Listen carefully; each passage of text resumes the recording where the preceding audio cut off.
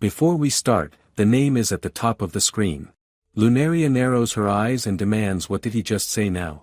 The king mutters he said he would banish her from the royal capital. She flinches in surprise. A man says he feels sorry as her former fiancé. And a girl adds this is the consequence of her arrogance. She had fallen on the floor and a girl was giggling, saying Lunaria tripped again. The stepmother glaring down at her, sneered she was such a crybaby. No one even tripped her and called her an ill-mannered child who thought she was talented. She raised her stick again, saying it looked like she needed to be punished again. Even as she grew, the torment continued. Once, a servant flung a basket of water over her and, with feigned surprise, asked if she was all right, explaining he had been too lost in his cleaning to notice her. But then he remarked, cold water in the winter felt very refreshing, wasn't that right? She asks his fiancé what the hell is wrong with him, but another girl cuts in, saying the crown prince is right and calling her a sad person. Does she have no compassion in her heart? The girl declares that she needs to reflect on her actions. Lunaria il von Solfège is a villainess.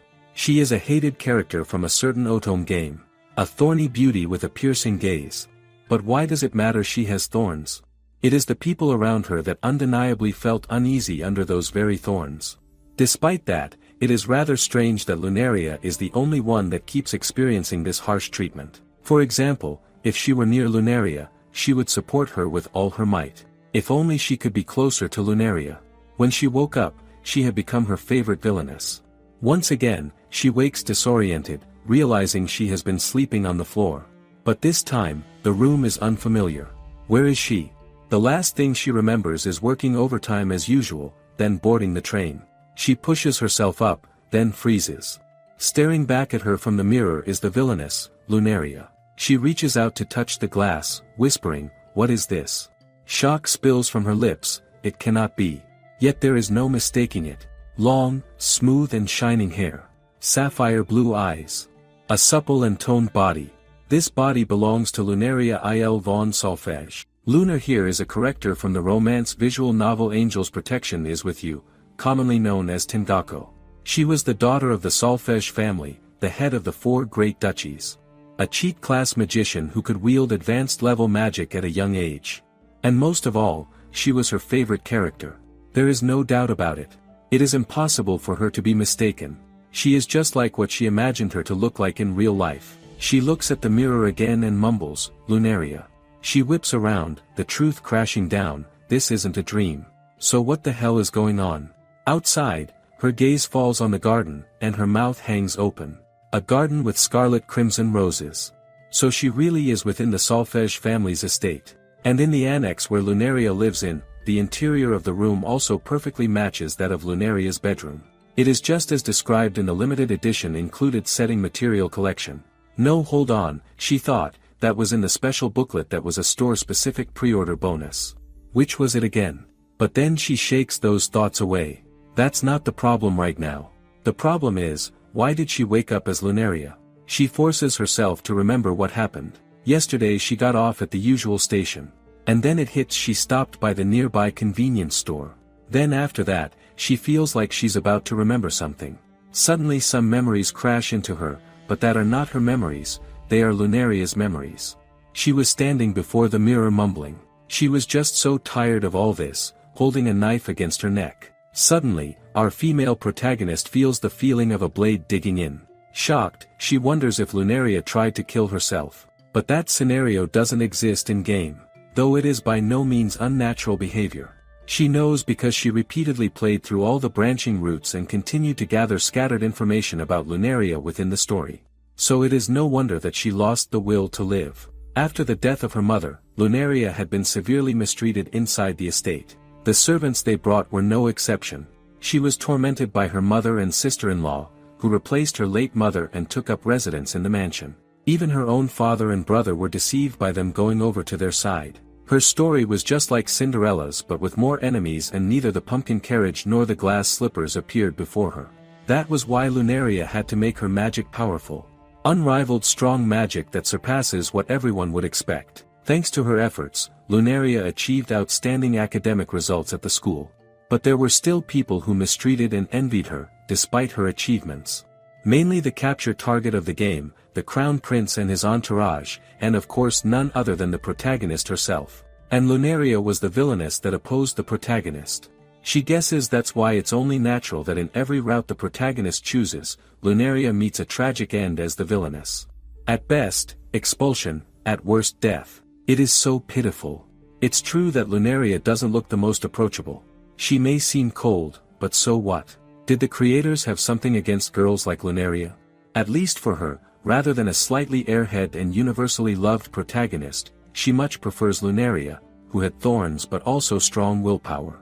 Her heart hurts for Lunaria, to think she was cornered to such an extent that she collapsed here. And then she spots the dragger on the floor. It must have fallen when she collapsed.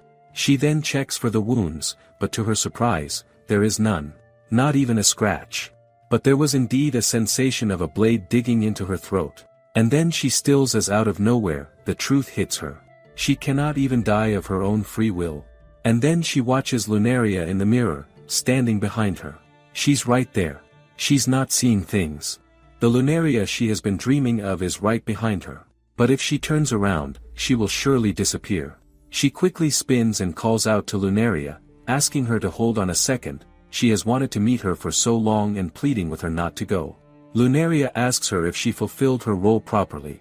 She cries, telling her yeah, she did more than enough. This makes Lunaria smile slightly before she vanishes into thin air. She wails in despair. But in that moment, she also promises herself she will do best from here on out. Deciding to look over the situation, she steps forward and pushes the window open. The main building is completely unharmed. If it is, according to the setting, the main building of the Solfege family should have been partially destroyed before the game even began. That was because Lunaria, unable to bear the torment from her family, had caused a magical outburst. Well, the magical outburst setting seems to have been created to establish Lunaria as a formidable villainess. Although the cause was only briefly mentioned to be related to her family environment. Anyway, there are no signs of a magical outburst having occurred just yet. In that case it would mean that she transmigrated here before the game starts. This place is clearly within the world of Tengaku. But there are two differences from that world that are at play here. One, Lunaria tried to take her own life before the game began. 2. Somehow Lunaria's body survived unscathed, and the fact that she ended up possessing it. She has no clue why is that, but that doesn't matter right now. In any case, she likes breaking a stem by force before it branches off. Lunaria tried to exit the game on her own accord before anything happened, leaving her here to take her place. Then it is clear now what she should be doing. She snaps out of her thoughts when the door bursts open and a maid enters, demanding what is she making a fuss about. She remembers that is one of the servants. The servant mutters she heard her yelling and screaming, how funny. Who on earth was she talking to? And not to tell her she brought a man in here. She picks up the blanket, but there is none. She accuses, not a shred of decency. The maid then asks who was she talking to by herself, remarking that is creepy. She has heard that the late Duchess was quite insane before she died as well. If the mother was a crazy woman, then the daughter must be a crazy woman too. What a pity. She thinks Lunaria must have been so strong to be able to endure such words on a daily basis. Until her heart was broken. The maid spots a necklace on the table and picks it up, her eyes sparkling. This doesn't look bad, she says, declaring she'll hold on to it for her. It was probably taken from her father's belongings anyway. Honestly, even as a little girl, she's shameless. Lunaria's eyes turn deadly. She knows exactly what she has to do. She will turn it upside down for her, this ridiculous fate and everything. To everyone who pushed Lunaria into a corner like that, she will make all of them realize that this is her revenge. After freezing her maid with magic, she smirks and assures her not to worry, she's drilled an air hole. It's warm today, so if she hangs in there, she'll make it out eventually. With mocking sweetness, she asks, isn't it nice and cold? She's about to turn to her next task when a sharp notification sound cuts through her thoughts. She whips her head around and finds a screen hovering before her. It announces the presence of the magical bell, proof that she is the legitimate heir of the family. Two options appear, ring it or do not ring it. A piercing sound cuts through the mansion. Catching everyone's attention, a man pauses, realizing this is a noble tone. Linnea's stepsister, Nevia, rushes to her mother asking what is this nerve-wracking sound. Lunaria's stepmother Raphemia replies it seems like the dog is trying to bite their owner's hand. She wonders what is going through her head. On the other hand, Lunaria stands stunned, staring at the option window. The design is the same as Tenkago's window. So she really is in the game world. Well, that confirms it, but it's not like the game is exactly the same. There were no choices like this for Lunaria in Tenkago. Lunaria isn't a playable character, she's the villainess, so what in the world is this? Anyway, it wants her to choose. The magic bell that proves she is the legitimate heir of the Solfege family. She knows Lunaria would choose don't ring. If she claims to be the new duke and head of the family, it would mean a decisive confrontation with her father and stepmother. Lunaria was trying to believe in her own fate, even though it had treated her so poorly. She believed anyone can be respectable. She believed in their repentance and waited. She mutters they were not worth it, Lunaria. She wonders what is supposed to happen now. Her magic power is draining, and she realizes it's because of the magic bell. From this point on, she's venturing into the unknown, the world beyond the game's choices, a world that shouldn't even exist. She would feel safer if she could save and load. Just then, pounding rattles her door, and a man bursts through it. He halts at the sight of the frozen maid, panic flashing in his eyes. What happened here? He asks. She casually says, what does he think? It is an ice sculpture of an impudent maid. She then points out it is so rare to see Kyle as surprised. The butler Kyle, a servant who has served the Solfege family for over 30 years. Within this mansion, which is controlled by her stepmother, he is secretly still loyal to the former duchess. At least that's how it was supposed to be according to the setting. The servants brought by her stepmother are clearly on their side, but for a long time, the original servants in the house might already be on the former duchess. With a quieter tone now, he asks if she heard the sound of a bell now. She says she is the one who rang it. She just rang the magic bell, which is the proof of being the heir of the Solfege family. He asks if she understands what this means. She exclaims of course she does. He firmly states if she declares herself as the head of the family, it would be akin to declaring war on her father and the others. And asks if she rang the Scarlet Rose bell fully knowing it. Looking him in the eye, she says she did. Is there a problem with that? He grows quiet for a moment before bowing and declaring he has been eagerly waiting for this moment to come. He starts to say my lady, but then corrects himself. Her Grace the Duchess of Solfege. Sadness flickers in her eyes as she realizes Lunaria wasn't alone here. In addition to her, she had other allies here just waiting for her. She apologizes for having kept him waiting. And then turns saying she had always been trying to believe that father will someday wake up and drive away that stepmother and stepsister of hers. She really tried to believe that as a member of the Solfege family, but she finally realized that what this house needs is to clean up its rotten garbage. She then says she sees so he has always been on her side. She didn't know, but that's not surprising, is it? As long as she didn't claim to be the rightful head, he was in a position to serve father. But he admits she doesn't know how many times he has thought about throwing it away so he could save her. But then he remembered her late mother's dying wish to not extend a helping hand until Lunaria herself stands up. Lunaria mumbles that her mother trusted him, didn't she? She asks if there are any other servants left who might be willing to follow her. If so, then call them here.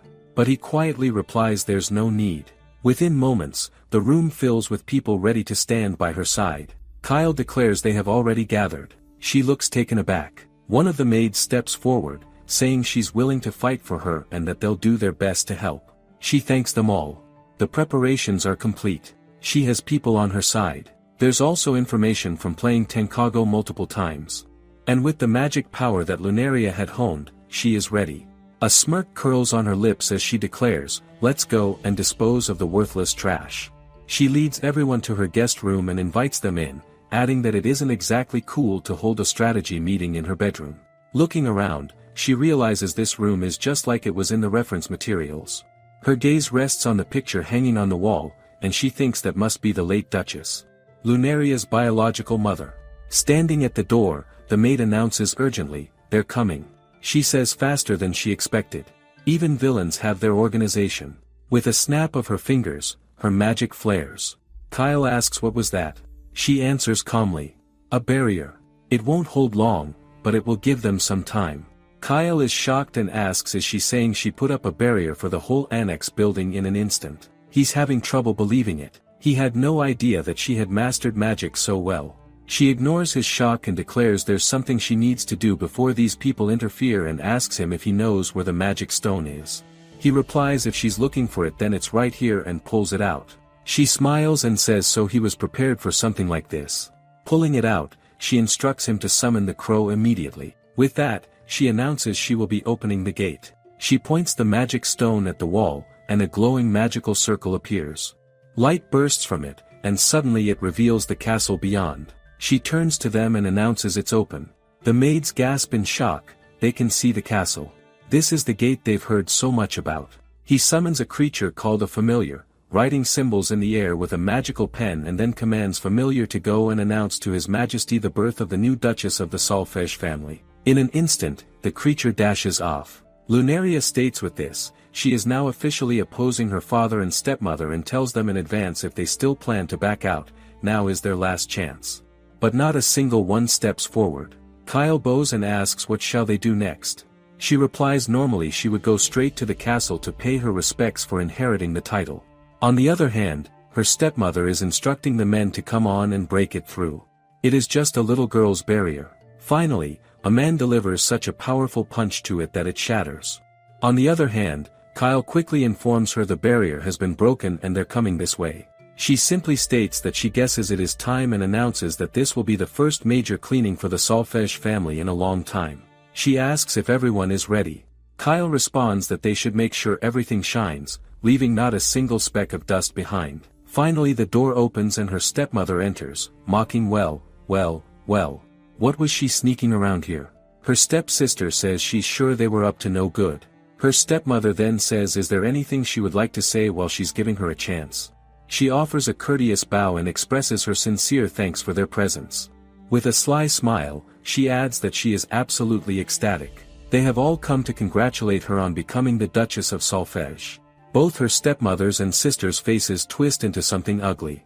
Her stepmother demands to know exactly who the Duchess is now. She smiles and replies confidently, confirming that she is and asks if there is a problem with that. Her mother had said it looked like she needed to be punished and smacked her across the face. She landed hard on the floor. What had she done to deserve this? Nevertheless, Lunaria still believed that her family would return to how it used to be.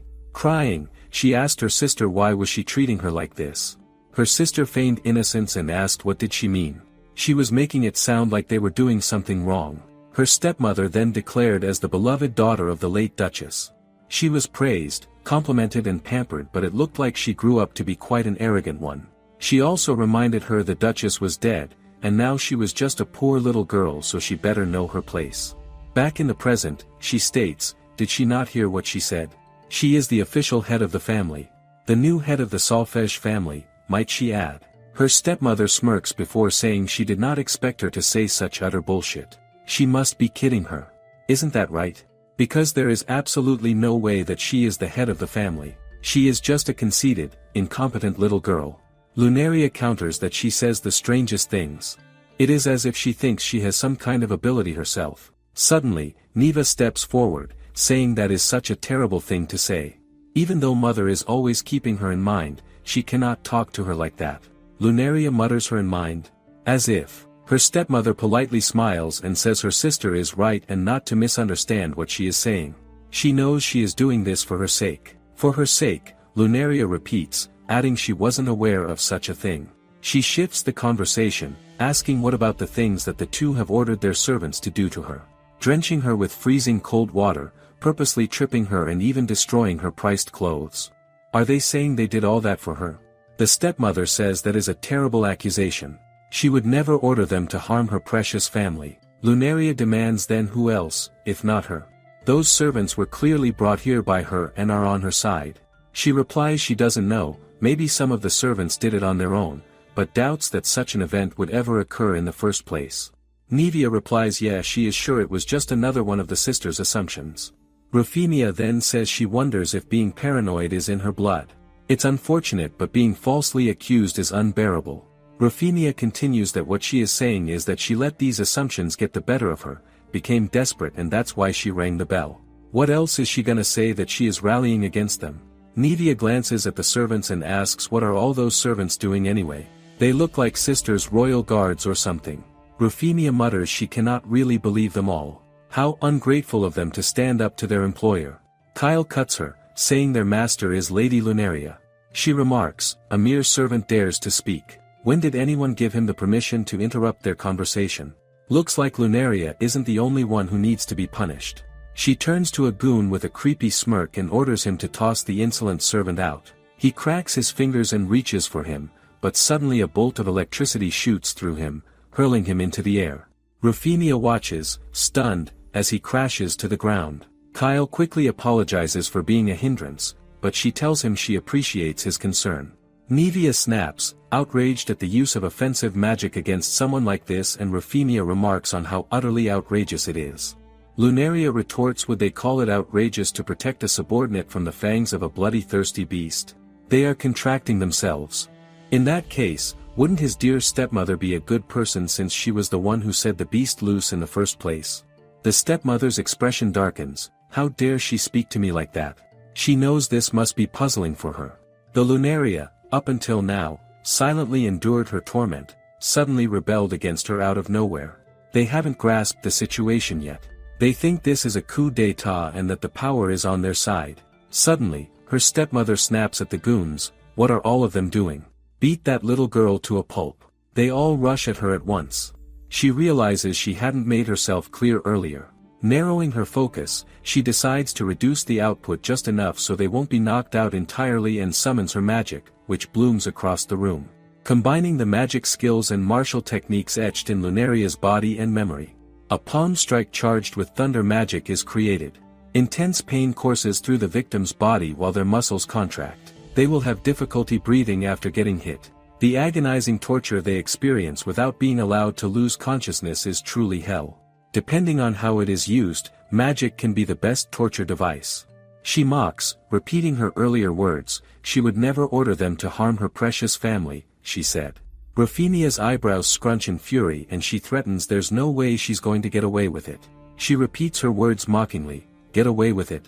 Who else would she tattle to? Then she reminds her that she is now the head of the house. The current Duchess of Solfege. Rufinia scoffs, what does she mean by Duchess? If she is claiming to be a Duchess, then the beggars on the street are Duchess as well.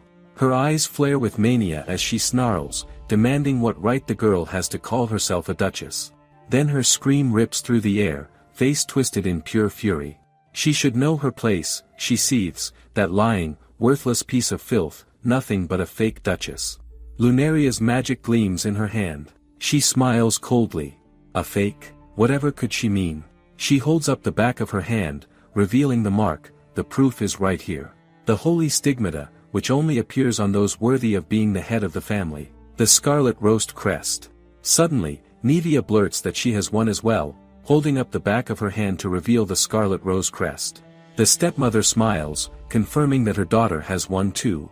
Lunaria summons a glowing sphere of magic. Rufinia asks what she is doing, and her smile only widens as she says it is nothing important, she merely wants to cast the perfect heal spell on Nevia. Perfect heal? Nevia echoes, uncertain. So Lunaria explains, unlike regular healing magic, it can even heal scars. Cut on burn scars and of course tattoos are included as well. Her sister jerks in shock. She also adds she's not doubting her in the least. Of course she believes her. It is because she believes that she wants to prove it to everyone here. Her scarlet rose crest isn't a tattoo, that it's real. She then tells her this will be over quick and asks for her hand. She blurts out she rather not. Rufinia screams once again, asking what is the point of such a mark. To think she was so confident she thinks she can become the head of the family with that one measly crest. She bursts into laughter, saying just what you would expect from a naive little girl. The adult world is all about paperwork. She tells her if she didn't know then, she will tell her now. The moment the late Duchess, her mother died, on paper, the Solfege family fell into the hands of her husband, which is her own very father. That means it is the hands of her husband, Theodore. Her creepy smile widens as she demands, so who does she think Theodore, who is head over heels for her, will choose as the head of the family? Laughing some more, she adds this house is theirs now. Lunaria erupts into laughter, prompting her stepmother to narrow her eyes and demand what is she laughing at. She says paperwork, documents, procedures, policies. The adult world is filled with an endless mountain of procedures, isn't it? But here is the twist, those annoying procedures, Did she think that her lazy father was capable of doing it himself? Rufemia replies naturally such things are handled by servants. Lunaria agrees that is right. The experienced and long-standing servants of the Solfege family organized the documents and of course the final processing was handled entirely by Solfege's family members. That includes her. She smirks and asks does she understand what that means. The two have no connection to the Solfege Duke family. She admits while it is true that she is her father's second wife after he remarried, neither her nor Nevia are recognized as legitimate members of the Solfege family. Both exclaim, "What?" in unison, looking stunned. She shoves the family register in front of their faces and says that, let alone taking over, the two aren't even listed as part of the house. The proof is right there, clearly written on the sheet of paper. She also reveals a copy of the document was already submitted to the House of Lords, so she is free to keep on reading it. Yes, Lunaria had endured it all this time. She held down onto the hope that their family would go back to normal and endured. But these two were not part of the family that Lunaria wished for. So she didn't go through the procedure like her father had wished, since her father was the one who invited them, not her. Her stepmother and stepsister were dealt with carefully and were not included in the family register. And her father was written as the acting head of the family, so the position of the former head was vacant. That's right, from the very beginning, Lunaria did that. Now she asks her, has she finally figured it out? There were blades stuck to her necks from the moment she came here. She thinks to herself but Lunaria never actually used that blade to cut them down. Instead, she held the blade at her own throat. It was strong yet fragile choice. If it was her in place of Lunaria, she would never forgive these guys. Whispers ripple through her servants. What the hell is going on? Lady Rufemia and Lady Nevia aren't from the ducal family. Since it was a ducal family, he thought he was going to get paid a ton of money. Kyle tells them it is just as Lady Lunaria said, those are not included in the family. One of the men quickly demands, what about their salaries? She smiles and says, what do they think? They won't get paid a single coin. The maid exclaims what the hell is that supposed to mean? While the servants around her demand their wages. She screams back that she is part of the Solfege family, that she is the Duke's wife, and that Theodore will pay their salaries. Lunaria casually reveals her father doesn't have the right to freely manage the assets of the family. As she has told her many times before, she is the official head of the family. She then looks at the servants and states sad to say, but she will have to give up the salary that she was supposed to get. And her career as a servant of the Solfege family. Facing them, she says now, ladies and gentlemen, she thinks it is time for them to leave. She's not talking about just leaving this annex, but also requests them to leave the estate immediately. In the name of the head of Solfege family, they are hereby banished from the Solfege family. Her stepmother pales and blurts out she cannot be serious. She asks her if she has no mercy. Her sister quickly adds that's right, doesn't she have any compassion? She repeats mercy and compassion. They sure are saying such strange things. Do they really think the two of them are worthy of mercy? Her face darkens as she mumbles she hopes they haven't forgotten what they have done to her all this time. She pretends to think hard, wondering what is she supposed to say at a time like this. And then says, oh yeah, right. Her eyes narrow, and her features darken as she tells them to know their place. She watches as the maids start closing in on her, demanding what is she going to do about this and she better pay them their money. She screams she doesn't have any money. She suddenly points a finger at Lunaria and says they were all fooled by that little girl. They are all just victims of her scheme. Lunaria says what a surprise. She sure has a way with words. She then screams at the man to hurry up and beat that little girl to death. If she is the official head now, then just kill her and it will all be over. One of the women repeats kill her, huh? Easy for her to say. The man then says he will leave now. She glares at him and says if he leaves now, then let's see if he can find another job. This makes the man furious, who shouts at her what does she mean by that? She replies there is no way out for them. They are all going to hell together. She will chase after anyone who dares to escape from here and ruin them. Once again, she yells at them to kill her already. That will solve this situation. It will be an easy job if they all gang up on that little girl. Lunaria mutters, is she kidding her? Does she still think she can solve this by force? Even though she saw her magic with her own eyes earlier. She has to be an idiot to not see the difference in power here. Suddenly, she summons her power, which crackles around her like lightning. A smile curves her lips as she tells her stepmother to entertain her more with her circus show. After all, the basics of comedy are a recurring act. Without warning, a man swings his sword at her, ordering her to shut her mouth. With a snap of her fingers, she sends him staggering backward. A translucent bubble forms around his face, forcing him to struggle for air. She watches him with a disinterested gaze, commenting that she thinks he remembers his hideous face. What did he serve her last time? Oh, now she recalls, muddy water instead of tea. She asks if he was playing pretend, some little game for his own amusement, because it certainly looked like he was enjoying himself. A few people pinned her down even though she didn't want to, and then they all forced her to drink that disgusting tea. After, they all laughed and mocked her while she coughed on the floor and spat it out. Bubbles form on all the maids' faces. She tells them that this is for everyone who reacted that way that day. During that time, they all said the same thing. She shouldn't waste tea and told her to drink it all. Now she tells them so they better not waste it and drink it all. She casually says they were all playing with a caged lion, only to realize they were trapped in its cage. It is quite hilarious to see them all panic now. Then, with a snap of her finger, the bubbles burst and they all fall to the ground, gasping for air. She looks at her stepmother and says it seems all her underlings collapsed on the floor. She wonders if someone tripped them. They both look completely terrified. She calls out to her stepmother, who flinches, and then to her sister. She accuses them of planning to kill her right then.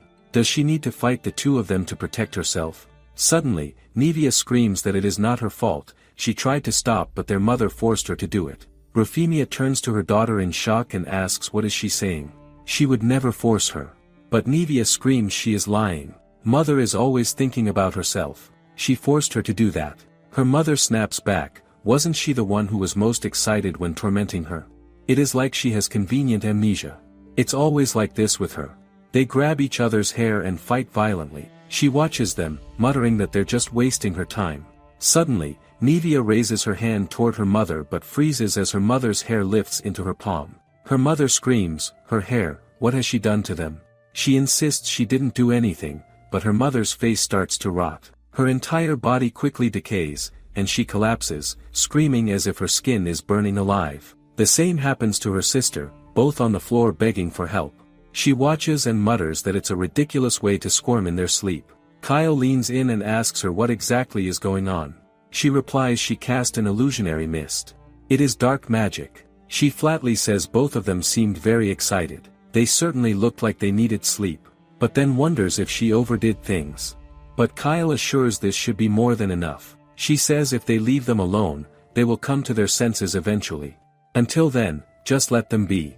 They are having the same dream, a dream so sweet that it makes them roll their eyes back. Before leaving she glances at them, hoping they savor that nightmare. And imagine the suffering of Lunaria, who lived every day in such a nightmare. She mutters that now that both of them are dealt with, the next target should be, but before she can continue, Kyle interjects, asking what she will do about the rest of the unconscious ones. She replies that since they are the only ones awake, they should drag the others out of the room. They follow her instructions and begin hauling people out. Suddenly, a wave of familiarity washes over her. Something feels strange, she's had this feeling before. A sharp ding snaps her attention. She turns to the screen and mutters, what is it now? Her eyes widen at the words displayed. Her brother will be arriving at the annex building soon, and two options appear, let him in, or do not let him in. She mumbles that her brother is next. As he approaches the annex, he mutters to himself, questioning whether she is serious about ringing the magic bell. She's a woman, yet she has no sense of modesty. She definitely inherited their mother's blood and he should really talk some sense into that foolish little sister of his. She had thought he would help her.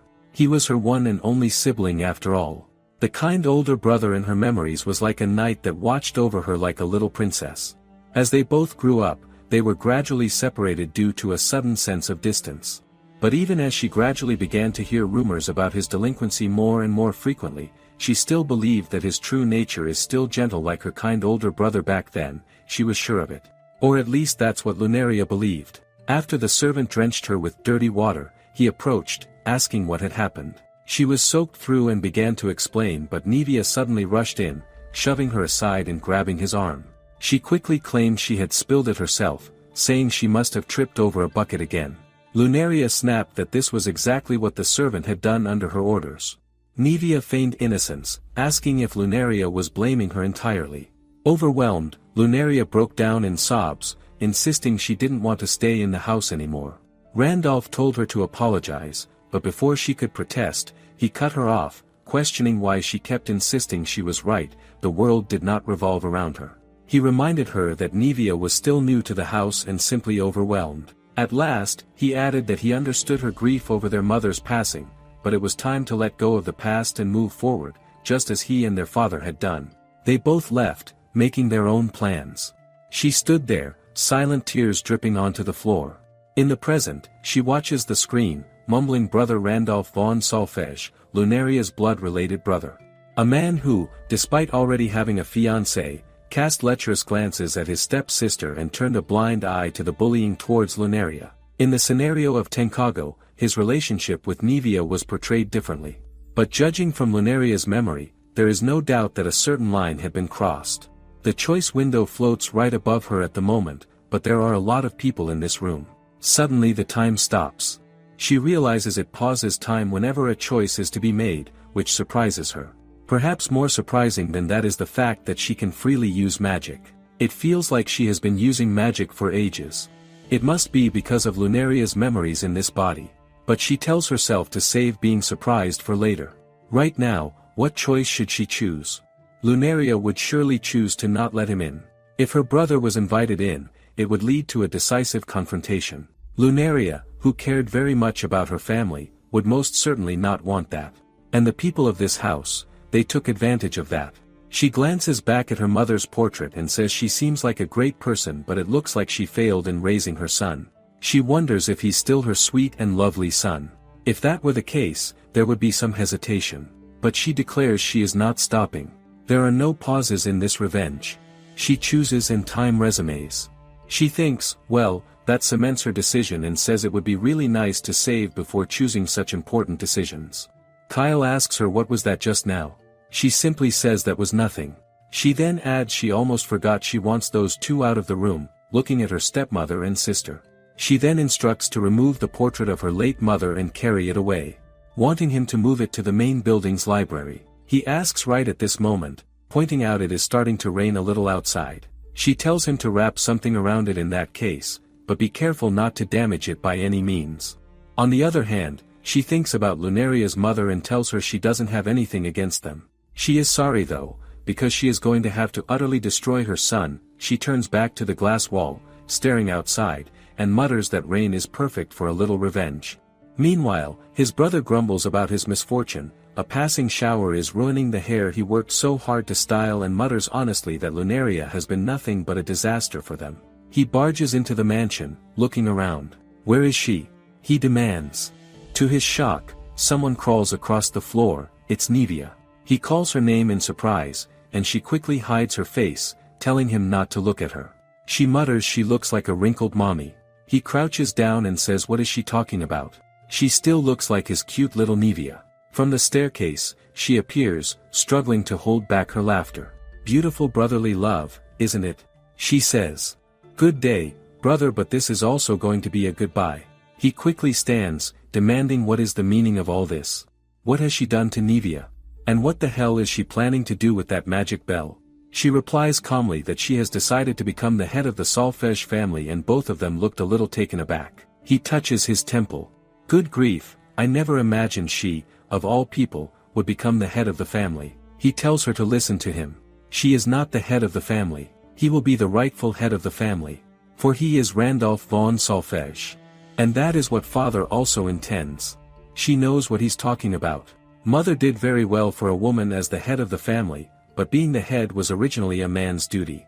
As for her, an Igaromus who hasn't even graduated from school yet, how is she going to be the head of the family? He says a little reality check would be nice. She shoots back, he says the funniest things. Does he really think he's fit to be the next head of the family? That's nothing but a joke. As he can see, he is currently the central figure in the scandal that's rocking the social scene. A disgraceful abomination that is unbecoming of a Solfege. Such that even if the king orders him to step down from the position, no one would be surprised. Her brother pretends not to know and says what could she possibly mean. She says Lord Randolph, despite already being engaged to a fiancé, is participating in an illicit affair. And that person being the step-sister that lives under the same roof. She smirks and says let her throw that one back at him. Isn't it he who is blind to reality? Randolph suddenly says he is surprised, since when did she start talking with such impertinence? She scoffs. Who is he calling impertinent? Before she can stop herself, laughter bursts from her. He asks what's so funny. She grins. It's just that he is saying such strange things. If that's the case, he would much rather continue being impertinent, because if he were to become head of the family, then it would surely become the laughing stock of the kingdom. This man not only betrayed his own sister, he even tarnished the family name, the very same Solfege family name that Lunaria tried to protect for her late mother. While declaring his love for his fiancée with straight eyes, behind the scenes he was entwined with his step-sister, regardless if it was day or night. Even if his own sister was being tormented by that step-sister, just turning a blind eye to it and going as far as to take Nevia's side. When Lunaria was desperately trying to endure the suffering, enduring and persevering through everything in order to protect the Solfege household that her mother had left behind. While all of that happened, this man didn't even try to restrain his own carnal desires. The price and consequences for that will be properly paid right here and now. She remarks, isn't that a shameless rumor? She means while being engaged to a noble young lady from a distinguished family, he chose to have an affair with his stepsister of all people. She turns to Nevia on the floor and says, isn't that right? Suddenly her smirk disappears and she thinks today is an unlucky day for Nevia. She is not fond of stepping over dead bodies, but for the sake of appearances she will have her continue to perform on stage. She warns if the rumors are true, then the engagement will be broken. With that, even his noble title will be in jeopardy. He says he knows of that rumor. It is too bad he did not expect to hear such a story from one of his own family members. And then he yells that rumor is completely false. He claims it is so ridiculous that he didn't even feel like getting angry and asks what proof does she even have to support such nonsense. He claims he loves Nevia as a brother and questions is that really a crime? Nevia quickly says that is right, they are just close as siblings. His lips curl into a grin as he latches onto the first explanation that comes to mind, she's jealous of Nevia. She must have thought that Nevia would take him away, even ringing that magic bell to catch his attention. What a hopeless little sister. But now that he understands it's all fine, if she sincerely apologizes, he will forgive her. She thinks if she tried to deal with him seriously then she feels like she would get caught up in his face. This is just who he is, one of the main culprits that cornered Lunaria. She asks him, is the act over now? Catching him off guard. She pretends to yawn and says she's sorry she got a little bored. She was just listening up until halfway. In short, he wants to prove his innocence right. She exclaims. She also wishes to believe in what he says, but it is too bad there are many witnesses to prove his infidelity. Suddenly, the witnesses appear behind her. She smiles, saying when he was getting cozy with Nevia. His audible echoes were reverberating throughout the hallway, and there wasn't just one servant who heard it. Oh, and that is not the end of it. A servant once stumbled upon Nevia's hairpin in his bedroom. And another, while cleaning his sheets, had smelled the scent of Nevia's perfume still lingering. Nevia's lipstick was also seen on one of Brother's garments while a servant was cleaning them. They had a lot of trouble getting rid of the stain. She can tell him all about it if he would like. She comments it seems both of them have been rather careless. She asks him if he still thinks it is possible to talk his way out of this. Suddenly he says this is so sad. He feels bad for her looking genuinely hurt. To conspire with the servants and fabricate such lies? Unbelievable. He asks just what did she bribe them with? Was it money or status? It seems she's serious about wanting to become the head of the family. Her initiative is quite commendable. However, she was quite careless.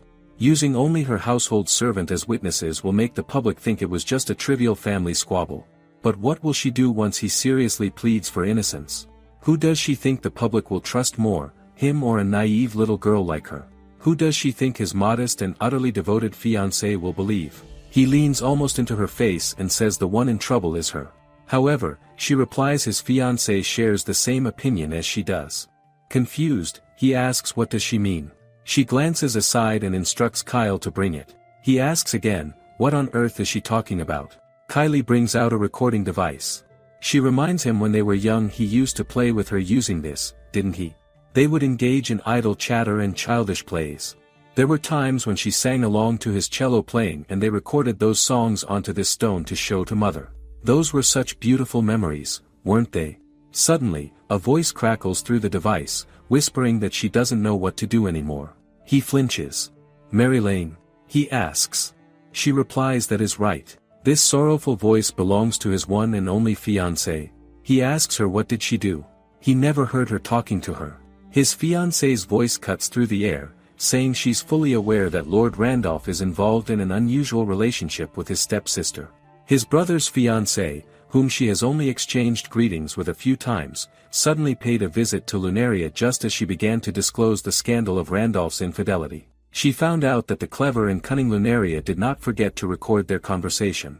It seems Marilyn simply wanted someone to confide in and vent her painful feelings.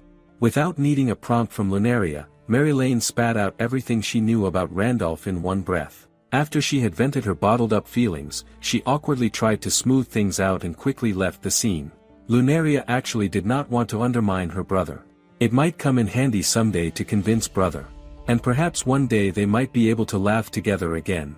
It didn't matter how foolish of a hope it was in the narrow, closed-off world that surrounded Lunaria, amidst that abysmal darkness which robbed her of rational thought. She had nothing else left to cling to. But the somehow that Lunaria desperately hoped for never arrived. Her brother says what kind of farce is this and suggests why don't they stop here. She is sure it has been a very long time since her kind and dear brother has appeared. He suddenly tells her to hand over that annoying stone and she thinks here lies the pitiful end of what he once was. She presses her finger against her lips and tells him to be quiet. Here comes the very climax of the show. His fiancée's voice comes again as she cries out that Randolph has been cheating on her for quite some time now. And the one who told her about it was none other than Nevia.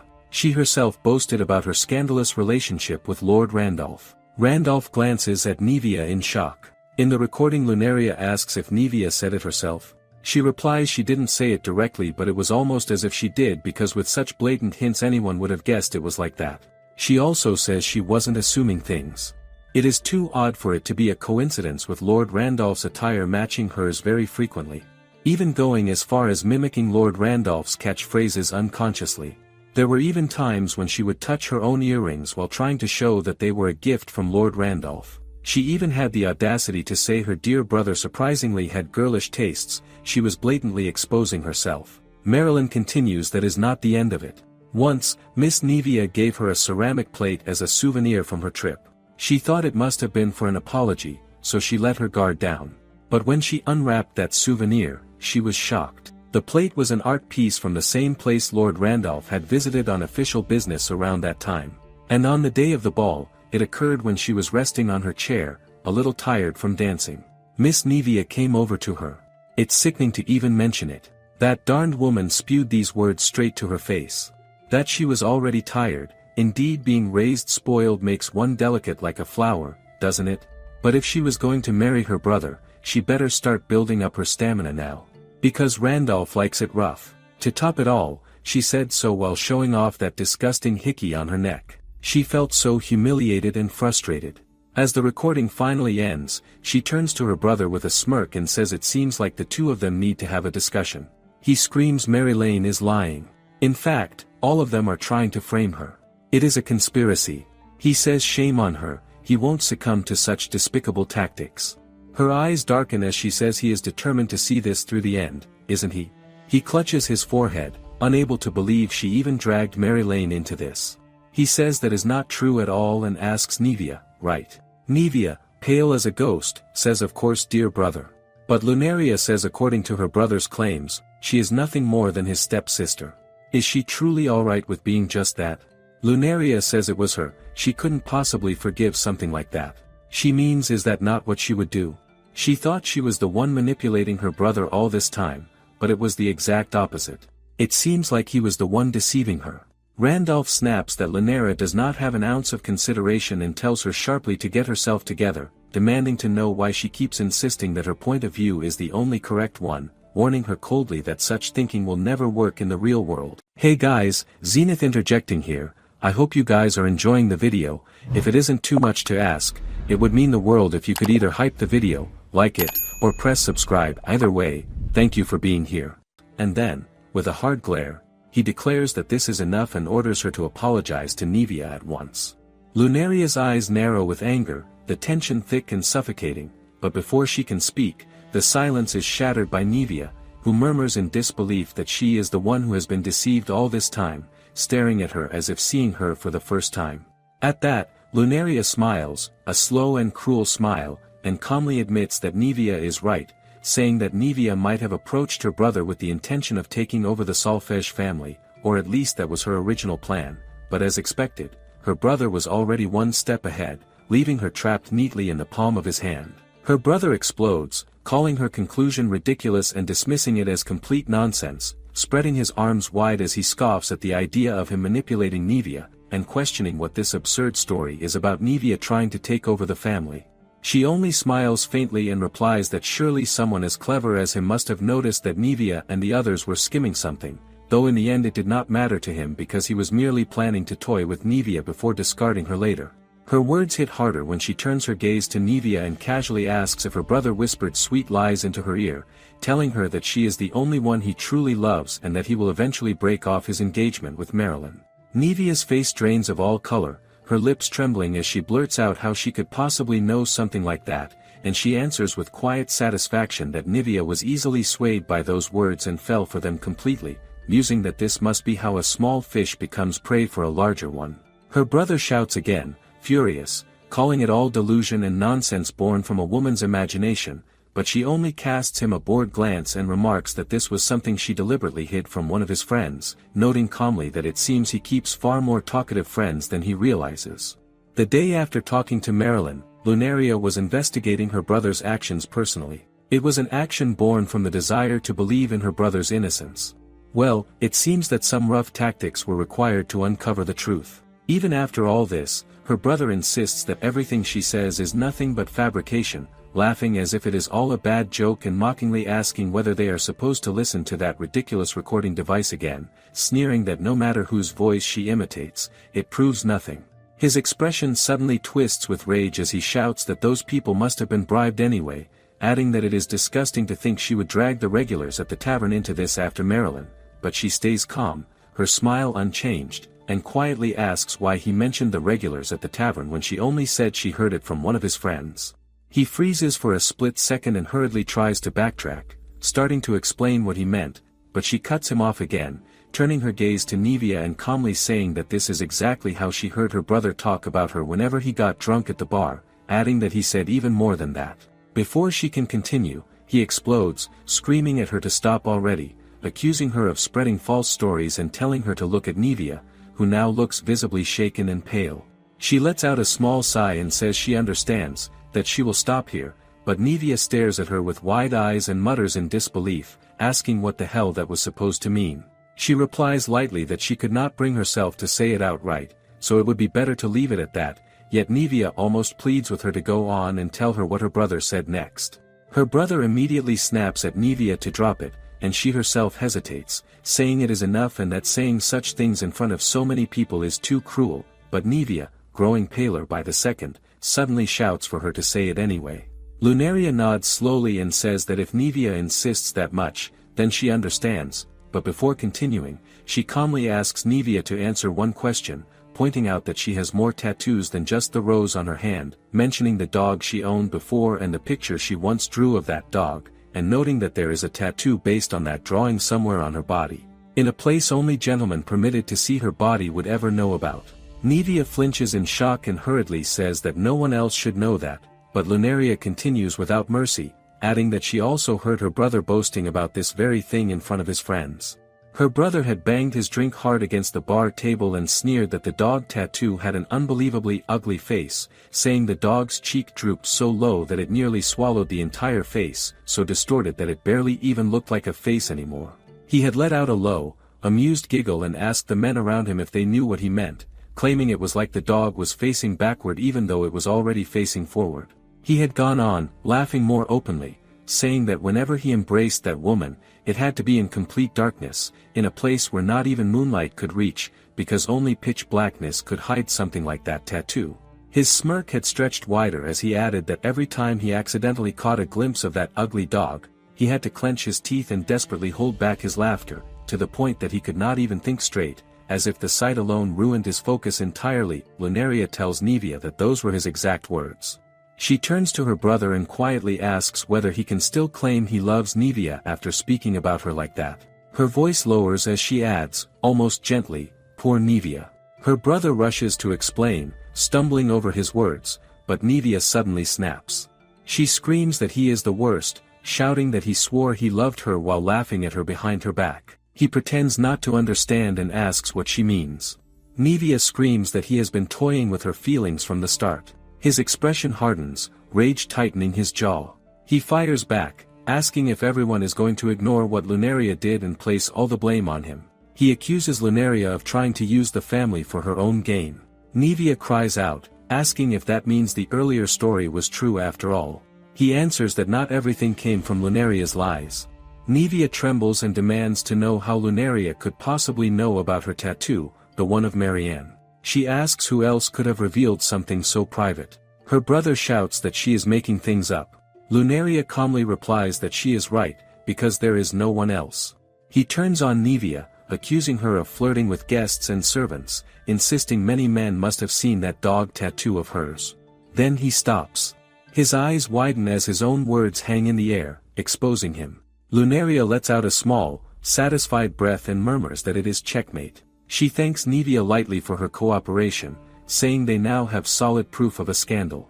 She looks back at her brother and asks what he thinks, noting how useful this turned out to be. He stares at her in silence, his face twisted with fury, but then slowly, he unclenches his fist. A smile spreads across his face, calm and unsettling. He says he gives up. But the words feel hollow. But she cannot be serious now, can she? They are blood-related siblings, right? Should they not help each other when they live under the same roof? Lunaria repeats his words softly, under the same roof. A mocking smirk curves her lips. She tells him to take a good luck. She was relegated to this annex building and her former room was given to Nevia, who chased her out of the main building. Wasn't it father and him who forced this situation upon her? This annex building? It is told their great-grandmother originally built it to recuperate, but recuperation was just an excuse. In reality, it became a prison for their frail and mentally weak grandmother. Or to keep her away from the seat of power. That is how women in the family are trampled upon. All because of men like him. Randolph smiles at her, a calculated calmness in his expression, as if he could soothe away any sense of rage with his lies. He reasons there must have been a misunderstanding, that he never did anything like that. She shuts him down immediately, her tone sharp, cutting through the air. Enough. Why does he refuse to apologize to Nevia? Why does he continue to insist that his point of view is the only correct one? That reasoning does not survive in the real world, she tells him, letting his earliest words echo back at him with cold precision. When he sees that even his attempts at soothing her have no effect, his smile fades, replaced by a rigid demand. He extends his hand, his voice low and commanding, telling her to hand over the recording device. In the next instant, he screams, raising his voice to fill the annex as he demands it from her immediately. She does not flinch. Her smile does not waver. How pathetic, she says simply. That is when he summons his power. A wind of raw energy bursts from him, twisting and curling around the room with a force meant to intimidate, meant to crush. He had no intention of harming family, but he tells her sharply that this is necessary, that he must punish his foolish little sister for daring to defy him. Even Nevia and Kyle are knocked backward by the blast of force, their bodies thrown by the sheer strength of it. Yet she remains perfectly still, calm, and bored, untouched by the power meant to obliterate her. He creates a tornadoed circle around her, the air crackling and splitting as the spell is unleashed, only for it to sputter and disappear, leaving her unharmed. She tilts her head lightly, her voice even and composed. What a pleasant breeze. A magic contest is never truly fair, she murmurs, and now it is her turn. Her own powers awaken around her with sudden intensity. Randolph staggers back, his mouth falling open in disbelief. The magic is unfamiliar, powerful, and unlike anything he has ever seen. He glances frantically at the others, but they have already slipped away, leaving him to face her alone. She remarks that she once believed she could not match his strength, but now she knows her power has grown over these years, quietly and steadily. He recoils, his eyes wide, muttering, what kind of magic is that? He has never encountered anything like it. His hands rise, voice strained, telling her to stop, warning her that brute force cannot solve everything. She only smiles, a faint smirk playing on her lips, and tells him she is going all out and he should brace himself. He protests, tells her to wait, but she does not. The next moment, the force strikes him with such power that a section of the annex collapses, the walls shattering and glass raining down. Randolph is thrown skyward, caught in a tornado that grows larger with every second, swirling violently around him. She stands there with a slow, confident smirk, declaring that it seems this is her victory after all. Across from her, Nevia stares at the scene in stunned disbelief, her composure shattering as she begins to beg, insisting she has truly reflected that she understands the weight of her actions now. Lunaria does not respond. Instead, she turns toward her, the movement alone enough to make the woman ask in a frightened, unsteady voice what she is doing. A magic circle forms beneath Lunaria's feet. She calmly names it, time delay explosive magic. Has she ever heard of it? The abhorrent art that casts a long, unforgivable shadow across the history of the Solfège family. This annex, constructed like a stone prison, was built for a single purpose, to confine her grandmother. Now, she is going to free her soul. Nevia's face drains of color. She stammers, asking if Lunaria is serious. Lunaria only smiles. She tells her to hurry. She recommends getting as far away as possible. There are 60 seconds until detonation. Nevia's mouth falls open in sheer disbelief. Randolph groans, scoffing loudly. There is no way Lunaria could use magic like that. It has to be a cowardly trick, some large device hidden somewhere nearby. He refuses to fall for the same deception again. Then he notices Nevia and the stepmother already fleeing. He smiles, convinced that in the end, he is the only reliable one. An instant later, they slam into him with the full force of their escape. The bomb detonates. The annex is swallowed by the explosion. From within a protective barrier, Lunaria and the others watch as the structure is torn apart. She smiles softly and notes that the rain has stopped. She asks if everyone is unharmed. Kyle answers that there is not a single scratch on any of them. Lunaria murmurs that she is quite relieved to hear it. She then tells them she is bringing the remains down. It might shake a bit. Kyle remarks that he finally understands why she moved the previous head's portrait. Lunaria replies that her mother considered rebuilding the annex multiple times. Kyle agrees, noting that aging buildings can be dangerous. As the current head of the family, Lunaria states that it was imperative to tear it down, though she admits she may have gone a tad overboard.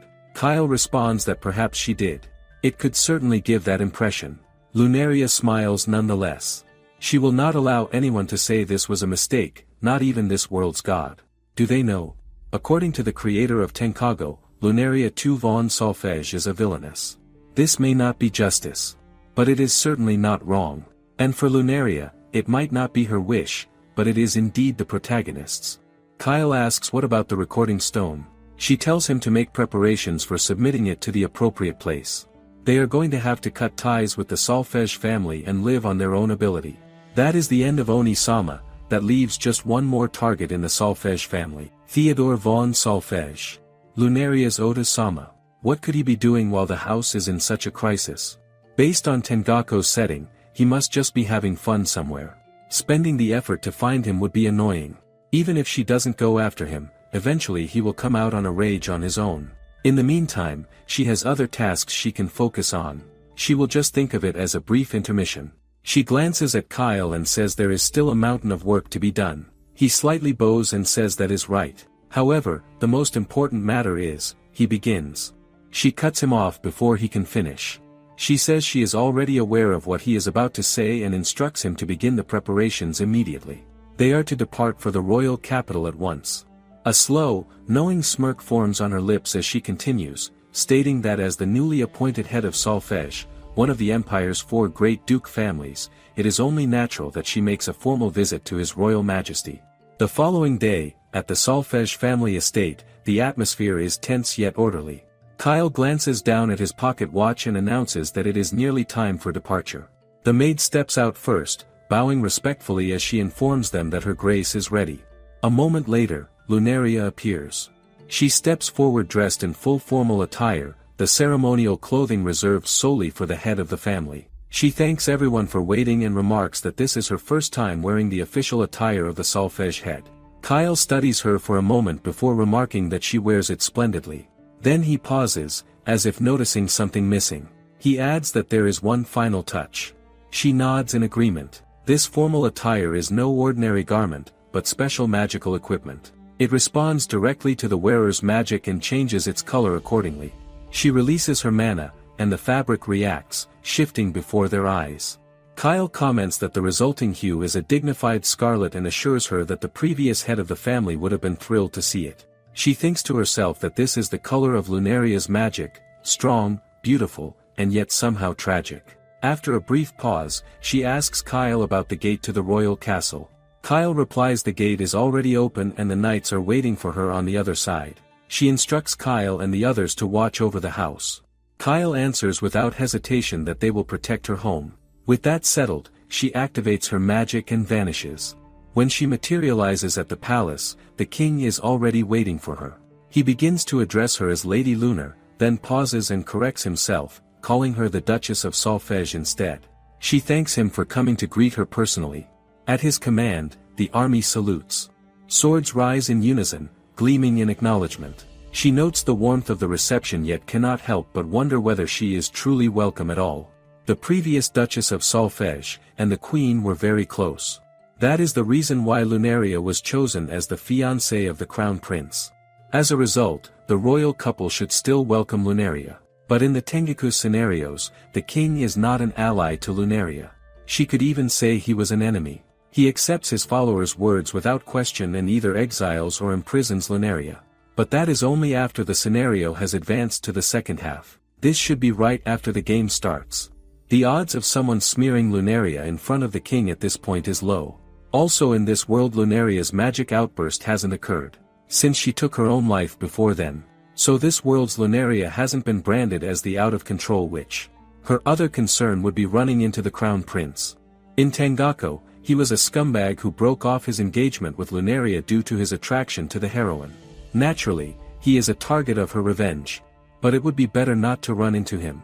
For the Crown Prince, the castle is literally home territory. It would be unwise for her to pick a fight on an unfamiliar territory. But the odds of running into him are low. According to Tenkago's setting, the Crown Prince did not really like spending time in the castle.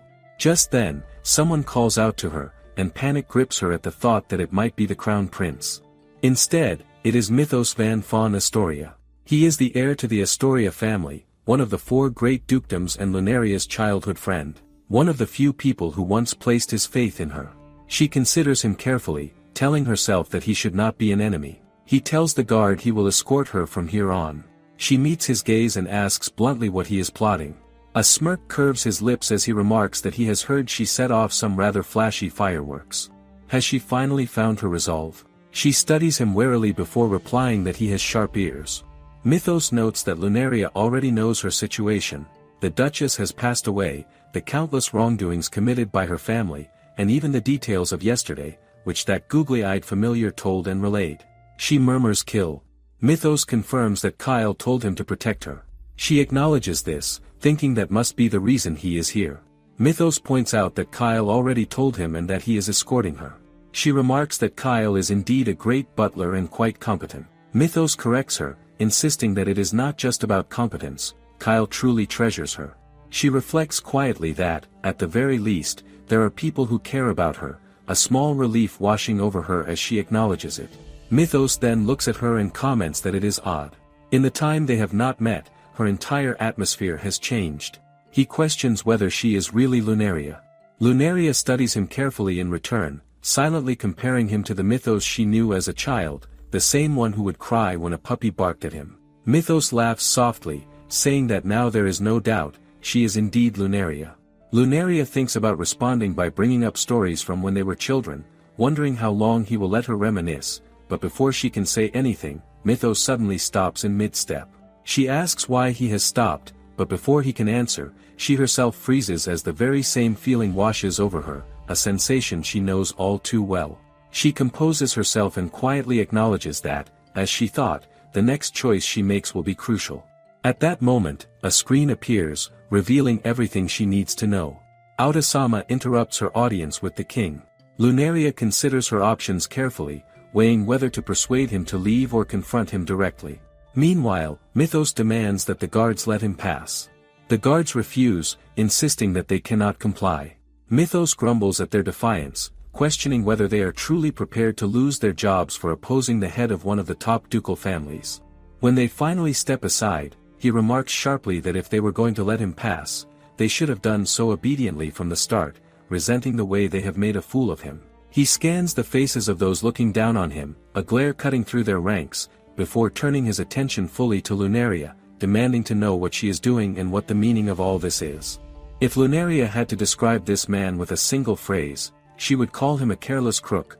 To the woman who claimed to be a tactician was nothing more than a third-rate fixer, and to that other person he was simply an idiot, yet she still wondered what phrase she should reserve for Oda-sama, because father who had once said welcome home with genuine warmth, that man known to the world as Theodore von Solfege, the adopted son of the Solfege family and Lunaria's real father, who had been a good father at least through the eyes of a child, and most likely through his wife's as well, Reveria von Solfege, who had married Theodore more than 20 years ago after he patiently and stubbornly pursued her despite her initial coldness and lack of interest, slowly wearing down her resistance with persistence rather than refinement, for he was a clumsy man lacking polish but overflowing with bravery and passion.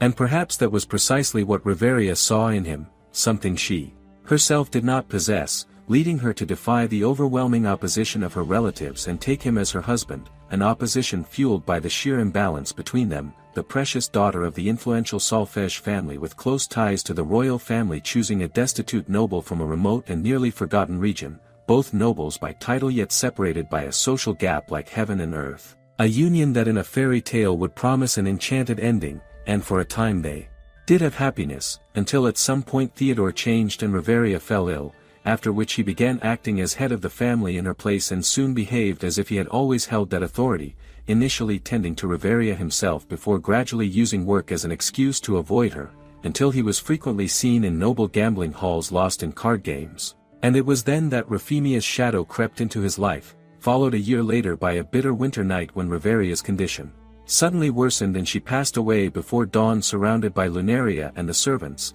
leaving Lunaria grieving and vulnerable just as another dark shadow descended upon her, when she confronted her father with documents she had uncovered while helping him with paperwork. Suspicious figures that led her to discover he had embezzled a vast portion of the Solfege estate's assets under the guise of social expenses, most of it squandered on gambling, with the cruel truth that while Reveria was drawing her final breaths, Theodore had been socializing at a gambling den, and when Lunaria demanded an explanation he coldly told her it had nothing to do with her, dismissed her insistence on the truth, shouted at her for prying, accused her of being prompted by others, and, when she questioned whether the woman he had been frowning over had influenced him and called Rafemia a bad influence, his rage exploded as he warned her never to speak ill of Rafemia again and declared the discussion over, openly stating his intention to bring Rafemia into the Solfege family as one of them, to which Lunaria reminded him that only half a year had passed since her mother's death, only to be told that it was enough and asked why she was behaving this way, yelling at her for not being able to congratulate someone else's happiness. And as Lunaria's thoughts circled back to that single phrase she would use to describe him, she was abruptly pulled back into the present. A warning arrives that Oda-sama has interrupted her audience with the king, presenting two options, either persuade him to leave quietly or confront him head-on, and Lunaria cannot help but think what a ridiculous and absurd situation this is, because Oda-sama, also known as Theodore von Solfege, is the same man who spent his days gambling in noble dens while his wife lay sick, who foolishly squandered the family's wealth, was deceived and led astray by his mistress Rafemia, and ultimately abandoned his own daughter, a man utterly incapable of controlling his impulses or taking responsibility for the consequences of his actions, and as she looks at the choices laid out before her, persuasion or confrontation, she knows with certainty that Lunaria would choose to persuade him to leave, that Lunaria would never confront him directly, because her lingering happy memories of what once was would never allow her to raise her voice against the father she once loved, yet when she considers herself instead of that softer version of Lunaria, she turns inward and asks Mythos which option he would choose, because unlike Lunaria, she is no longer sure she would take the same path. She looks at Mythos and recalls how he genuinely frightened her earlier when he asked whether she truly was Lunaria, and the more she thinks about it the more she realizes that Mythos is an unervingly perceptive person, the type who grasps the true nature of things through intuition rather than logic, which makes her wonder if he might really have seen through her, because she knows all too well that she is not the real Lunaria, and if he were to realize that someone else has taken over her body, she doubts she could ever convince him otherwise, as the idea of soul displacement is far too absurd to sell with reason alone, especially to someone like Mythos who trusts his instincts over logic, and while Mythos alone would not be a problem since there is no concrete proof given that she possesses Lunaria's memories, he is precisely the kind of opponent she fears most. Because if he becomes convinced that the real Lunaria is missing, his concern for his childhood friend would drive him to search for her without hesitation, and with his immense wealth, countless contracts, and exceptional talent in wielding power and weapons, Juan von Astoria is a man who would not shy away from confronting her directly, leaving her to conclude that this is something she will need to think about carefully later, because if by some chance Mythos truly sees through her, she must decide how she will act. Yet for now this comes first as the game continues and she chooses the option to persuade him to leave, prompting Mythos to question their circumstances as she answers that he is right and recalls they were in the middle of a conversation, to which he casually remarks that his days are nothing worth talking about since they consist of relentless training from dawn to dusk, leading her to tease him by asking whether he ever sneaks out to get into mischief, only for him to respond seriously that it is all part of nightly training, and when she says she would love to hear about it, he admits he would like to share but points out that they have arrived, causing her to notice the familiar doors of the audience chamber,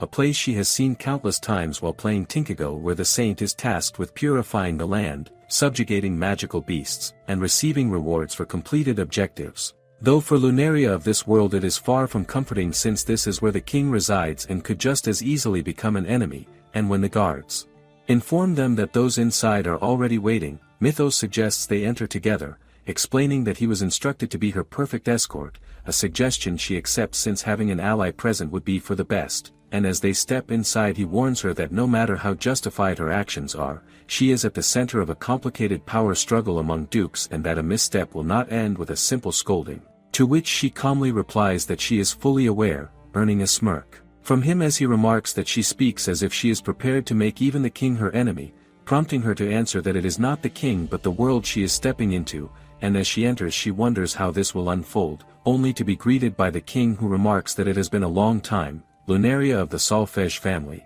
to which she responds politely that it has indeed been a while since her last visit and offers her greetings to His Majesty and Her Highness, who comments teasingly that Lunaria arrived accompanied by Astoria's little scamp, leading Mythos to greet them in turn. Lunaria mentions that he volunteered to guide her here because she is not quite familiar with the royal castle.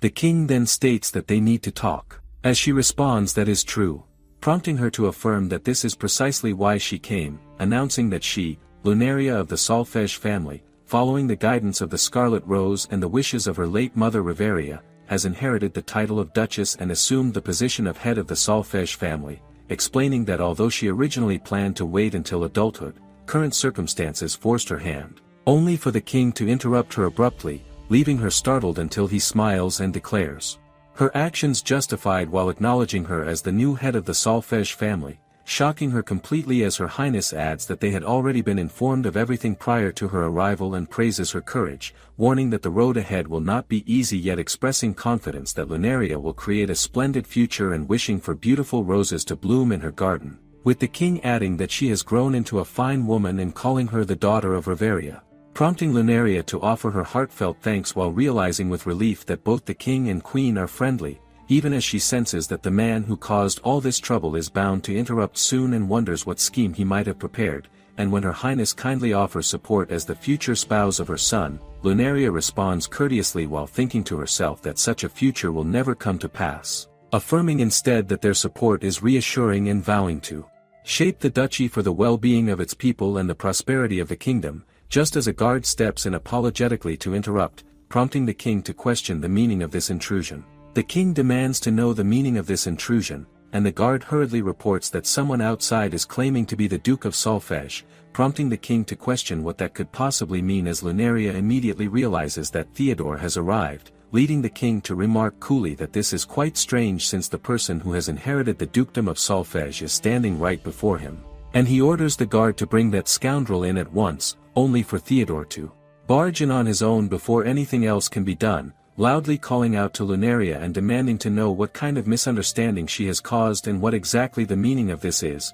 causing the king to call Theodore by name as Lunaria tells her father sharply to control himself and reminds him that they are in the presence of their royal majesties.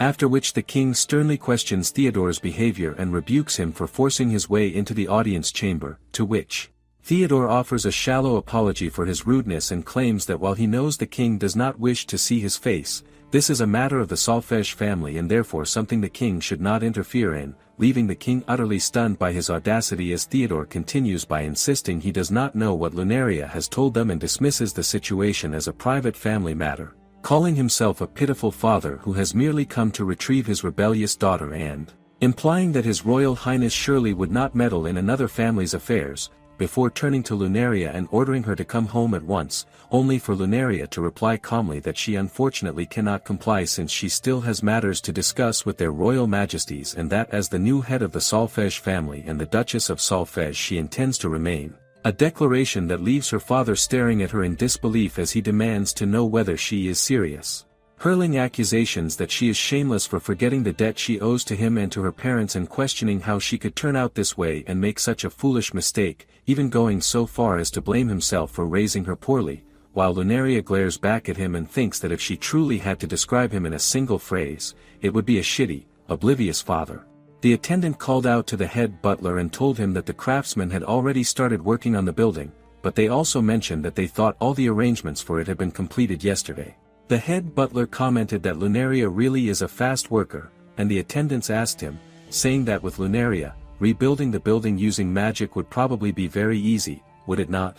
One stated that it would be impossible, but the head butler had asked her the same thing, and she had said that she most likely could do it. He explained that she could rebuild it with magic, but that would be taking the work away from the carpenters and the archdeacons, and she seemed to think about that carefully.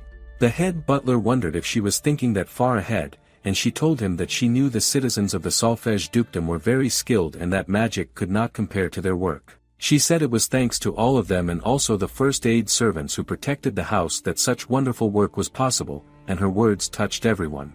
After that, the head butler told the attendants to finish their work quickly and quietly, and he also wished for Lunaria to come home safely. Meanwhile, Her Highness told Theodore that he had lost his composure and that he should calm down. Theodore angrily asked why he should calm down, pointing at Lunaria and saying that she had the audacity to act as the head of the Solfege family when only half a day ago she had used terrible magic to blow up her house and had also caused serious injuries to her family, harming the people he loved. Lunaria asked him what he was talking about and said that she was only protecting herself, pointing out that it was her stepmother and brother who had started the violence first. Theodore said that was just a childish excuse. Lunaria replied that the demonish building was already being reconstructed. Her words seemed to surprise him as she smirked. She explained that the detached building had deteriorated a lot and that not much of it was clear from the report that her mother had arranged while she was alive. Even the architect had signed off on it, so she was sure he would have seen it. She asked if he had even read the inspection report. Theodore did not know how to respond, so he shouted angrily, calling it pointless nonsense. He told her that after doing such terrible things, she should start with an "I'm sorry," and said that no one there could be taking her story seriously. The king then said that his daughter's claims matched the inspector's report and that the royal family considered her story trustworthy. Theodore asked if that meant that Lunaria was now taking over the dukedom. The king said that it had received royal approval. Theodore was completely shocked. The king continued and said that if Theodore had anything to say about it, he could make a statement later with any complaints. Lunaria said it was unfortunate, but she thought it was for the best, and she was confident that justice would make the right decision. She smirked and told him that if he believed he had a proper reason to claim it, he could say it fairly and openly. Theodore was totally shocked and yelled at her, saying she could not be joking and that no such fraud could be accepted. He shouted that it was too ridiculous and that he would never agree to it. The king told Theodore to calm down, but Lunaria could see that he was just yelling at her and letting his anger control him. He kept shouting that this would never be allowed, and it was clear he had no plan and was just reacting impulsively. Lunaria realized that instead of the king supporting him, he had ended up being a disappointment. Theodore pointed at her and shouted that she would regret this, but even as she felt a small sense of discomfort, a faint unease, she realized it seemed like she might have overlooked something. She wondered carefully what was causing that feeling. The king told Theodore that it was enough and asked how long he intended to continue such disgraceful behavior, saying that even for one of the 4 great dukedoms, such rude conduct in the sacred audience chamber was completely unacceptable, especially since he was not even a solfège by birth and had only been adopted into the family. Theodore snapped back, repeating that he was merely adopted and asking what was wrong with that, claiming that he saw the king as thinking of him as some barbaric countryside bumpkin. He added that of everyone present, he was the one who truly understood the situation, but it seemed that His Majesty was not satisfied unless he shouted insults out loud. He went on, saying that it was painful to hear such things from an incompetent king who could only boast about his own lineage. The king was completely shocked by his words, and the queen spoke firmly, telling Theodore that it was enough. Lunaria thought to herself that it was like watching an idiot fighting another idiot, and she could just stand back and watch them attack each other. The queen then reminded Theodore that he was the husband of her dear late friend and said that while she had been patient many times, such an insult toward the king was completely unacceptable. The king commanded that Theodore be thrown out and banished from the capital. Lunaria thought that this was exactly what would happen, imagining the poor man receiving his punishment as the guards grabbed him, and watched as he fought against them while being taken away. She knew the next step would be to forcefully expel Randolph from the solfège family as well. Theodore yelled at Lunaria, telling her not to look down on him, and then, to everyone's surprise, managed to break free from the guards. That was when Lunaria noticed a ring on Theodore's hand and realized that this was the source of the faint discomfort she had been feeling. She could not remember that he had ever worn a ring, and she had never noticed it while playing Tinkago, nor had the memories of Lunaria she possessed mentioned it. She wondered if she had simply missed it because there were so few scenes of him. Then Theodore looked up at the sky and shouted, "Ring of Heroes, grant me power," and the ring began to shine, while Theodore laughed in a wild, almost insane way. In the past, a merchant had come to visit Theodore and greeted him warmly, telling him that he was about to have an unusually big win that very day. The merchant explained that Lady Luck had clearly smiled upon him and that fortune was on his side. Theodore, however, looked at the merchant with a mixture of suspicion and annoyance, asking him if he had lost so much money that he had come to borrow some, and told him that he should try someone else instead. He said that borrowing money after using such dishonest and deceitful business tactics was nothing more than divine punishment. The merchant responded calmly, telling him that it was a little cold for such harsh words, and he reminded Theodore that he was not there to borrow any money. Instead, he said that, like a true merchant, he was there simply to attract Theodore's attention and show him a very special item he had for sale. Then, with a flourish, the merchant revealed the item, a ring. He explained that this was an incredibly rare and unique item, something he had miraculously obtained through a secret and mysterious route. He told Theodore that by using this ring, Theodore could develop tremendous and overwhelming power.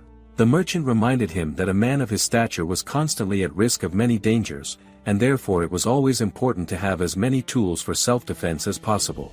Theodore thought carefully about the merchant's words and realized that he was right. It made sense that he could never have too many ways to protect himself. The merchant then revealed the name of the ring, calling it the Ring of Heroes. He said that it must have once been proudly worn in battle by a true hero, a warrior of great valor, which he said was exactly what one would expect from a man of Theodore's strength, courage, and character. Back in the present, Theodore was laughing loudly and wildly, feeling as if his body and mind were overflowing with enormous power. Lunaria, watching him, could not help but feel a sense of alarm, wondering exactly what he was planning to do next. Mythos, observing the situation carefully, realized immediately that he had heard of the Ring of Heroes before and understood the potential danger it represented. Theodore's strength had increased so much that it had even changed his physical appearance, making him look noticeably stronger and more imposing. He shouted with a wild grin that he was the Duke's solfège, asserting his dominance and presence in a way that sent chills down Lunaria's spine. She noticed this and thought to herself that he must have obtained a cursed ring by mistake, a dangerous item that could not be controlled easily. The king, witnessing all of this, was furious, his face reddened with anger. Lunaria, recognizing the danger, quickly told Mythos to protect their royal highnesses, and she began calling on her own magic, her eyes focused and determined. Mythos watched her closely, clearly questioning what she was planning to do in response to Theodore's sudden and overwhelming power. Lunaria turned to him and reminded him that he was studying to be a knight, and therefore she would leave the responsibility of guarding the king and queen to him, trusting him to handle that task while she focused on Theodore. Theodore suddenly lunged forward and launched a full attack at Lunaria. She immediately raised a magical barrier, hoping it would stop him, but he punched it so powerfully that she realized almost instantly that he had broken her barrier with just a single blow. Mythos rushed to help the king and queen leave the room safely while Lunaria tried desperately to stop Theodore herself. She told him that it seemed like he needed to cool down a little, to calm himself before he caused even more destruction. She dodged his attacks, carefully observing his movements and trying to anticipate what he might do next. To her surprise, he began to do something unusual. He started throwing flowers from his mouth, and she had to dodge them quickly. In that moment, she realized for certain that the ring was indeed cursed. She remembered that in some of the idle chat scenes of Tinkago, the existence of cursed items had been hinted at several times as examples of terrifying magic. At first, she had assumed that this was just world building, a way to set the atmosphere of the story, but now she knew that cursed items really did exist in this world. She wondered how Theodore had gotten his hands on such a dangerous item. She also realized how much of a problem this was going to be, knowing that she would have to put him to sleep using powerful magic nightmares to subdue him. Theodore suddenly leapt toward her at incredible speed, moving so fast that she barely had time to react. He punched her with enormous force, sending her falling a great distance. Mythos noticed immediately and shouted her name, promising that he would help her, but the king grabbed onto Mythos, telling him not to leave. Mythos pleaded with the king to let him go, but the king refused, insisting that he stay. Lunaria, gathering her magic instantly into her arms, blocked Theodore's punch, but even so, the force of the blow still hurt her. Theodore, with tears in his eyes, apologized to her for hurting her, but he also said that it was her fault and that this was her punishment. Lunaria realized how troublesome the cursed ring was because it made Theodore physically stronger by an absurd amount. She remembered that he had always been a sports nerd who boasted about his arm strength, so even without the ring, his physical ability had already been high, and now combined with the cursed ring, it was truly formidable. Theodore yelled at her angrily, asking how she dared to try and harm her own father, but Lunaria, confident in her own combat abilities, knew that she should still be stronger than him. He said that hitting her hurt him more than it hurt her, trying to attack again, but she skillfully dodged his punch and counterattacked, shouting that if it hurt him so much, she would take his place, and she landed a punch squarely on his face. Because of her attack, Theodore was sent flying through the air and crashed violently onto the ground, hitting it very aggressively, and Lunaria looked at him carefully, commenting that at least he could still feel heat in that form, as expected, since one cannot simply drink flames. He yelled in pain as flames rushed out of his body, and suddenly he began to scream even more loudly, catching her completely off guard, as light began to radiate from him uncontrollably, prompting her to create a barrier around herself to protect against the heat and the sudden glow. After a while, he returned to his true form, and Lunaria thought to herself that all of his magic had been expelled at once and had put out the flames, an unexpected feat of strength, but it seemed that the power of the cursed ring had been used, because he looked much weaker than usual. At that moment, a large number of guards arrived, explaining that they had heard a very loud sound from the odious chamber and were shocked to see the chaos that had unfolded. The king yelled at them for being late, while Lunaria thought that the timing could not have been better, pointing at Theodore and telling the guards that this villain had attempted to harm their royal majesties, prompting the king to command that he be arrested immediately. The guards captured him as Lunaria wondered what he had been planning, asking aloud whether he had intended a coup d'état, whether he really thought he could conquer the kingdom or come out the winner against everyone, or if he had simply acted without thinking. Theodore glared at her in frustration, but she calmly told him that either way, he was now a felon and would not escape severe punishment. He realized this and was taken aback, then called out to Lunaria, yelling that he was so sorry and begging her to save him, and she smiled to reassure him, telling him not to worry, while also reminding him that he must make sure to properly protect the house and thinking how much it pained her to know they would never see each other again, but she swore to do a splendid job as the head. He yelled at her to stop joking and asked if she had no heart, and she called out to him, saying that she had thought he would be able to send her off with joy and lamented that it was such a shame, asking why he could not just congratulate someone on their happiness, and then told him the conversation was over. As the guards took him away, she said goodbye and called him father for the last time while the guards told him to keep walking, and he continued calling out to her, asking where Lunaria was, which caught her off guard, and she responded that she was right in front of him, but he then claimed that he knew she was not Lunaria. saying he could not believe he had ever thought a woman like her was Lunaria and insisted that she was completely different, to which she replied that it was a ridiculous accusation and she had no idea what his goal could be in making it. He then began asking where his daughter was, with tears in his eyes questioning if Lunaria was safe and what she had done with her, which left Mythos visibly taken aback, and Lunaria remarked that he seemed delirious, perhaps due to the cursed ring, instructing the guards to have him examined just to be safe, and they forcefully took him away while he continued shouting, begging her to tell him if Lunaria was safe. As he was being led off, Lunaria pondered that now he was pretending to act like a good father and wondered if any part of the father he had been in her memories was still alive inside him, thinking he must be joking, as it was far too late for that. And he continued yelling, asking where his daughter was, while she knew the truth. The real Lunaria was dead, having cut her own throat and died alone in cold darkness, cornered by the world and the people around her, and that in fact, Theodore himself was responsible for killing her. Before Mythos could say anything, Her Highness noted that Theodore must have thought he could escape punishment by acting insane, highlighting that men always try to avoid personal responsibility. Lunaria stepped forward, Mythos following, questioning if she was heading home, addressing her formally as Duchess Solfege, to which she responded that it was an unexpected shame that the family's secrets had been exposed. Mythos commented that it had been quite a splendid battle, and she admitted that she had been at her wit's end. He questioned if that was really the case, noting it seemed like she had plenty of leeway, and she said no way. Then, catching her off guard, he asked if Lunaria was safe, stating that Theodore certainly did not seem like a decent father, nor did he appear insane, and he could not have faked such an unusual act on the spot. His final words seemed truthful.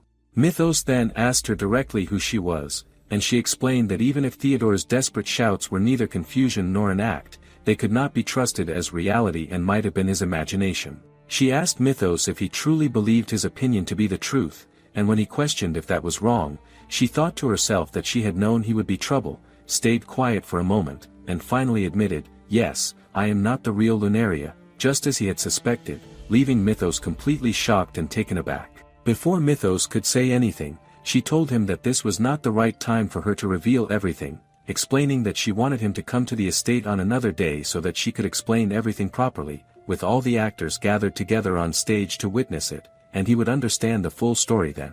The next day arrived, and the butler stepped into the room, asking if there were guests scheduled to arrive that day, and she confirmed that indeed there were. He then mentioned their names, and she responded that he was correct. Curious, she asked if there was something the matter, and he explained that 3 current heads and 1 future head of the 4 great duchies were going to be meeting that day, but that their treatment and the meeting itself would require absolute secrecy. He called out to her again, questioning what exactly she was planning to do, and she reassured him, telling him that he worried too much, that it was nothing serious, just an ordinary tree party. Meanwhile, at the Kurtz estate, someone commented that a familiar from Lunaria Joe could never be ordinary, and they sensed that something unusual was happening, while at the Mishker estate, people also began to suspect that something was cooking, and they decided to make their way to the Solfege estate for a conversation to see what was going on. Lunaria sat quietly in the garden, her thoughts focused on the fact that it would soon be time for all of them to arrive, and she reflected on how, just the day before, she had told Mythos that she was not the real Lunaria. She knew that was the only choice she could make, realizing that there was no other way but to confess immediately, and she understood that trying to tell even a half-hearted lie would not work on Mythos, who was perceptive and would easily notice any deception. If Mythos were to suspect her and start investigating, it could become a serious obstacle to the plan of her revenge, so it was far better to face him directly and lay everything bare from the beginning. Beyond Mythos, however, there were still 2 others she needed to confide in, the remaining heads of the 4 great duchies, specifically the heads of the Mishgard and Kurtz families. At only 13 years old, Alicia, the head of the Mishgard family, had already completed all the courses of a high-class institute equivalent to a high school and had taken her seat as the head of her family as a true child prodigy. Meanwhile, the head of the Kurtz family, Shrewd Farshas, held a position of trust with the king and was actively involved in government affairs. In the game, both of these characters had been even more minor than Mythos, meaning that all the information available about them was essentially limited to just their names, leaving little to no insight into their personalities or abilities. There was a rumor that the head developer had once planned to give them a bigger role in the game, but all that plan ever left behind were a few traces in a special booklet made for certain stores, and in the end, it amounted to nothing more than an extra piece of retail backstory for these minor characters. Ultimately, there were only a handful of Tenkaichi scenarios that mentioned them, and even then, they were written so poorly that they ended up as nothing more than slapdash stereotypes, the same type as Lunaria herself, arrogant, cold and distant. In short, since Lunaria, the villainess, was considered a low-ranking character and all of these others were also villains, that was all the player ever learned about them. However, based on the memories that Lunaria had left her, she knew more about them, and before she could even finish thinking, she realized the gate had opened and Alicia stepped into the garden. She immediately noticed the pleasant smell of the garden, commenting on how nice it was, and Lunaria replied that it would soon be in full bloom, ready to show its best flowers. Alicia expressed how extremely grateful she was for the invitation, appreciating the effort Lunaria had made to bring them together. At that moment, the Duke of Kurtz entered and immediately noticed Alicia, commenting that Lunaria had gone through all the trouble of inviting them, yet she showed up with such an exaggerated escort, and he wondered if that wasn't a bit reckless. Alicia, in response, pointed out that he himself was hiding a mountain of dangerous magical tools in his pockets, to which he admitted that he was naturally a coward and explained that back in the time of his great-great-grandfather, their house had been engaged in blood-filled strife, especially with the Mishgard family, which had been particularly fierce. Mythos then stepped in, telling them to stop arguing and cut it out, reminding them that it had been a long time since they had last met. The Duke of Kurtz mentioned that he had heard rumors that Mythos was close to attaining the position of head of the Astoria family and asked if that might be the reason for this gathering. He then turned to Alicia, questioning whether she had heard anything about it, and she responded that it was the first time she had ever heard of such a thing. Looking at Mythos with admiration, she said how wonderful it was and asked, hesitantly, if she should now be calling him the Duke of Astoria, which completely caught him off guard. He quickly told them that rumors were just rumors, nothing more, and clarified that the real reason they had been called here was because their Duchess Solfege, Lunaria, had something important to tell them. She thanks them all sincerely for coming, expressing her gratitude for taking the time to visit, and the Duke of Kurtz responds by saying that he understands she has been following in the footsteps of Riveria, telling her that he is confident she will be a splendid duchess and that she will bring happiness and prosperity to her people. Alicia also speaks up, noting how busy they have all been and how rare it is for them to meet, admitting that she had been worrying about her for a long time and is relieved to finally have this opportunity.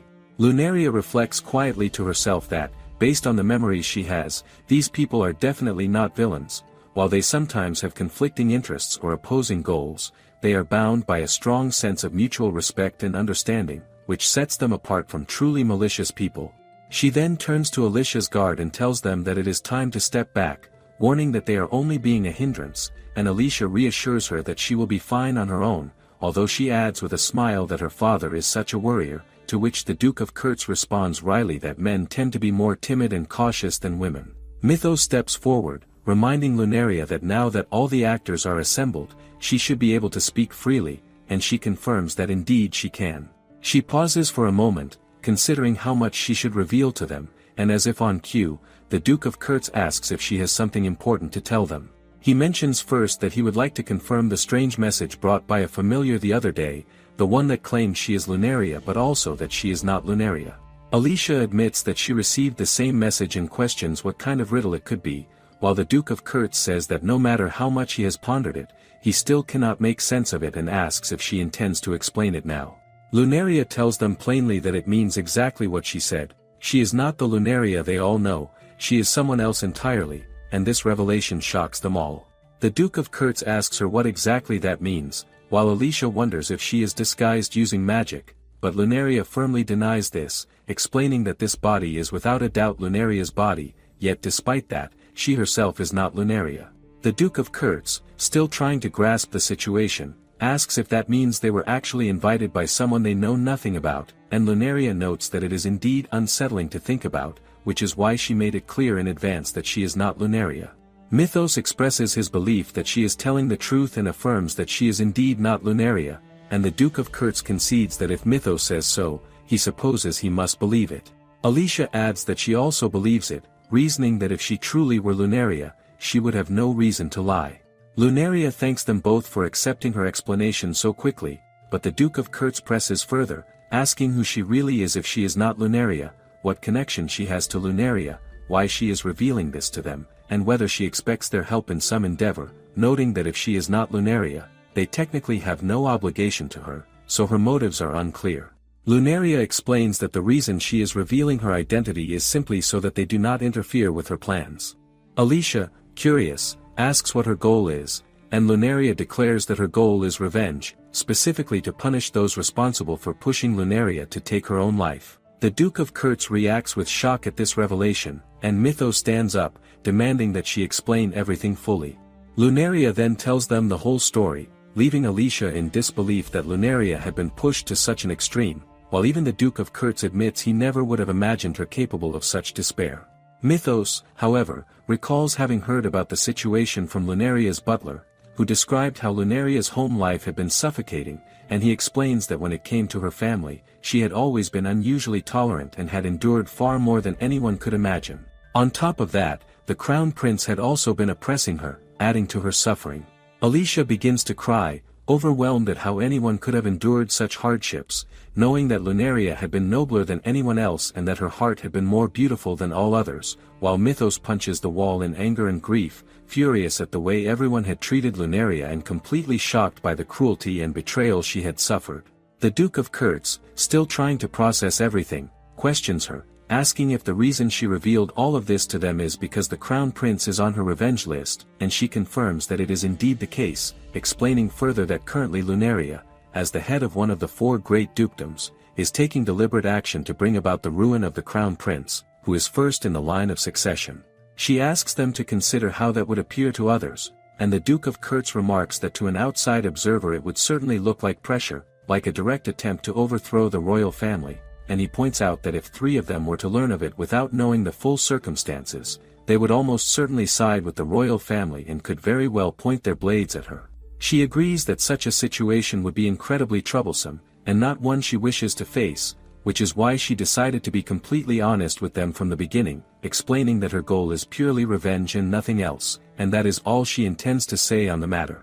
The Duke of Kurtz acknowledges that this is a surprisingly complex and serious topic and that while he does not believe she is lying, he suspects that she is hiding something important. He admits that he believes her story, but then presses further, asking about her own existence, noting that she has never spoken about herself, and that the truth of who she is could be the key to understanding this strange situation.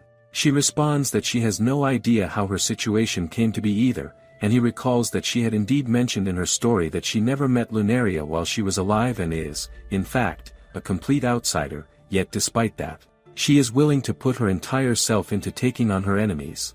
She explains that this is because she inherited Lunaria's memories and regrets, but even while speaking, it feels as if she has known Lunaria for a long time, and she talks as though she were Lunaria's dear old friend. The Duke of Kurtz, still curious, asks what exactly she is hiding, and she admits that there is something she was unsure whether she should reveal, knowing it would likely be incredibly disturbing for all of them. Mythos interjects, questioning why she is only saying it now, and Alicia pleads with her to reveal it, asking if she has some kind of personal relationship with Lunaria. She clarifies that she never met the real Lunaria while she was alive, but she is someone she knew through her story, which she has read over and over again. The Duke of Kurtz asks her to clarify what she means by reading, and she explains that in the world she came from, Lunaria was an imaginary character and that this world itself is an imaginary one, a world inside a story. Mythos, puzzled, asks if she means a story, and Alicia questions if it is a novel, to which she responds that it is a novel but far more complex, and in her world, they called such stories games. She further explains that in this world, it would be like an illustrated story projected by an illuminated stone, and when Mythos asks if they are all simply characters that appear in the story, she confirms that is correct, adding that she also knows about them from reading the story. She notes that they are free to disbelieve her, but the Duke of Kurtz states that he believes her, remarking that it is a very interesting revelation and that he had never expected such a connection to exist in a world of a story. Mythos calls out to him, and the Duke of Kurtz explains that due to his position, he receives all sorts of information, including data about anomalies on the planets. He recalls that at the exact moment she awoke as Lunaria, research institutes across the world registered an abnormal magic response, initially suspecting an attack from a different country, and although it was analyzed hurriedly, no such attack had occurred. He notes that many different opinions arose regarding the cause, but it was the hypothesis of a certain scholar that caught his attention. The anomalous magic signature appeared to be a form of space-time magic, weaving the very fabric of this world, and its origin seemed to come from outside this world, hinting at the existence of a higher world that regulates this one. He concludes that under normal circumstances he would have dismissed such a theory as foolish, but given her story of coming from outside the story itself, the hypothesis strangely aligns with her account, making it difficult to dismiss outright. The situation that should not have happened is, in fact, a singularity, and the effect of that singularity is rippling outward in ways that are difficult to comprehend. Mythos admits candidly that, to be honest, he really does not fully understand it, pointing out that she remains there inside the story, confined to its narrative, yet here he is, alive and present before them, a reality he cannot reconcile with what he knows of the story. The Duke of Kurtz also agrees, acknowledging that the phenomenon is certainly true and inexplicable. Mythos then suggests that she must dislike the original narrative and wishes to rewrite it in some way, and she confirms that this is exactly the case, noting that a scenario where the four of them could meet and talk like this simply does not exist in the original plot. Mythos responds that this is all he needs to know, explaining that if she truly can rewrite events, then it means their fates remain within their own hands, their destinies not completely predetermined by the story, and she confirms that he is correct. Alicia reflects on the conversation, remarking that this has certainly been quite an extraordinary discussion and marveling at the fact that this world is, in essence, the world of a story made real. She further speculates that this is likely the effect of Lunaria's incredible magical power, which must have been so strong as to manifest a story into reality, making Lunaria an amazing magician, though she mentally notes that this seems backward, as in the story, Lunaria being a cheat-level magician was merely a setting, a given characteristic, and she agrees with Alicia that if anyone could accomplish such a feat, it would indeed be Lunaria. Alicia then hesitantly asks what she should call her now, reflecting inwardly that all she could do up to this point was watch as Lunaria was hurt and feeling frustrated by her inability to intervene, yet, back then, perhaps it was only her imagination, but it had felt as though Lunaria had entrusted her with this task, and she resolves that until she accomplishes her goal of revenge, she will act as Lunaria, unless that is considered unacceptable. Mythos observes that since Lunaria is gone and she remains here, there must be some reason behind it, and Alicia responds that as long as she continues to follow Lunaria's will, her decisions will always be Lunaria's decisions. The Duke of Kurtz acknowledges that her story carries significance, just as the real Lunaria's did, and notes that while this meeting itself was not a scenario from the original story, aside from that, everything else appears to be progressing according to the established plot. She corrects him slightly, saying that not everything is progressing according to the story, to which he responds in agreement. He further remarks that she is remarkably like Lunaria, though he has no idea how much of it is true, and she admits that even she does not fully understand it at times. He observes that her ability to play the part perfectly is, in itself, simply another form of truth. Mythos then tells her he will see her later and assures her that if she needs any help, she should not hesitate to ask him. Alicia also bids her farewell, and as they all depart, the butler approaches, asking if the tea party was productive, to which she responds that it was indeed very productive and concludes safely.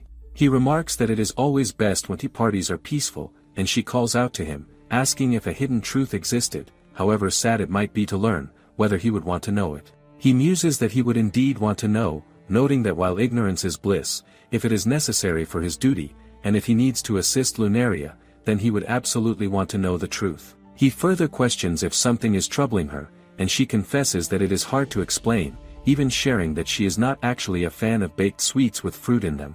The butler responds that he was unaware of this preference and promises to prepare something different next time.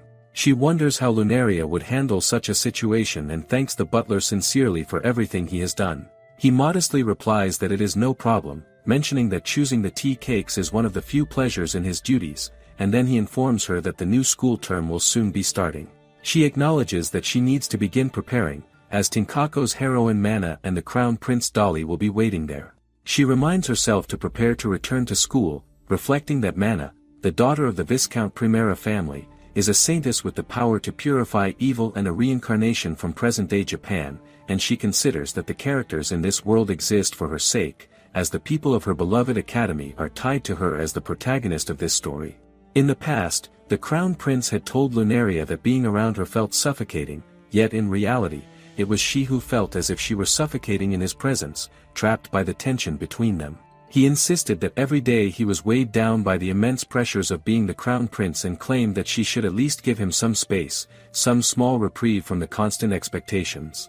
Despite his words, it was Lunaria who was teetering on the edge, feeling as if she were drowning under the invisible currents of obligation and scrutiny. Trying to make him see reason, she reminded him that she had heard he once took the army into the forest for hunting and that rumors suggested he tortured the prey he caught for amusement before finally releasing them. He dismissed her concern as nothing more than a dull, meaningless rumor and challenged her, asking what any of that had to do with her at all. He questioned whether she was implying that, as his fiancée, she could not simply overlook such things, asserting that it was merely a matter decided by their parents and nothing more. He told her she could dream about being the future queen if she wished, but he demanded that she refrain from nitpicking him as if she were already his wife. Lunaria responded with a measured warning that such actions could bring shame upon the royal family, trying to appeal to his sense of duty and responsibility. Angered by her words, he slapped her, forcing her to the ground, and shouted that she should not dare talk back to him.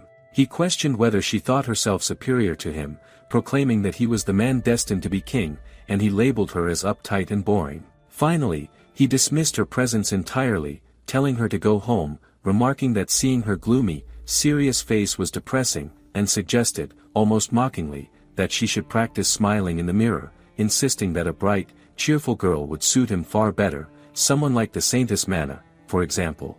She was originally an ordinary office worker living in modern-day Japan, and after long hours of overtime, she got into an accident while exhausted, and when she next became aware, she found herself in a magical kingdom. Guided by a mysterious power, she was reborn in this world and gained the power of a saintess, a power meant to purify evil beasts. She was born into the Viscount Wisconsin household, given the name Mana, and raised within this magical country as one of its people. When she turned 16, all of her memories from her previous life suddenly returned to her, and from that moment on, she continued to fulfill her role as the saintess while also enrolling as a student at the Royal Academy. Although the academy itself was a beautiful and enchanting place, she was constantly occupied with her duties as a saintess and barely had any time to live as an ordinary student, and before she realized it, only 1 year of school life remained. Working endlessly like this reminded her of her previous life in Japan, and she felt she had already had enough of that kind of life, so she believed that this time she would finally have a wonderful romance, and with that hope, her hectic final year filled with love and work began. Mythos comments that it is an incredibly complicated story, and Lunaria replies that she had already warned him, explaining that it is not something she could easily explain while buried in paperwork. Mythos then questions her, saying that before waking up as Lunaria she was in Japan, yet in the game it was Saintess Mana who was supposed to come from Japan, not her, and Lunaria answers that even he seems unsure about it, but that is simply how things are. In the game, an ordinary person from Japan reincarnates and reaches a happy ending with the man she loves as Saintess Mana, and in order to strengthen that story, Lunaria was forced into the role of the villain, with the plot declaring that since she is the villain, she must be evil. Lunaria adds that the game's plot was full of holes, and all the burden of those inconsistencies ended up being pushed onto Lunaria alone. Mythos then asks why a love story would be so twisted and complicated and whether reincarnation from Japan is a normal thing there, to which she answers that such stories are popular, even if he finds that strange, and remarks that someone as confident as him probably would not understand. He then wonders if that means everyone who appeared in the story is the same here, and whether that means this world's mana also came from Japan, but Lunaria firmly says that is impossible. She explains that even if much of this world matches the game, mana coming from Japan is the one detail that should not be real, because in the game, mana was said to come from a small sunburned town called Hinatashi, which Mythos points out never actually existed in Japan at all.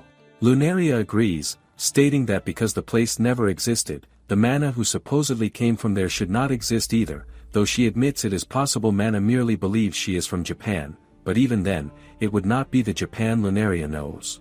Mythos becomes completely confused and says it is far too complicated, and Lunaria agrees before asking what he is really after and whether he truly called just to ask about the game. When he jokingly says he should have invited her to a play instead, she responds dryly and tells him that if there is nothing else, she should prepare for bed. He reminds her that the new school term starts tomorrow and that she will be returning to the academy, and though only half a year has passed for Lunaria, it will be her first time attending, so there will be many things to worry about. He further mentions that the Crown Prince Dale and Saintess Mana will be there, and when he warns her that the Crown Prince also attends the school, she lightly brushes it off, though he insists she should not joke, as those are not ordinary students she will be facing. Lunaria acknowledges that and notes that their names are famous enough for everyone to know them, explaining that Dale is one of the capture targets in Tinkago and is favored as the normal route due to how much content and development he received. In the story, Dale has a fiancée named Lunaria, and though he knows it is wrong, he cannot help being drawn to her while realizing that the one he truly loves is Mana, which alone would not be an issue since Lunaria would never accept such a man, but the real problem is that his feelings for Mana lead him to attack Lunaria, as he could never tolerate someone being better than him, treating her coldly like an enemy and ultimately breaking off their engagement in public, an act that leads the king to banish Lunaria. However, the attack started even earlier than what the story described, and within Lunaria's memories she can clearly see the shocking scene of Dale striking her without hesitation, proving that Mythos was right when he said they were not ordinary students, because Dale was one of the people who cornered Lunaria and pushed her into despair, and she is certain that she will have her revenge on him no matter what. She also tells Mythos that she appreciates his concern and his offer, but she asks him honestly whether he would truly be able to stop the conflict when the time comes, and Mythos answers that maybe he would not be able to do so. He then asks her if there is no possibility that she could forgive the Crown Prince, but Lunaria immediately responds that there is none. Mythos then asks about Mana, wondering if Mana was also cruel to Lunaria, and he clarifies that he is not talking about the Mana from the game but the Mana who exists in this world. Lunaria explains that in this world Mana most likely has not done anything to Lunaria at all, because Lunaria dies before that point, and because of that he asks her what she plans to do now as the first day back at school arrives.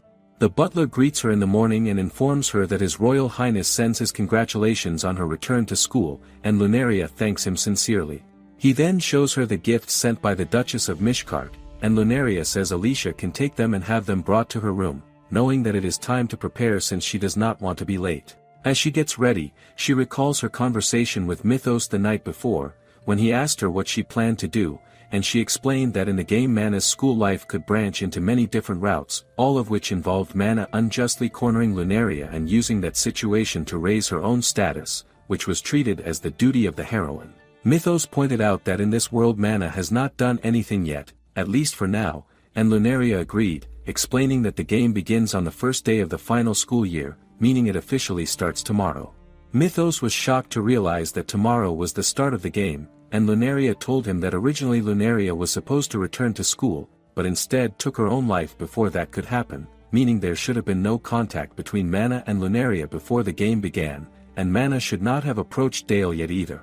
Because of her saintess duties, Mana had few friends at school, and because of family circumstances Lunaria had taken a 6-month break from school, so their relationship existed only within the game's story and likely remained the same in this world, since Lunaria has no memories of any interaction between them. If there had been any difference between this world and the game, she would have known through Lunaria's memories, which means that in this world Mana has not yet done anything to her. When Mythos asks what she will do now, pointing out that it seems she did not intend to forgive Mana either, Lunaria answers that she does not intend to forgive her, but she cannot take revenge on someone who has not done anything yet, though if Mana sides with Dale she will not overlook it, because she will not allow anyone to stand in the way of her revenge, not even Mythos. He tells her he will remember that and comments that the Crown Prince has made a terrifying enemy, but she tells him to be quiet because the date is about to change, counting down until she says the game has started. She puts on her school uniform, steps outside, comments that it has been a long time since she last wore it, and asks the butler if it looks fine, to which he replies that she looks splendid. Lunaria says she is glad to hear that and announces that she is leaving, receiving wishes for a safe trip as she enters the carriage, where she thinks that it is finally time to return to school and reflects that she wanted to check what was happening there but had no time over the past month due to the major cleanup, though at least she was able to take a short break. She is aware that the date of returning to school matches with Tenkagu, so she believes she can use her knowledge of Tenkagu as a guide to some extent, and although things may have already started to deviate from the original script, that does not mean there will not still be deliberate events following the plot. It has been 2 weeks since the game began, and in Tenkagu, the villainous Lunaria only appears after Mana has already made contact with each capture target, so according to the story, nothing significant should be happening today. However, when Lunaria bumps into Mana, Mana is struck by her cold gaze and thinks that her eyes are frightening, making her feel uneasy enough to tell a boy in her class that she is a little worried. Lunaria thinks that the story should still be in the branching phase, where Mana has not yet grown close to any of the capture targets, meaning Dale should not be openly opposing Lunaria at this point either, and as long as things follow the script, nothing drastic should occur. Despite that, a disturbance spreads through the school, and the Crown Prince asks what all the noise is about, only to be told that Lunaria has arrived. He reacts with irritation, thinking that he has to see that witch's face again, while Mana comments that witches are scary, prompting him to tease her for being a coward, only for her to call him a dummy in return. He then pulls her into an embrace and declares that he will protect her. When she arrives at the Royal Academy, Lunaria realizes that it is exactly as it appears in Lunaria's memories, unchanged and familiar in an unsettling way. The moment she steps forward, she catches everyone's attention, heads turning one after another as their gazes lock onto her. Murmurs ripple through the air. Some wonder aloud whether she is not supposed to be on break. Others recall hearing that she was helping her family. One voice adds that it was because her mother passed away. Yet their curiosity quickly gives way to unease as they shiver beneath the chill of her gaze. According to the rumor spreading rapidly, she is now the Duchess. That realization makes them hesitate, wondering if the stories are truly real. They had heard that the Solfege family was rather showy, hadn't they? Lunaria observes them quietly, noting how they have no problem staring or whispering among themselves, yet none of them possess the courage to approach her directly. A voice suddenly calls out to her, bright and unmistakable, and she turns to see Mythos approaching, beaming openly. She tells him that she never said she needed an escort. Mythos laughs, claiming that an escort would imply intention, and that he merely walked through the front gate and happened to coincidentally run into a classmate. Lunaria mutters that he is nothing but a nosy knight. Gasps spread through the crowd as realization dawns. It is Mythos of the Astoria family. Two heirs from the four great dukedoms walking together, and they even seem close. Lunaria mutters that the stairs are honestly quite annoying and places the blame squarely on him for making them the center of attention. Mythos responds that it is perfect just the way it is. If she is this conspicuous, then the villains will not dare touch her. Nearby, one girl whispers that Mythos is far too cool. Another snaps at her to stop, warning her about the frightening rumors surrounding the four great dukedoms. Eventually, they reach the road leading to the night department. Mythos tells Lunaria to take care and adds that if she needs help, she should send word through the family to the knights. Lunaria tells him that she will. With that, she turns and walks away. Partway down the path, she stops. Her eyes fix sharply on a group of men standing ahead of her, blocking her way. Dale steps forward with a smirk, remarking that this is quite the surprise. He had been certain that she dropped out. She feels something is off. Prince Dale and his cronies openly confronting Lunaria on her first day back to school. There is no scene like this in Tengaku. This world has already deviated from the plot. No, this much could have happened between the scenes. The story of Dengaku unfolds from the main character's Mana perspective, which means that the player can only ever know the reality that Mana knows. So she cannot say for sure that this situation is different from the plot. Dale questions what Lunaria is planning, asking why the son of the Astoria family is accompanying her to school as though he is her personal knight. He narrows his eyes, a twisted smile spreading across his face, and wonders aloud whether she has begun to think of herself as a queen. Lunaria glares at him in response, but the moment her anger rises, she freezes. That same, familiar sensation washes over her once more, cold and unmistakable. The screen appears before her eyes, informing her that the Crown Prince seems to be offended. She is presented with a choice: she can either apologize, or declare that she does not have time for this. Lunaria looks around, realizing, as she always does, that time has stopped again. Even as her situation progresses, this phenomenon remains a complete mystery. What is the intent behind making her choose? What would happen if she acts differently than the choices she makes? Would she be capable of changing her mind after making a choice? That nauseating smile appears again. Lunaria glares at him, a violent thought flashing through her mind, wondering what would happen if she were to strike him hard enough for his face to swell beyond recognition. She immediately suppresses the impulse. In an unknown situation like this, she knows she cannot afford to be careless, but in the next second, she does exactly that. She gathers her power and swings, striking him across the face with force. Yet before the impact can fully register, time freezes once again. The world locks in place. The moment she thought that the attack had hit, she had that strange feeling, the same one she gets when time stops. She is probably feeling a space-time distortion, the power to distract space and time. Everything but her consciousness was reset to the moment before the strike, which must mean that if she breaks the rules of this field, she will be subjected to time manipulation as well. This phenomenon is also controlling her. So then once she has made a choice, she won't be able to resist. If she gets the chance, she would like to prove, but for now she should be obedient and pick the right chance. She wonders if she should apologize or not, but it is not really a choice, cause even if she apologizes, they will still make Lunaria the villain. She finally makes her choice, and the screen vanishes. Dale narrows his eyes, irritation sharp in his expression, demanding to know why she is being silent and ordering her to speak. Lunaria answers calmly, telling him to step aside. She adds that she is sorry, but she does not have time for him right now. For a second, Dale just stares at her, clearly stunned by how easily she dismisses him, as if he is nothing more than an inconvenience in her way. Then his face twists, something ugly and wounded flashing across it as his pride catches up. His voice rises as he demands to know what she just said. Even his cronies start shouting at her, with one demanding what is with that attitude towards the crown prince and the other warning her not to get carried away just because she's from one of the 4 great dukedoms. She retorts, in this school, royalty, nobility, and commoners are all the same. Learning is not about one's family. That is the school's philosophy. One of the boys reacts sharply, questioning what Lunaria is even saying and why she is bringing up something so old, especially when no one even knows who wrote it in the first place. Lunaria answers without hesitation, stating that the founder of the Royal Academy is the one who wrote that so-called old thing and that the same man also happens to be Dale's great-grandfather. Roboru visibly freezes, clearly unprepared for that revelation. Before he can say anything meaningful, the Crown Prince cuts in, snapping at Roboru to shut up. Lunaria calmly states that she never blamed anyone. She then asks whether they have any real business with her. If not, she suggests that they let her through unless they intend to invent some accusation just to keep this farce going.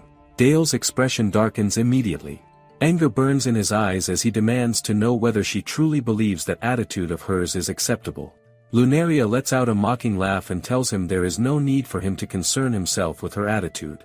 Then she tilts the knife deeper, questioning whether he is speaking as her fiancé, someone who believes he cannot overlook such behavior. She reminds him that their engagement was nothing more than an arrangement decided by their parents. Or has he forgotten that already?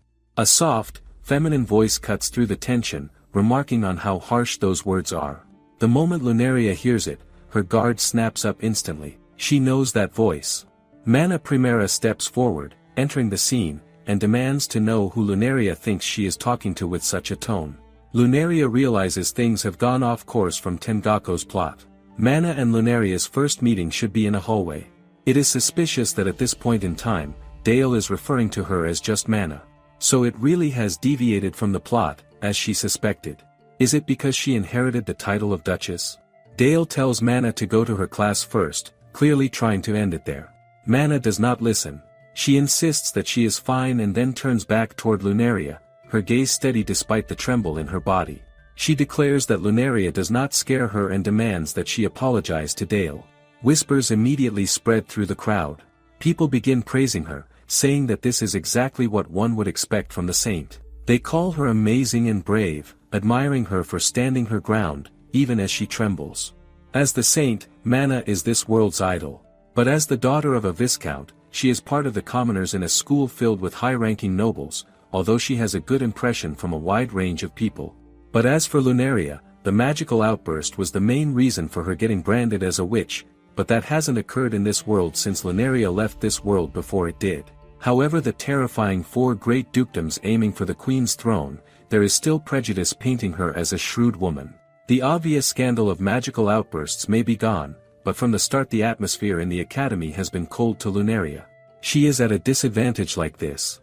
If it was just Dale and his cronies it would be fine, but with the saint here too, the crowd is going to be on their side. With her, the impression that Lunaria was in the wrong will spread through the school. And then Mana would get all the praise. It would develop just like Tengako. No matter how much it has diverged from the plot of Tengako, that most likely hasn't changed. If she takes them head on she will just be doing her enemies a favor. Before the crown prince can even process what is happening, Lunaria suddenly offers him an overly sweet smile and apologizes, saying that it seems she has made a mistake. Both Dale and Mana freeze, shock written plainly across their faces. Lunaria continues casually, explaining that she had thought the crown prince was acting with ill intent toward her, but that there is no way such a thing could be true. She turns her gaze slightly toward Mana and adds that surely this is correct. She then remarks that it has been a long time since she last attended the academy, that she must simply be nervous, and that the situation is actually quite embarrassing for her. With that, she extends her hand, expressing her hope that he will forgive her. The crowd immediately stirs. People whisper about how she is offering a handshake, noting how mature and composed she seems in handling the situation. As the crown prince moves to accept it and begins to reach for her hand, Mana suddenly steps forward and forcefully pushes Lunaria's hand away. The moment the contact breaks, Mana freezes, shock flooding her face as she realizes what she has just done.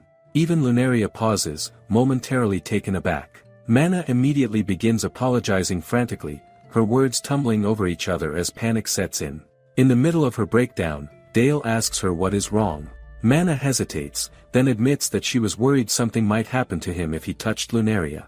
Dale demands to know what she is talking about. Mana murmurs that she can hardly believe it herself, but she has heard a rumor that Lunaria once caused a massive magical outburst. The air shifts instantly. People tense, whispers spreading fast as the words sink in. Even Lunaria looks genuinely startled by the claim.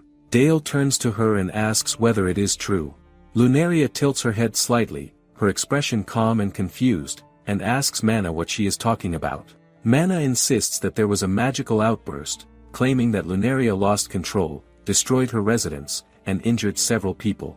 Lunaria responds evenly that this is the first time she is hearing such a thing. She suggests that Mana must be mistaken in some way. Mana forces a smile and insists that she is quite sure about what she heard. Lunaria cuts in smoothly before the claim can settle. She remarks that now that she thinks about it, the aging, detached building in question was reconstructed not long ago. There were no accidents involved. If Mana wishes to confirm it, she is free to check the documents herself. Lunaria adds that the story surrounding the reconstruction must have been exaggerated somewhere along the way, eventually turning into a rumor. There is no need for concern, she says calmly. Murmurs ripple through the crowd. Some begin to suggest that Mana may have made a mistake after all. Before the tension can grow any further, the academy bells ring sharply across the grounds. Students suddenly realize how late they are and begin to scatter in a rush. Lunaria takes her leave as well, turning away from the gathering. Dale mutters that the whole situation was a disaster, though he admits that Mana was quite brave. As Lunaria walks on, her thoughts churn. It cannot be. It should not be possible. And yet, no matter how she turns it over in her mind, she cannot arrive at any other answer. In this world, Lunaria took her life before the magical outburst occurred. What could possibly connect Lunaria with magical outburst? There is only one explanation: that woman Mana Primera is a Tenkago player. In class, the teacher suddenly calls on Lunaria and asks her to answer the question. Lunaria responds without hesitation, stating that the Ministry of Magic was founded in the year 994. It is responsible for promoting magical culture and advancing magical technology. At present, its responsibilities extend across many fields, including national defense. After class ends, Mythos follows after her and brings up Mana. He points out that Lunaria herself said Mana could not possibly be from the same world she comes from, and if that is true, then it should be impossible for Mana to be a player. Lunaria agrees that this should have been the case. Mythos then asks what she plans to do now. Lunaria answers that she intends to ask Mana directly. Almost immediately, she wonders how she should even approach it. Should she greet her politely and suggest that, as fellow players, they should get along? But that feels wrong. Lunaria doubts that Mana even knows the truth, yet she seems intent on using Lunaria as a stepping stone. Being friendly would gain her nothing, and revealing her hand carries far too much risk. Mythos presses her again, asking what she plans to do, really. Lunaria answers bluntly that she will ignore her. As she has already said, her target is Dale, not Mana. Mana has embarrassed herself in front of a large crowd today. Whether she realizes that Lunaria is a player or not, she must have noticed that things are no longer following the game's script. If Mana has learned her lesson and backs off, then that is fine. Mythos asks what she will do if Mana does not. Lunaria replies that she will simply brush off whatever sparks come her way, every last one of them. Mythos smirks, saying that this is exactly what he expected from her. For now, Lunaria decides that she will live her school life as inconspicuously as possible. Mythos doubts whether she can even manage that. Lunaria responds that she will put in the effort and tells him not to be surprised when he sees just how perfectly she integrates into the academy. It has been 3 days since she returned to school. It seems that crushing Dale isn't going to be easy. They are lightly equipped, but there are SP-like knights keeping an eye on the academy and his cronies looking to take advantage of his power. Even without them, Dale stands out. Starting a fight in public wouldn't be a good idea. And if she did that, Lunaria's reputation would drop. She wouldn't be able to face Lunaria like that. She wonders what to do. A boy approaches her and greets her cheerfully. The number of students who want to talk to Lunaria, or rather to her, is higher than she expected. Most of them are motivated by curiosity or testing their courage. But there are students uncomfortable with the atmosphere at the academy. Lost in thought, Lunaria bumps into a girl, causing her to fall onto the floor. She quickly apologizes and asks if the girl is alright. The girl blurts that she is fine, she simply wasn't paying attention. Lunaria bends down to pick up the girl's book, but the moment her eyes land on it, she freezes. It is Lunaria's favorite book. The girl notices her reaction and asks if she knows the book. Lunaria replies that she has read it many times. Then it dawns on her they are in the same class. The girl suddenly blurts out, "Plants." Lunaria looks taken aback. The girl's excitement spills out as she asks if Lunaria likes them. Lunaria admits that she doesn't know that much about them, though she notes that the author has written other works as well. The girl beams and gushes about how amazing the books are, Professor Kate's adventures, traveling to unknown places in search of plants, bringing back new seeds at great personal risk. When asked why, the professor simply replies that it is her destiny. The girl cannot believe that such things actually happened. Reading the book has inspired her. She realizes that she wants to be a plant researcher someday too. As Lunaria watches quietly, the girl suddenly realizes she has spoken too much and quickly apologizes. Lunaria shakes her head, saying it was no problem at all. She found the conversation fascinating. The girl introduces herself as Rose. Lunaria tells her her name and mentions that she would love the chance to talk with her father someday.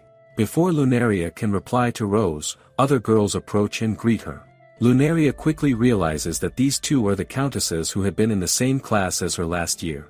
She greets them, noting that it has been a while. One of the girls remarks that it seems a lot has been happening, that Lunaria must have had it rough. Lunaria asks which class the two of them are in. One of them explains that they are in the special grade. She just got back from a break, so she wouldn't know otherwise. The special grade had only been established about 6 months ago. It is designed for students who are not satisfied with the regular classes or who aim to enter the Academy Institute. The classes run through the 7th period.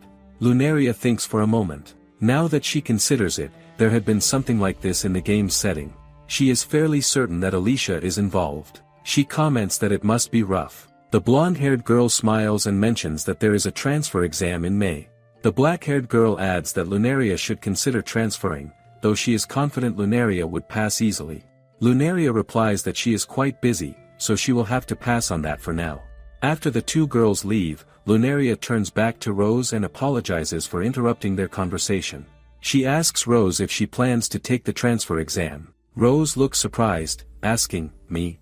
Lunaria reminds Rose that she mentioned wanting to be a researcher. Rose shakes her head, saying that it isn't possible, she is just a commoner. She smiles to hide her embarrassment and adds that Lunaria probably wouldn't understand what she means. Her family isn't rich. Her parents have always said that going to the Academy Institute is unnecessary. She doesn't even have the money to buy the books herself. She enjoys studying, but in reality, she has to work hard just to keep up with the regular classes. Lunaria reflects silently that it isn't something she wouldn't understand. In her original world, her own situation had been much the same. Rose sighs, saying that the special grade would be impossible for her. Being a researcher is just a dream, she adds. There's nothing she can do, that's simply her fate. She bows politely in farewell and leaves. Lunaria calls after her, stopping her in her tracks. She explains that she often wonders who she would have been had she taken a different path. She would be a completely different Lunaria than she is now. For example, if she had met Rose sooner, they might have laughed together, argued over their favorite books, and shared countless conversations. Lunaria emphasizes that there is never just one fate. The path ahead branches in many directions, and it is up to each person to deliberately choose which branch to take. She is certain that, if one tries, they can extend the branches of fate even to places the gods never imagined. Rose murmurs shyly, admitting that when Lunaria puts it that way, it sounds possible, but she doubts she is strong enough. Lunaria starts to say something further, but Rose quickly turns her back and interrupts. She apologizes and says she doesn't want to talk to Lunaria anymore. She doesn't want to attract attention by being close to someone like her.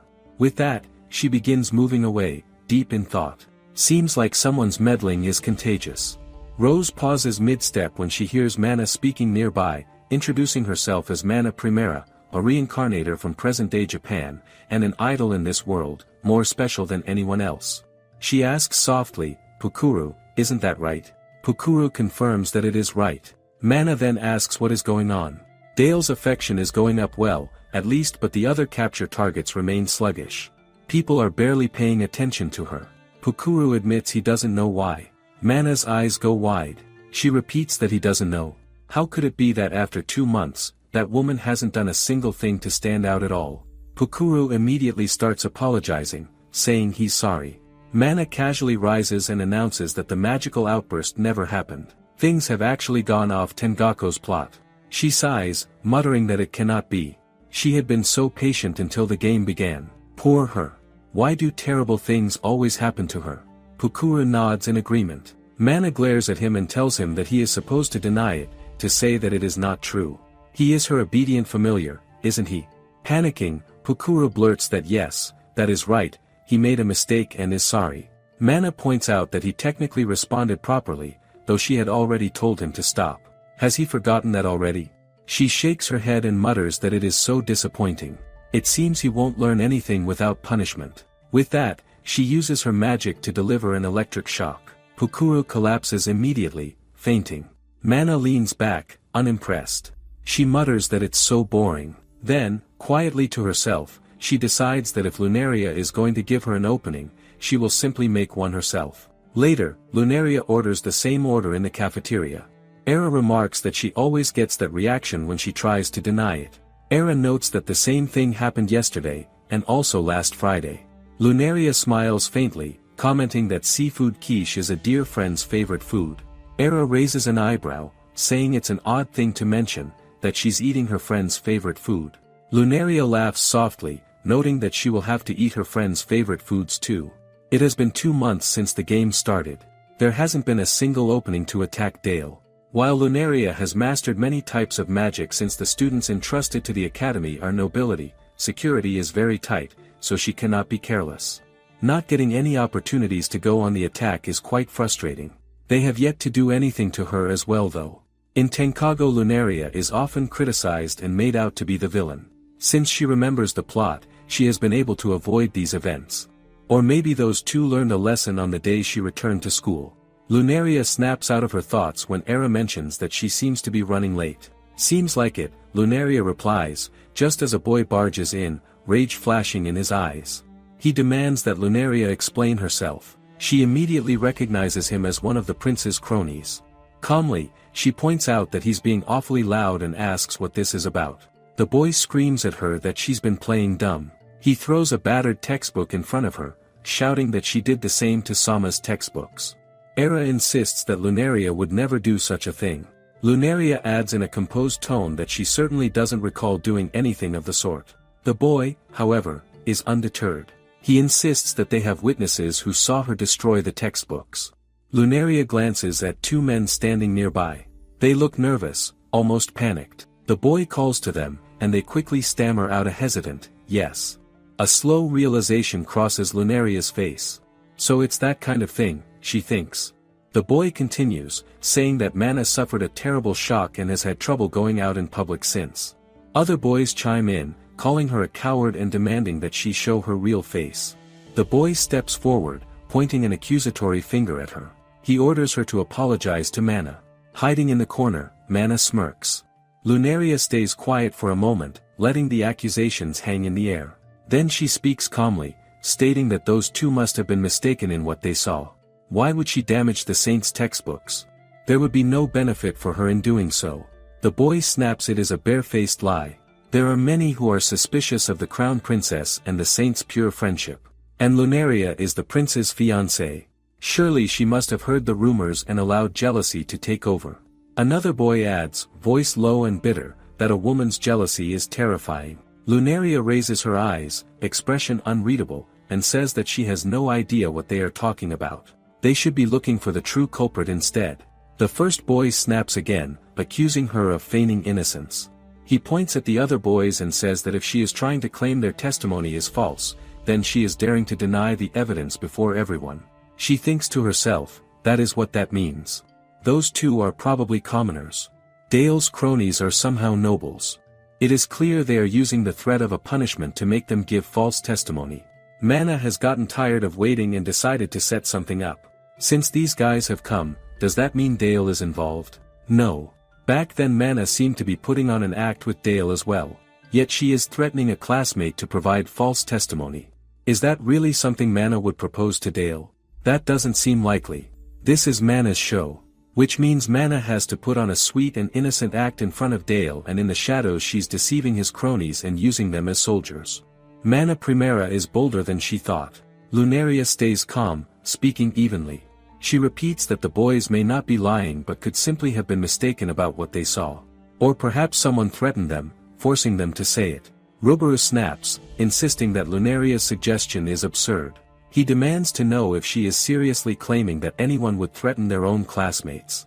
He calls it a disgraceful thing to say, an outrageous accusation, and points out that threats and dirty dealings are the four great dukedom's specialty. Whispers ripple through the crowd. Lunaria notices the many witnesses around them and realizes she needs to shift the mood. At that moment, Mana steps into the scene, projecting an air of innocence.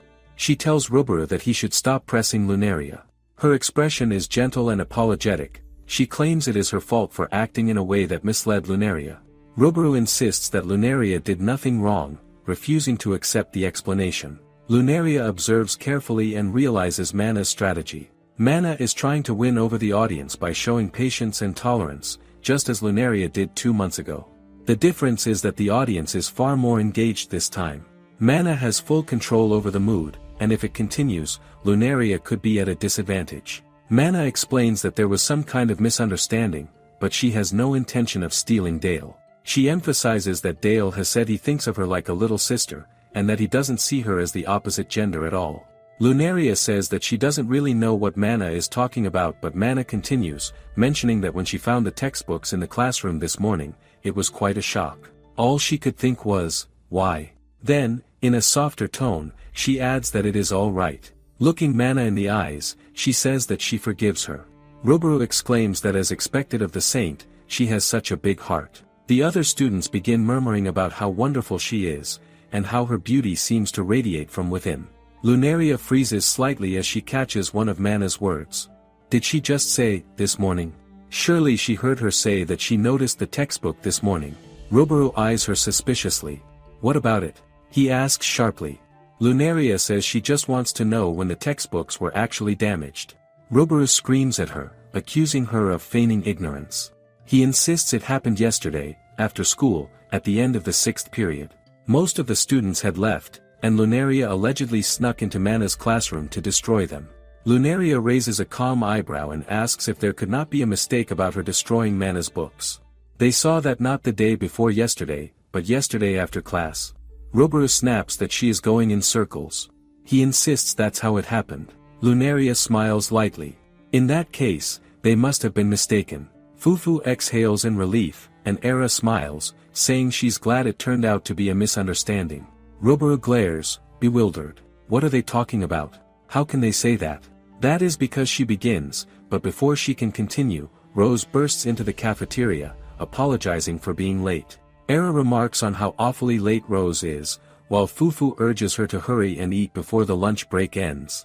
Lunaria glances at Rose's hands, noting that she has even brought her textbooks. She wonders if Rose has been asking the teacher questions about class today as well. Rose looks shy and says that she has to do her best to keep up in class. She adds that she managed to get into the special grade alongside Lunaria. Mana looks shocked at this, but Rubaru, still clueless, mutters angrily, asking why everyone is ignoring him and chattering away. He wonders if they are making fun of him. Rose glances at him and asks quietly who that person is. Lunaria replies that he has been causing a commotion for a while now. Fufu adds that it's all over now, though Roboru's face twists with rage as he screams that they don't get to decide when it is over. What are they talking about?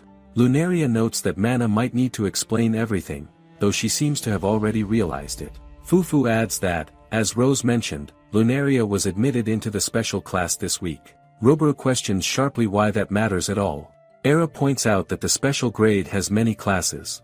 On Monday, Wednesday, and Friday, students have classes until the 7th period. Since yesterday was Wednesday, Lunaria had been in her 7th period class when 6th period ended and the regular classes emptied. All the students of the special grade, along with their classics teacher, Silva, could testify to that. Era asks how Lunaria could possibly have reached Mana's classroom. Roboru mutters that maybe she went there after the 7th period ended. Fufu says he was saying something else earlier. Era also asks what the witnesses would have been doing so late. Rose adds that she had been with Lunaria the entire time after class until they separated at the front gate, leaving no opportunity for anything to happen secretly. Lunaria fixes Roboru with a calm look and asks whether he still believes she could have done it. A tense silence spreads across the cafeteria. Mana finally speaks to Roboru, saying that he must have made a mistake. She admits that she jumped to the wrong conclusion and apologizes, explaining that the events had hurt her so much she believed what people told her without question. Lunaria says she is glad the suspicion has been cleared. She turns to leave, but pauses and calls Era's name, reminding her that there is still more to discuss. They have yet to find the true culprit. Mana freezes in her tracks. Roboru argues that they do not need Lunaria's help and that they can solve the case themselves. Lunaria remarks calmly that, since the destruction was so forceful, it would not be surprising if some magic were imprinted on the book. Some traces of the culprit's magic should remain. Roboru insists that it is impossible to identify magical traces without a specialist and that they are just students. Rose quickly explains that it can be done. She shows a page from a book and points out that a plant called the scale sleeve plant would make it simple to detect traces of magic, noting that there should be plenty of them in the forest next to the academy. Roboru snaps a commoner shouldn't be speaking unless spoken to. Lunaria intervenes, saying they're just trying to help. That's not a very nice thing to say. Or is he saying it would be a problem if they found out who the culprit was? The other cronies speak up saying that is impossible and they should do the appraisal. Roberto sharply turns on them and calls them dumb, saying making such a big deal over this would trouble the saintess. He insists the saint is busy with her schoolwork and duties as saint, that is why she doesn't wish for them to make such a big deal about this. Lunaria remains quiet, but then Mana herself speaks up, saying they should do the appraisal. This leaves Lunaria surprised. Lunaria knows it was unmistakably Mana who set up this charade. But the ones who would have actually destroyed the book is Roboru.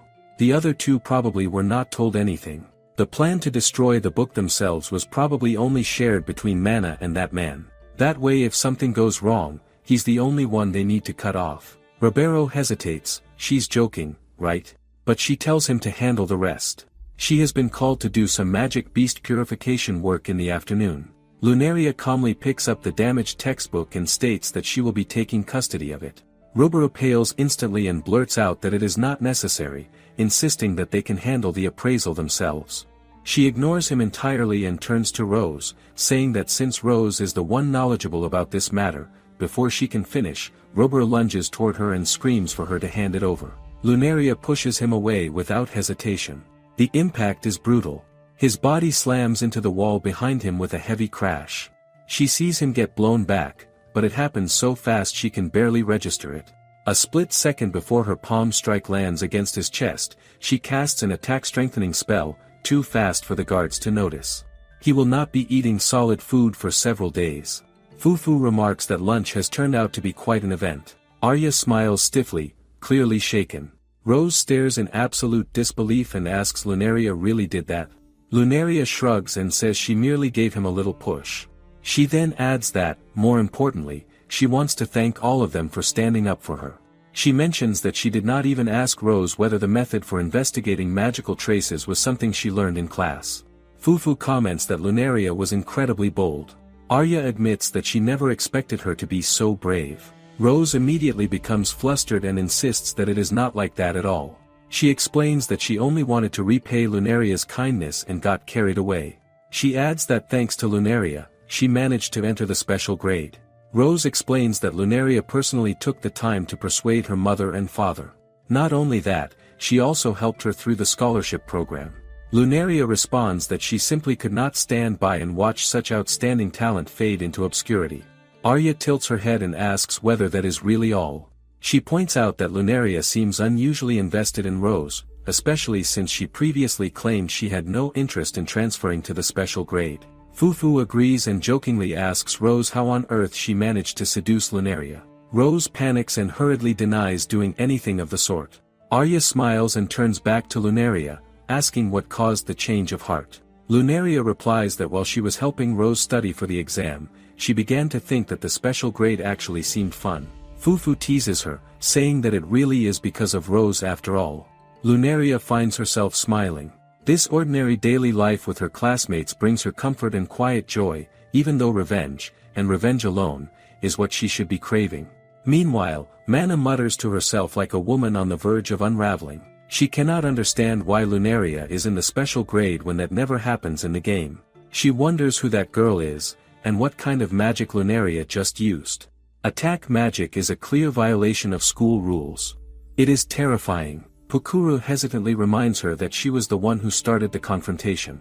Mana snaps at him, demanding to know whether he is implying she is in the wrong. She insists that Lunaria is the villain here, that he tries to plead with her, asking her to listen, but she immediately cuts him off, saying that could not possibly be the case. She demands to know whose side he thinks he is on. Why is he making it sound like she is the one in the wrong? Pukuru continues to beg her, his voice frantic, but she no longer seems to be listening. Her eyes look hollow, almost possessed, as she murmurs Lunaria shouldn't misunderstand. She will get things back to how they're supposed to be. As Mana walks through the academy, voices rise around her in admiration. Students praise her openly, gushing over her kindness and grace. She accepts it all with a gentle smile, basking in their attention. A girl watches her in silence. She wants to tell Mana she is her son. She shines more brightly than any other saint. She illuminates her life. She may be powerless to do anything about it, but she will protect that smile from anyone who wishes to do her harm. Mana's pain is her pain. When Mana bleeds, she bleeds the same. If ever someone who makes her suffer should appear, she will make them pay. Meanwhile, Mythos dryly repeats the words she once said to him, that for now, she would simply live her school life inconspicuously.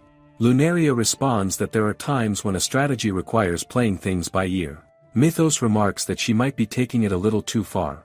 After all, she attacked a classmate with magic. Lunaria calmly replies that she never said she attacked him with magic. She only used magic on herself. Mythos pauses, then admits that she has him there. He adds that the head butler should have heard about it by now. Lunaria asks whether bringing Kyle into this is not going too far.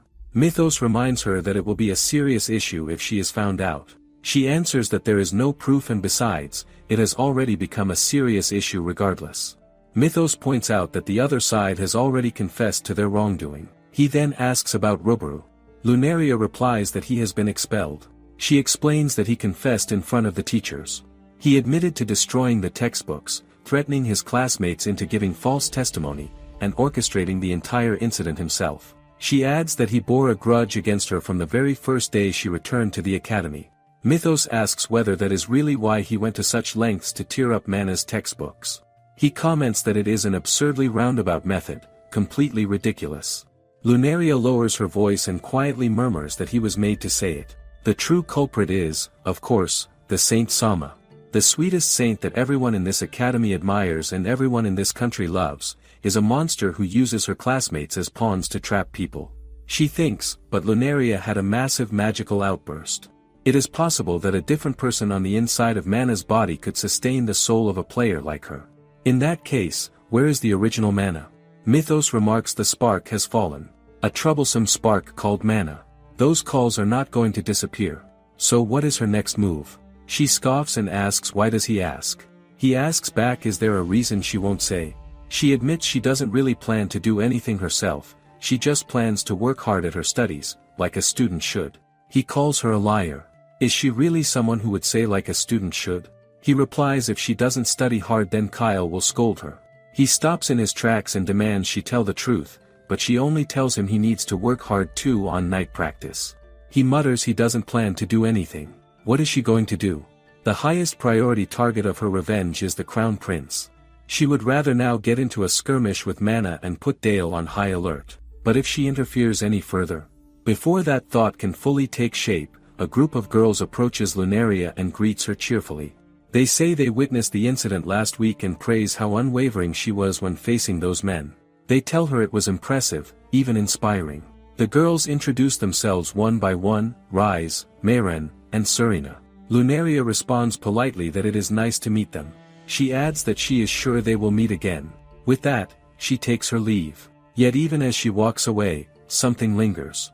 Lunaria cannot shake the feeling that Serena had been watching her strangely. Not with admiration like the others, but with a sharp, probing look, as if she were trying to piece something together. After a moment, Lunaria dismisses it as nothing more than her imagination. Later, far from the crowd, in the forest, Serena watches as a rabbit trembles. She murmurs that it cannot do a single thing. And then she kills it. It has been about a month, and in the end Mana has not made another move. It seems she has learned her lesson. Fufu asks Lunaria whether something is wrong, pointing out that she has been wearing a serious expression all morning. Lunaria replies that she simply did not get enough sleep and that she is on duty today. Fufu remarks that it seems not even Lunaria is exempt from her responsibilities. As Rose enters, Fufu suddenly leans in and examines her face closely. She then comments that the dormitory breakfast this morning used tomato. Rose looks startled and says it was tomato sauce on toast. She asks how Fufu knew. Arya calmly points out that the evidence is on her cheek. Rose hurriedly starts rubbing her cheek. Fufu tells her it is on the other cheek. Lunaria begins to search for her mirror, then pauses. She distinctly remembers having one in her bag. Rose quickly says it is perfectly fine. She adds that tomato sauce on toast sounds delicious and mentions that she had 3 slices herself. As she speaks, her gaze drifts past them. Several boys nearby are staring at Lunaria with obvious horror. The moment Lunaria looks back at them, they panic and scatter. The girls ask whether something happened. Lunaria only replies that it seems they might be involved somehow. She approaches the boys and asks whether something happened, something related to her. Later, they stand at the outer grounds of the academy, gathered around a rabbit enclosure.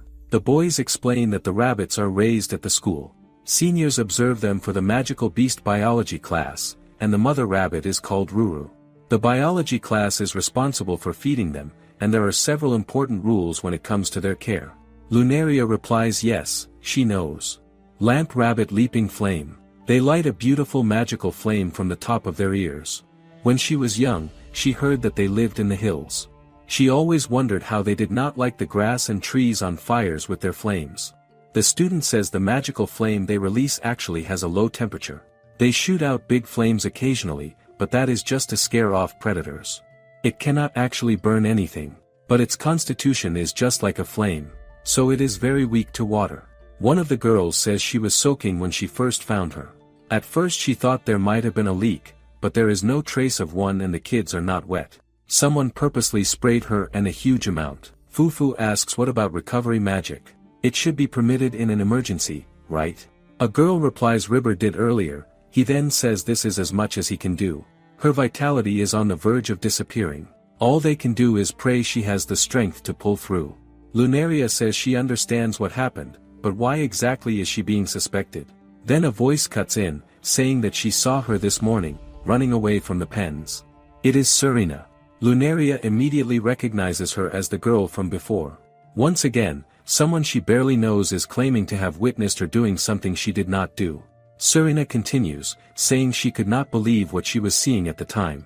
Lunaria lifts her gaze to her and calmly says that she is Serena, correct. Serena smiles and replies that she is honored Lunaria remembers her. Lunaria then states that Serena claims to have seen her, but she was never anywhere near the pens today. Serena's smile does not fade. She insists there is no way she could be mistaken. She says that was definitely Lunaria. So then this girl is trying to frame Lunaria. But there shouldn't be that many people at the school who want to frame Lunaria with false accusations, no? Most likely Man is pulling the strings behind this as well. So she did not learn her lesson after all. But why is this girl working with Mana? If she's cooperating, then there should be something in it for her. She could also be threatened, but at any rate, she cannot just sit back and allow them to spread false rumors. Lunaria states she doesn't know what she's planning, but she shouldn't lie. She already doesn't know anything about this. Another student speaks up, saying he does not want to doubt Lunaria, but the item was found inside the pen and it is her portable hand mirror. He adds that he has no connection to such things, but even at a glance he can tell it is no ordinary item. It does not look like something an average student would own. Lunaria takes the mirror from him and asks who found it. A girl raises her hand and says she did. She explains that it was lying right at the entrance to the pen. Lunaria asks whether it was broken when it was found. The girl blinks in confusion and asks it is broken. Lunaria studies the mirror and says it is strange, but it does look like hers. The moment she says that, murmurs ripple through the crowd. Eyes turn toward her, whispers spreading quickly. Serena speaks again, saying that if Lunaria had claimed earlier that she never went near the pen, then she must have been lying. She asks why Lunaria would lie in the first place. Does she not know when to give up? Serena tells her that it would be better to admit her guilt now rather than later. The words hang in the air as the crowd waits for Lunaria's response. Mana blinks at Serena, asking if she has always been supporting her. Serena looks startled and asks what she means by that. Mana says that Serena was the one who sent the letter, was she not? She thanks her for always supporting her. Serena's eyes widen. Emotion floods her face, and she nearly breaks into tears as she admits that she has been looking forward to a chance to speak with her. A miracle had occurred. The sun smiled at her. Even though she cannot do anything, she was noticed. And that wasn't all. She showed her the shadow behind that smile. Only her. As they sit together, Mana tells Serena that Lunaria has been saying awful things about her behind her back. She speaks softly, as if reluctant, as if pained by it. The words ignite something in Serena. Fury flashes across her face, and she snaps that it is unforgivable to say such horrible things about Mana. Serena says they cannot allow this to continue. After a brief pause, Mana admits that there is one way to fight back. But it is not a very nice way. She urgently asks Mana to tell her what to do. Mana looks at her and says that this will be their little secret. Back in the present, Serena tells Lunaria it would be better if she admits to her guilt sooner than later. Before Serena can say anything more, a teacher arrives and asks what is going on. He tells them that morning assembly will begin in 15 minutes and orders everyone to return to class. He adds that if they want to clean the pens, they must do so after class. Serena immediately tells him to wait. She says that one of the lamp rabbits has been hurt, and if the matter is not properly resolved, the students will remain anxious and unsettled. Another teacher steps forward and agrees with her. She says that with the disturbance this severe, no one will be able to focus in class until it is resolved. The atmosphere is already on the verge of boiling over. When the first teacher hesitates, the second one sharply asks whether he truly believes he can teach a class that will listen in this state. The crowd goes silent. Whispers spread quickly. Everyone knows who she is. She has been teaching at the academy for over 30 years, she was already a teacher when he himself was a student. Rumor has it that even the headmaster cannot cross her. The teacher stiffens, then turns back toward Lunaria and asks what should be done. He says that speaking in front of such a crowd may be difficult and asks whether they should move elsewhere. Lunaria smiles calmly and replies that it is fine. She has nothing to hide. Serena immediately presses her, telling her to hurry up and explain the mirror already. Everyone wants to get to class. Lunaria states that the mirror is indeed hers. She does not deny that. However, she says it was not she who dropped it inside the pen. Serena remarks that this is quite strange, then asks whether Lunaria is claiming the mirror walked there on its own. Lunaria responds that perhaps it did or perhaps someone stole it from her bag. She explains that she does not carry the mirror on her person and always keeps it inside her bag. Earlier in the classroom, she noticed it was missing. She adds that the last time she clearly remembers having it was yesterday around lunch. Since then, she has been away from her bag multiple times. It wouldn't have been difficult for someone to have stolen it. Serena tells her to stop with the pitiful excuses. Now she's treating her like a thief. Lunaria responds that no one ever said Serena stole anything. She asks how Serena even reached that conclusion. Serena says that Lunaria was looking directly at her when she said it, so it felt like an accusation. Lunaria smiles faintly and asks whether that is not the case, then. She tilts her head and asks whether Serena truly suspects her. She shrugs and says that it is only natural. From Serina's perspective, Lunaria insists she was never near the pen, which would mean she is lying. And if she is lying, then of course she would be the most suspicious one. Serina asks why Lunaria would even do something like this. Lunaria replies that if she is going to frame it that way, then there is no reason for her to pick on a rabbit either. Serina argues that there are people who hurt others without any motive at all. Lunaria agrees that such people exist. She adds that there are also people who try to bring others down without a clear reason. Serina states that regardless, she clearly saw Lunaria running away from the pens this morning at just past 7:30. Lunaria says that sounds a little strange and asks what Serina was doing here at such an early hour. Serina replies that it is quiet in the mornings, so she sometimes comes early to think. She then asks Lunaria what she herself was doing at that time. Lunaria answers that she was on duty that morning. At 7:30, she received the logs and materials and headed straight to the classroom. Serina asks whether she has any proof. Anyone who can testify that she never came near the pen. Lunaria replies that regrettably, she does not, saying that it simply means one of them is lying. Serina says that may be true, but Lunaria's mirror was found inside the pen. That is an undeniable fact. Or is she wrong to say that? Lunaria shrugs and says no, she is not wrong. In a situation like this, suspicion falling on her is only natural.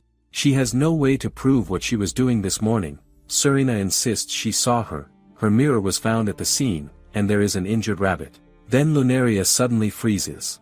She slowly looks around, eyes scanning the pen. Serina asks what is wrong. Lunaria turns back to her and asks when she saw her, was she holding anything in her hands? Was she carrying something? She tells her to think carefully, because this is important. Serina hesitates and says that if it was something small, she may have overlooked it. She says that means she was not carrying anything large. Serina asks what that is supposed to prove. Lunaria asks how she dumped water on poor Ruru, then. From what they can see, there are no buckets inside or outside the pen. She asks whether anyone sees a bucket anywhere. The students look around and shake their heads. No one sees any. Serina demands to know her point. Even without a bucket, water could still be poured using magic. Lunaria agrees. She says the water poured on Ruru was ordinary water but created through magic. The girls around them immediately realize what that implies. If they investigate properly, they may be able to find the culprit. Lunaria says there should be magical traces left on Ruru's body. Whoever cast the water magic would have left behind residual magic. Serina says that is impossible. She then brings up the incident at the cafeteria, saying it became one of the biggest topics at the academy. Because of that, everyone has become unusually knowledgeable about magical traces. Now, all students know traces can be appraised at any time. She continues that because of this, whoever did it must have taken countermeasures, casting magic without leaving a personal trace. Reburu, for example, should know this. Reburu speaks up and says he has heard that drinking a potion made from Primula Cyborg can camouflage magical traces for several minutes. Serina looks back at Lunaria and asks what she plans to do now. Even if a trace test does not find Lunaria's magic on Ruru, that proves nothing. Lunaria says she understands. Then she realizes it. Serina drank the trace erasing potion. Serina's lips curl into a twisted smile. She says that brings them right back to square one. All of this was planned after the previous incident. Lunaria thought from the start that this wasn't a plan she thought herself. And to prove her point, Mana enters at that moment, wearing an expression of pure innocence. She asks whether what everyone is saying is really true, her voice trembling as she looks at the injured rabbit. When her gaze lands on Ruru, her face drains of color, and she asks why recovery magic has not been used. Someone replies that it has already been attempted several times, without success. Lunaria understands immediately, this is Mana's goal. The teacher hastily tells the saint not to interfere, explaining that there is no magic capable of restoring lost life force. Lunaria almost scoffs at that. Mana is the protagonist of the game itself, her power is the embodiment of narrative privilege. Miracles that defy reason are written into her very existence. Mana begins to cast her magic. Light pours from her entire body, flooding the area until it shines brightly. In the next instant, the rabbit opens its eyes, Mana exhales in relief, while even the teacher freezes in shock, murmuring that such a thing should be impossible. The crowd erupts. Students cry openly, overwhelmed with happiness and awe. Mana looks around, asking who could possibly commit such a cruel act. Lunaria responds that it truly is terrible. Serena immediately turns on her, accusing her of still playing dumb. Mana reacts as if stunned, asking whether Lunaria is accusing her. Lunaria answers calmly that it seems some people want it to be that way. Mana suddenly breaks into tears, shouting that she would never hurt such a small, defenseless creature. Her breathing becomes uneven, her knees buckle, and she collapses. Everyone rushes to her side, asking if she is all right. Mana weakly tries to rise, insisting she is fine and that they should focus on Ruru instead. The teacher orders someone to take her to the infirmary. Serena glares at Lunaria and snaps that this is all her fault. Lunaria meets her gaze without flinching, saying Serena is remarkably persistent. She is already tired of this farce, yet it is clear Serena has captured the audience's full attention. There must be a way to break out of this situation, she tells herself to think. There has to be something she has overlooked. Fufu finally says that is enough. They should have just said they came early for self-study. While Rose now feels guilty for eating those 3 slices of toast. Lunaria jerks her face toward Rose, eyes locking onto her, and says that is it, the tomato sauce. A slow smile curves her lips as she turns fully to Rose, remarking that Rose has saved her once again. Then comes the smirk. That smirk. It is the kind that never appears without consequences. Serena asks Lunaria what she is laughing about and states that this is not something to laugh over.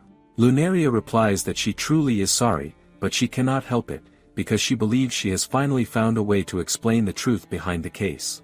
Serena is taken aback when Lunaria asks for the mirror bag to be examined. The mirror, she says, is the key hint, and she asks everyone whether they have noticed anything unusual about it.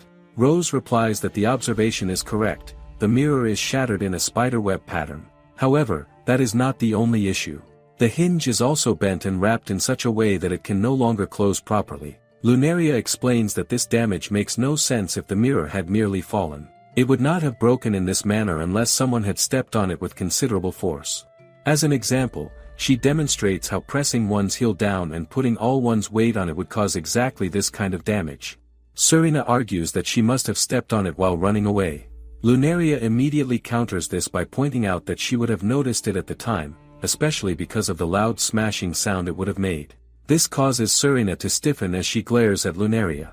Lunaria continues, explaining that whoever stepped on the mirror was either unaware of it or deliberately ignored it and did not pick it up.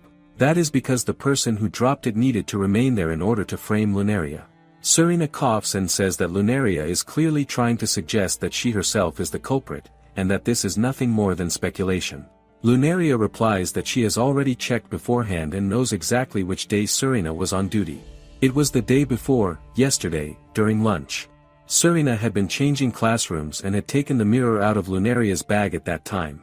If Lunaria did not notice the theft until she had already left the school, then the operation would have been successful. After all, no one normally uses a hand mirror after getting home or checks whether it is still inside their bag. Then, Serena came to school early, drank the Primula Seboldii elixir, crept into the garden, and threw the mirror onto the ground so that everyone would believe Lunaria had dropped it. Serena insists once again that this is all speculation. Lunaria tells her not to rush her denial, because she is not finished yet. After completing all of those arrangements, Serena followed up by attacking the lamp rabbit with magic. However, something occurred that she had not anticipated. Lamp rabbits are extremely sensitive creatures, and it must have sensed her hostility while she was chanting her water magic. In order to protect the children, it released its flame at her with full force. Of course, a lamp rabbit's magical flame is only light, and as everyone can see, nothing was actually burned. Nevertheless, the sudden attack startled Serena. She unconsciously stepped backward, lost her balance, and to steady herself she placed all her weight on her heel directly on top of the mirror. This would have angered her further, leading her to attempt to harm the lamp rabbit. Serena laughs, saying that Lunaria has certainly managed to weave an impressive story, but questions who would possibly believe it. Lunaria replies that she is confident they will believe it, because she has proof. She states that she can prove her deduction is correct, and that the proof has been present from the very beginning, right before their eyes. Serena asks what kind of proof Lunaria could possibly be referring to. Lunaria answers that it is the magic traces. If they investigate them, they will immediately discover who the culprit is. At first, Serena is visibly shocked, but then she scoffs and lets out a small chuckle, remarking that this is becoming ridiculous. She wonders aloud what Lunaria is going to say next and points out that Lunaria seems to have forgotten what they were discussing earlier. Even if they search for magic traces, it would be pointless.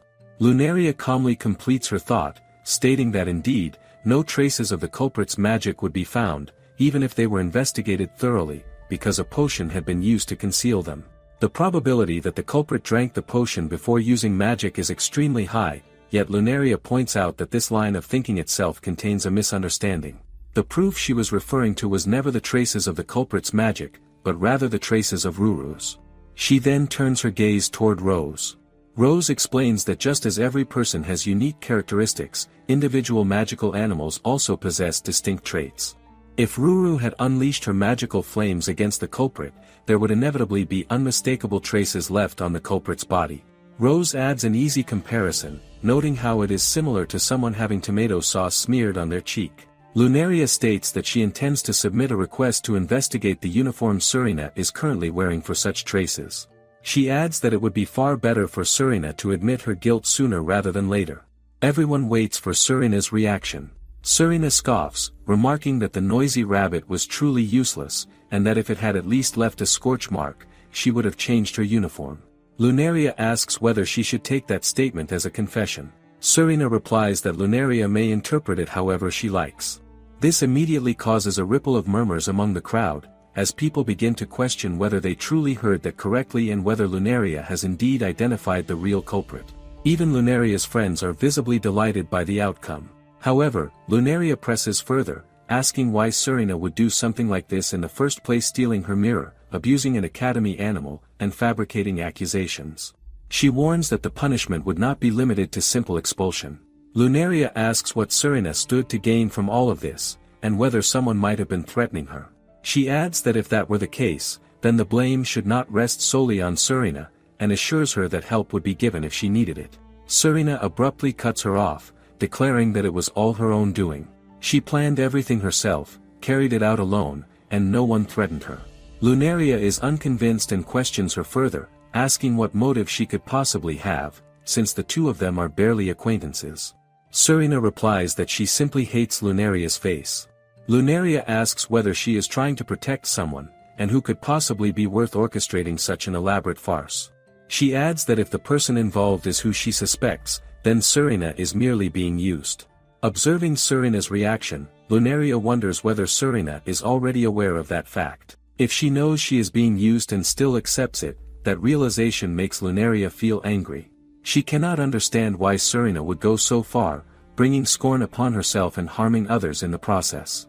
Serena responds that she truly does not understand what Lunaria is talking about. She asks whether, if there were someone one truly loved, one would not do anything for their sake, regardless of what might happen to oneself, even if it were wrong. With those words, she begins to cry. She turns to Reburu and asks where she should be taken next, the student guidance room or the staff room. Reburu replies that, given the circumstances, he will have to escort her to the principal. Serena answers that she is actually looking forward to it, since she has always wanted to go to the principal's office anyway. She appears to have completely lost her composure, crying as she comments on how perfect the weather is and how the sky seems so close, as though she could reach it if she simply stretched out her hand. Pukuru tells her to stop staring at the sun like that, warning that she will damage her eyes. The scene then cuts to Pukuru being struck by literal magical shocks. Mana is the one responsible. Pukuru cries out and trembles, and when she asks Mana to stop, Mana snaps back, telling her to be quiet and calling her useless. She demands to know how Serena managed to ruin everything, stating that all she ever does is slow her down, and that this situation is the absolute worst. Mana turns to Pukuru, asking why she is not saying anything, accusing her of not caring at all. She reminds her that she is her familiar, and yet she is suffering so much while Pukuru remains silent. Pukuru, crying, says that she is sure everything will be fine. Mana scoffs at that, questioning what could possibly be fine. Her goal is the prince, and for that she needed those commoner girls on her side. She had to make Dale believe that everyone loved her and that she would make a great queen. If she fails to win over Dale, then she cannot become queen, so there is nothing that could be all right. Pukuru, having lost all her strength, collapses to the ground. This only fuels Mana's anger further. She thinks bitterly that this is truly the worst outcome, and although she never wanted to cross any dangerous lines, now that it has come to this, she decides that it will have to be her next move. Mythos remarks that Lunaria is still commuting to school all the way from her house. She replies that it has been a while since he last used the telestone, and that is actually what he wanted to talk about, which is somewhat unexpected. He responds that the Solfege family should have an estate close to the academy, just as his family does, and asks why she does not commute from there instead. Lunaria answers that she is the head of her house, and it is important for her to carry out her duties at the main estate. He scoffs at the idea of duty and asks why she does not simply appoint someone else to handle it in her place while she is attending school. Lunaria replies that she is, of course, receiving help from the people around her, and asks why he is suddenly bringing this topic up. Mythos explains that he told his father he wanted to redecorate the villa, and his father responded by pointing out that Lunaria commutes from the main estate every single day, so questioning why Mythos himself could not do the same. Lunaria immediately understands that he had to endure one of his father's endless lectures and decided to come complain to her about it. Mythos raises his voice, insisting that it is not like that at all, and claims that he is simply worried about his poor friend who has to travel such a long distance every day. Lunaria replies that distance is irrelevant when one has a gate stone. Mythos argues back that it is not as simple as opening a gate anywhere, since opening a gate close to the academy is prohibited and restricted to the academy itself. Still, he adds that it is only an hour-long carriage ride from the nearby town, which is perfect for thinking. He expresses disbelief that she spends an entire hour each day just thinking, and asks what it is that she even thinks about during that time. Lunaria responds that he would benefit from thinking a little more himself, because if he plays chess relying solely on intuition, he will inevitably make a mistake at a critical moment. Mythos cannot believe that he is now being lectured by her as well. Suddenly, he hears someone laughing and wonders whether someone else is present. Alicia steps into view, laughing as she says she finds the situation incredibly amusing, since he keeps suffering one loss after another. Mythos asks how long she has been there. Alicia replies that she has been there since the beginning. He coughs awkwardly, thinking that if she had been there all along, she should have said something. He remarks that the two of them are far too mischievous. Lunaria calmly points out that she never said she was alone. Alicia adds that she was already talking to Lunaria, and that Mythos is the one who interrupted them. He realizes that he truly does not stand a chance when the two of them team up like this, and feeling anxious, he tells them to go ahead and continue their conversation. Alicia thinks back to what they were discussing earlier and asks whether her revenge is going well. Mythos can tell that she is being unusually straightforward. Lunaria replies that the prince currently has his guard up, so there are no real openings, but at the same time there have been no moves from the other side either, so the situation is stable for now. Mana has tried a few times, but there has been no significant action for a while, and everything has fallen into silence. Alicia recalls that Lunaria once said Mana came from the same world as herself, which now seems highly likely, especially considering Mana's behavior. Alicia remains confused about why Lunaria would be seen as an enemy. Mythos points out that the Crown Prince's fiancé status is the issue, since Mana is after his heart, making them rivals in a romantic rivalry. He supposes it is still too early for them to understand the subtleties between men and women. Alicia argues that Lunaria has no interest in fulfilling that engagement, and wonders whether explaining this to Mana would be a roundabout way of solving the issue. Lunaria considers it a possibility, while notes that this is only viable if obtaining Dale is Mana's sole goal. The game, however, has more conclusions, and the story is divided into several parts. It branches into different routes based on which gentleman is chosen to donate to. In addition, the Dale route branches into 3 other endings: the Unrequited, the Fulfillment, and the Princess. These endings exist only within the Dale route. As the name Unrequited suggests, it occurs when the player mishandles the capture of Dale's affection while also failing in saint work. If either of these values drops below the required pass line, the story branches into this route. In the Fulfillment ending, Mana marries Dale while continuing her saint duties, and to reach this branch both affection and achievement must be raised steadily, balancing love and work. Finally, there is the Princess ending, where after marrying Dale, Mana steps down from her saint duties and becomes the official Crown Princess. The condition for the Princess ending is to max out Dale's affection points, while achievement as a saint has no effect on this branch. Everything must be invested into love to reach it. A score exists to indicate how much of Dale's favor has been obtained. Mana's situation is that half a year has passed since the game started, yet her performance as a saint has been lacking. Naturally, it does not appear that she wants the unrequited ending, which means she is aiming for the princess ending. To secure the seat of princess and advance along that path, she needs Dale's affection at its maximum. The most effective way to achieve that condition is by using Lunaria as a stepping stone. Alicia reacts in shock at such cruel logic. It is explained that there are, naturally, other ways to increase affection, such as choosing the correct conversation options to match a character's preferences and spending action points to invite them to lunch dates. Through steady effort, affection can be raised, but reaching the maximum is not possible through these methods alone. The affection generated by sacrificing a villain is off the charts. If recognition is desired, one must find a suitable villain and hang them. This worldview is what the Tenkago plot embodies, and Mana, as the saint of this world, is a devoted believer in that principle. In short, the saint herself is wicked. Facing conflict with such a person, Alicia wonders whether Lunaria will be alright. Lunaria's response is that she has been careful, and that the body she left behind is incredibly strong. Lunaria is a cheat-level magician, after all. She has never allowed herself to use that power, though. Mythos questions what is meant by the term cheat. It is explained that it is a game term that originally meant fraud, and in short, it refers to the ability to rewrite how the world works. That is how non-standard a magician Lunaria was.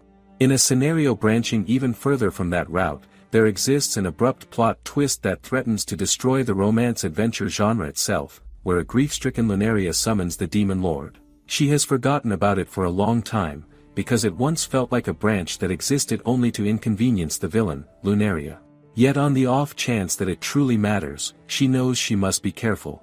In a situation where the Demon Lord is actually summoned, Lunaria would forever be remembered by the people of this world as a witch that split everything apart. Even if it merely became known that, under the right circumstances, the Demon Lord could be summoned, the consequences would be severe. It would be viewed through a distorted perspective, twisted by fear and rumor. If Mythos or Alicia were to hear of it, they would not panic, but Faridas is deeply involved in national politics, and there is no telling what he would do if such information reached his ears. Ideally, no one should know about the Demon Lord at all. At that moment, Alicia declares that the Demon Lord is nothing to be afraid of and suggests that Lunaria see it for herself. She gestures broadly, surrounded by two magicians, a fire dragon, and a knight. Lunaria sighs, realizing Alicia is speaking about the game piece, and thinks to herself that it was fun. She considers that she would like to try a different opening next time. Alicia brushes it off as nothing grand, saying it only required a little tweaking. Lunaria points out, somewhat lightly, that the chest piece is actually quite different. Alicia explains that she is simply tired of always having to face off against people, so she created a game where players cooperate to seal the Demon Lord chess piece instead of competing against one another. That kind of free thinking is exactly what Mythos would expect from Alicia. She always flips things around from their core. Still, the core purpose remains unchanged, enjoying time with the other person at the board. Alicia adds that if one listens to everyone, everything becomes too confined. As long as a goal has been decided, any method can be used to reach it. The goal and the method the Demon Lord overlap in Lunaria's thoughts. She reflects on it quietly. Alicia notices her pause and asks whether something is wrong, whether she is worried about something. Lunaria replies not really, and suggests another game. Alicia smiles, readily agreeing, and proposes that they try sealing it with fewer moves this time. While this is happening, Lunaria notices that Mana has been unusually silent. At the Royal Academy, affiliated library. Her thoughts shift as she looks around and reflects that, seen again, the game truly contains an impressive number of books. It is a place where one can review the world itself and gather captured tips. Tens of thousands of works are stored there.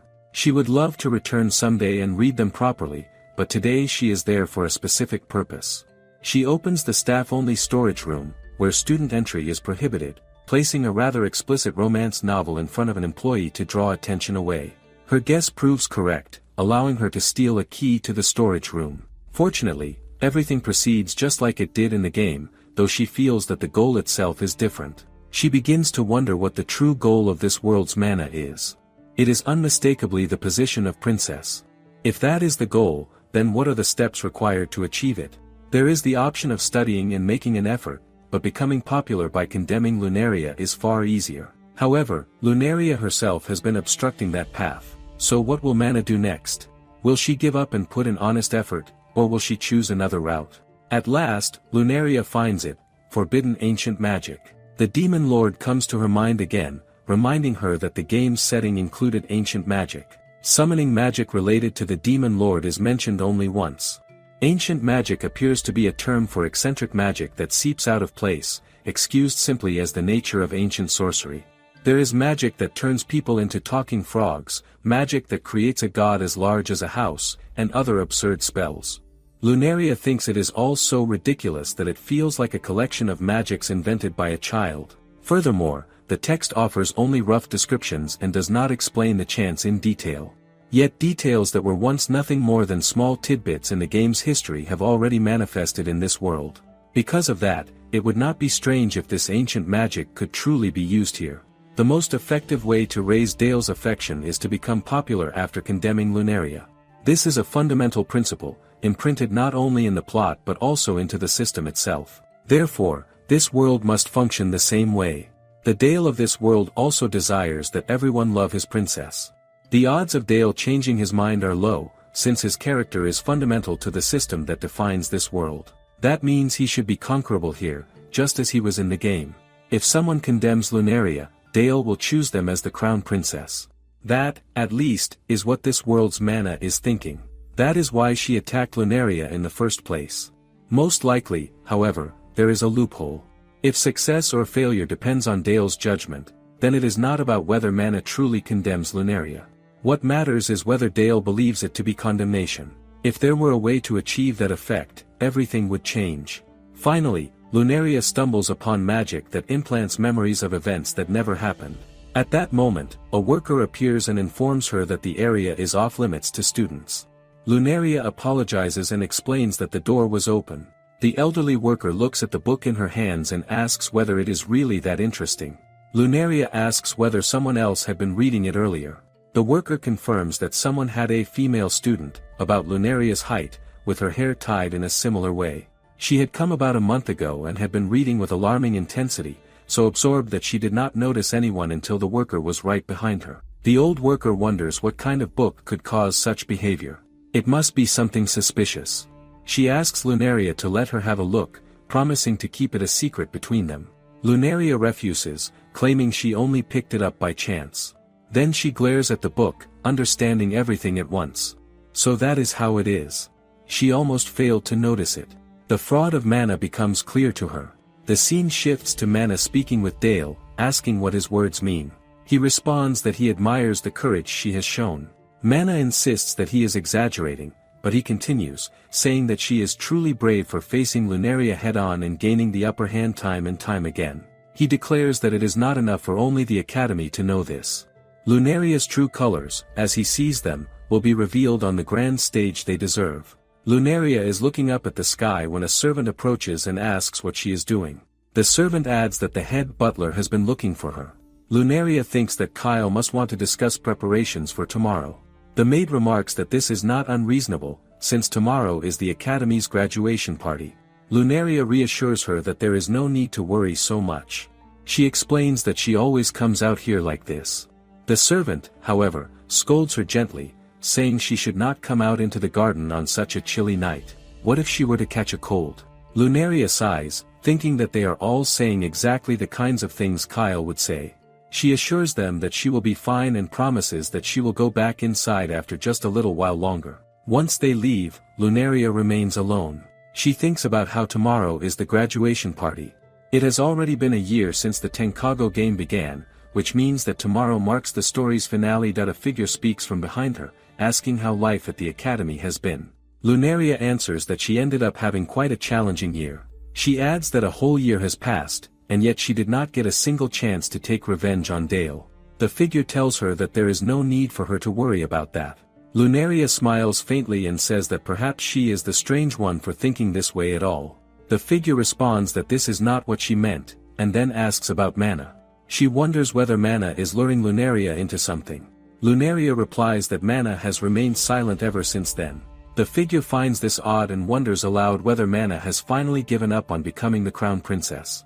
Lunaria shakes her head inwardly, thinking that Mana does not seem like the type to give up so easily. She has no doubt that Mana must have some kind of plan.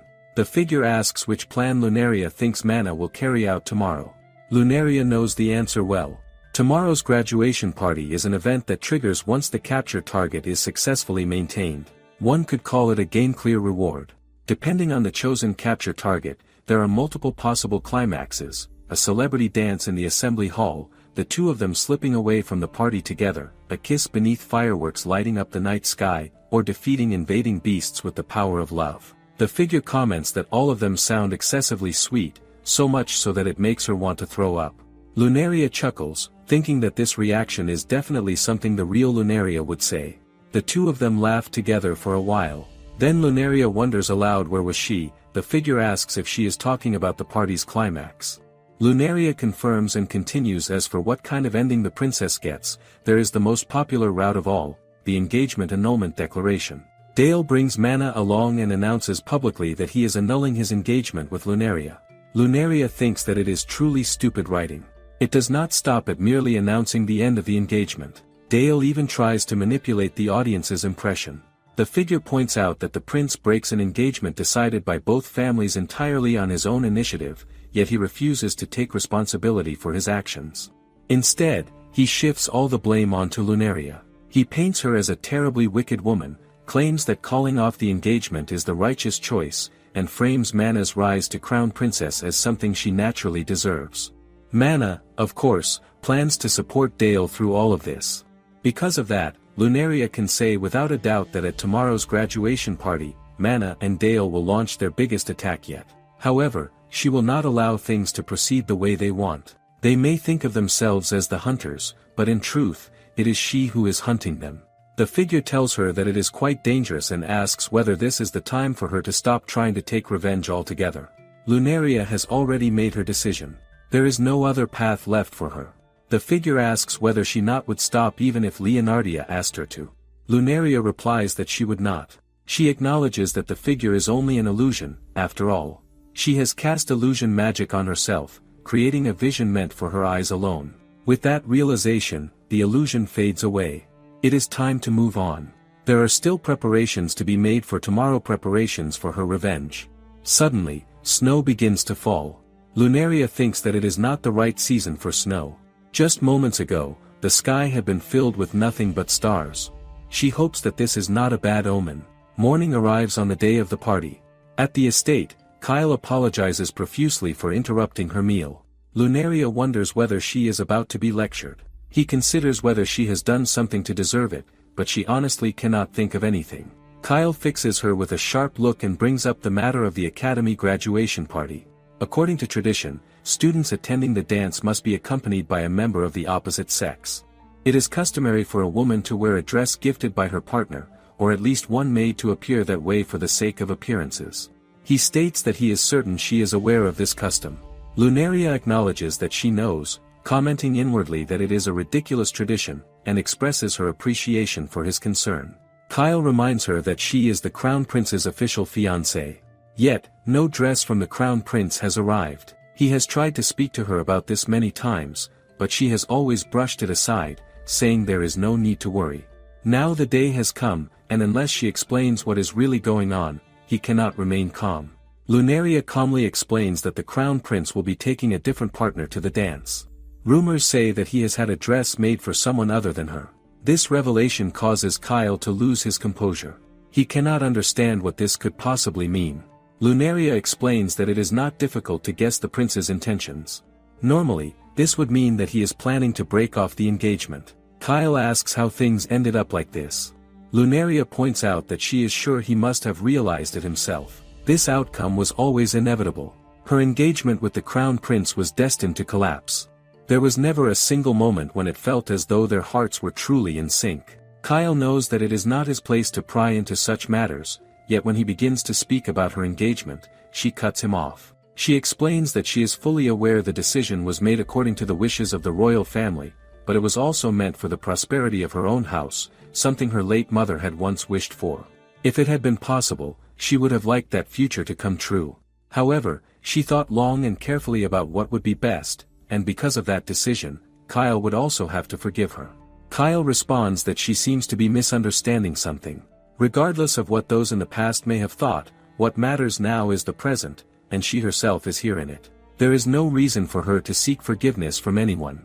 Rumors of the Crown Prince's poor behavior at the academy have even reached his ears, and because of that, rather than being a hopeful wish, her engagement had become a source of concern to him.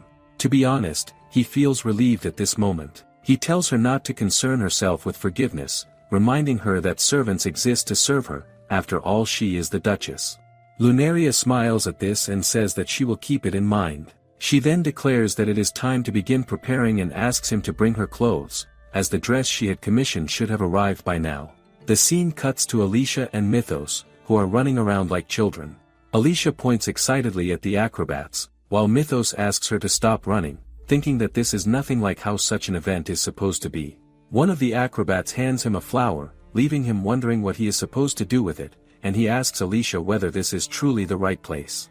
Alicia looks toward the Grand Academy and explains that this is the venue for the year's graduation party. It seems like far more than just a party, with stalls, clowns, and even bands gathered here. She adds that this is only natural, as the Crown Prince is graduating this year. Current students, their families, graduates from past decades, VIPs, and even members of the royal family are all in attendance.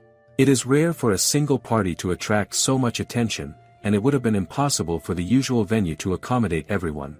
As Mythos enjoys himself greeting the ladies, murmurs spread among the crowd about who the girl beside him might be. Someone identifies her as Alicia of the Mishgard family. Mythos points out to Alicia that she seems to be attracting attention as well. She sighs and says that it is important for her to display the dignity expected of a senpai. She comments that even though the venue is odd and feels like a stretch, this place used to be a theater, an underground space that once served as part of a stage. She adds that a mysterious person is said to live there even now. At that moment, they notice that Faridas is present as well. Mythos asks him just how many cups he has had, and Faridas replies sadly that it is simply juice, but the venue served alcohol when he himself graduated.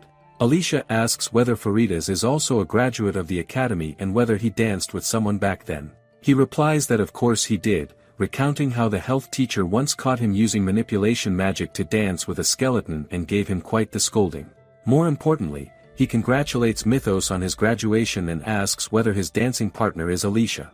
Mythos replies that it is only natural, stating that the place beside him should belong to the wisest and most beautiful.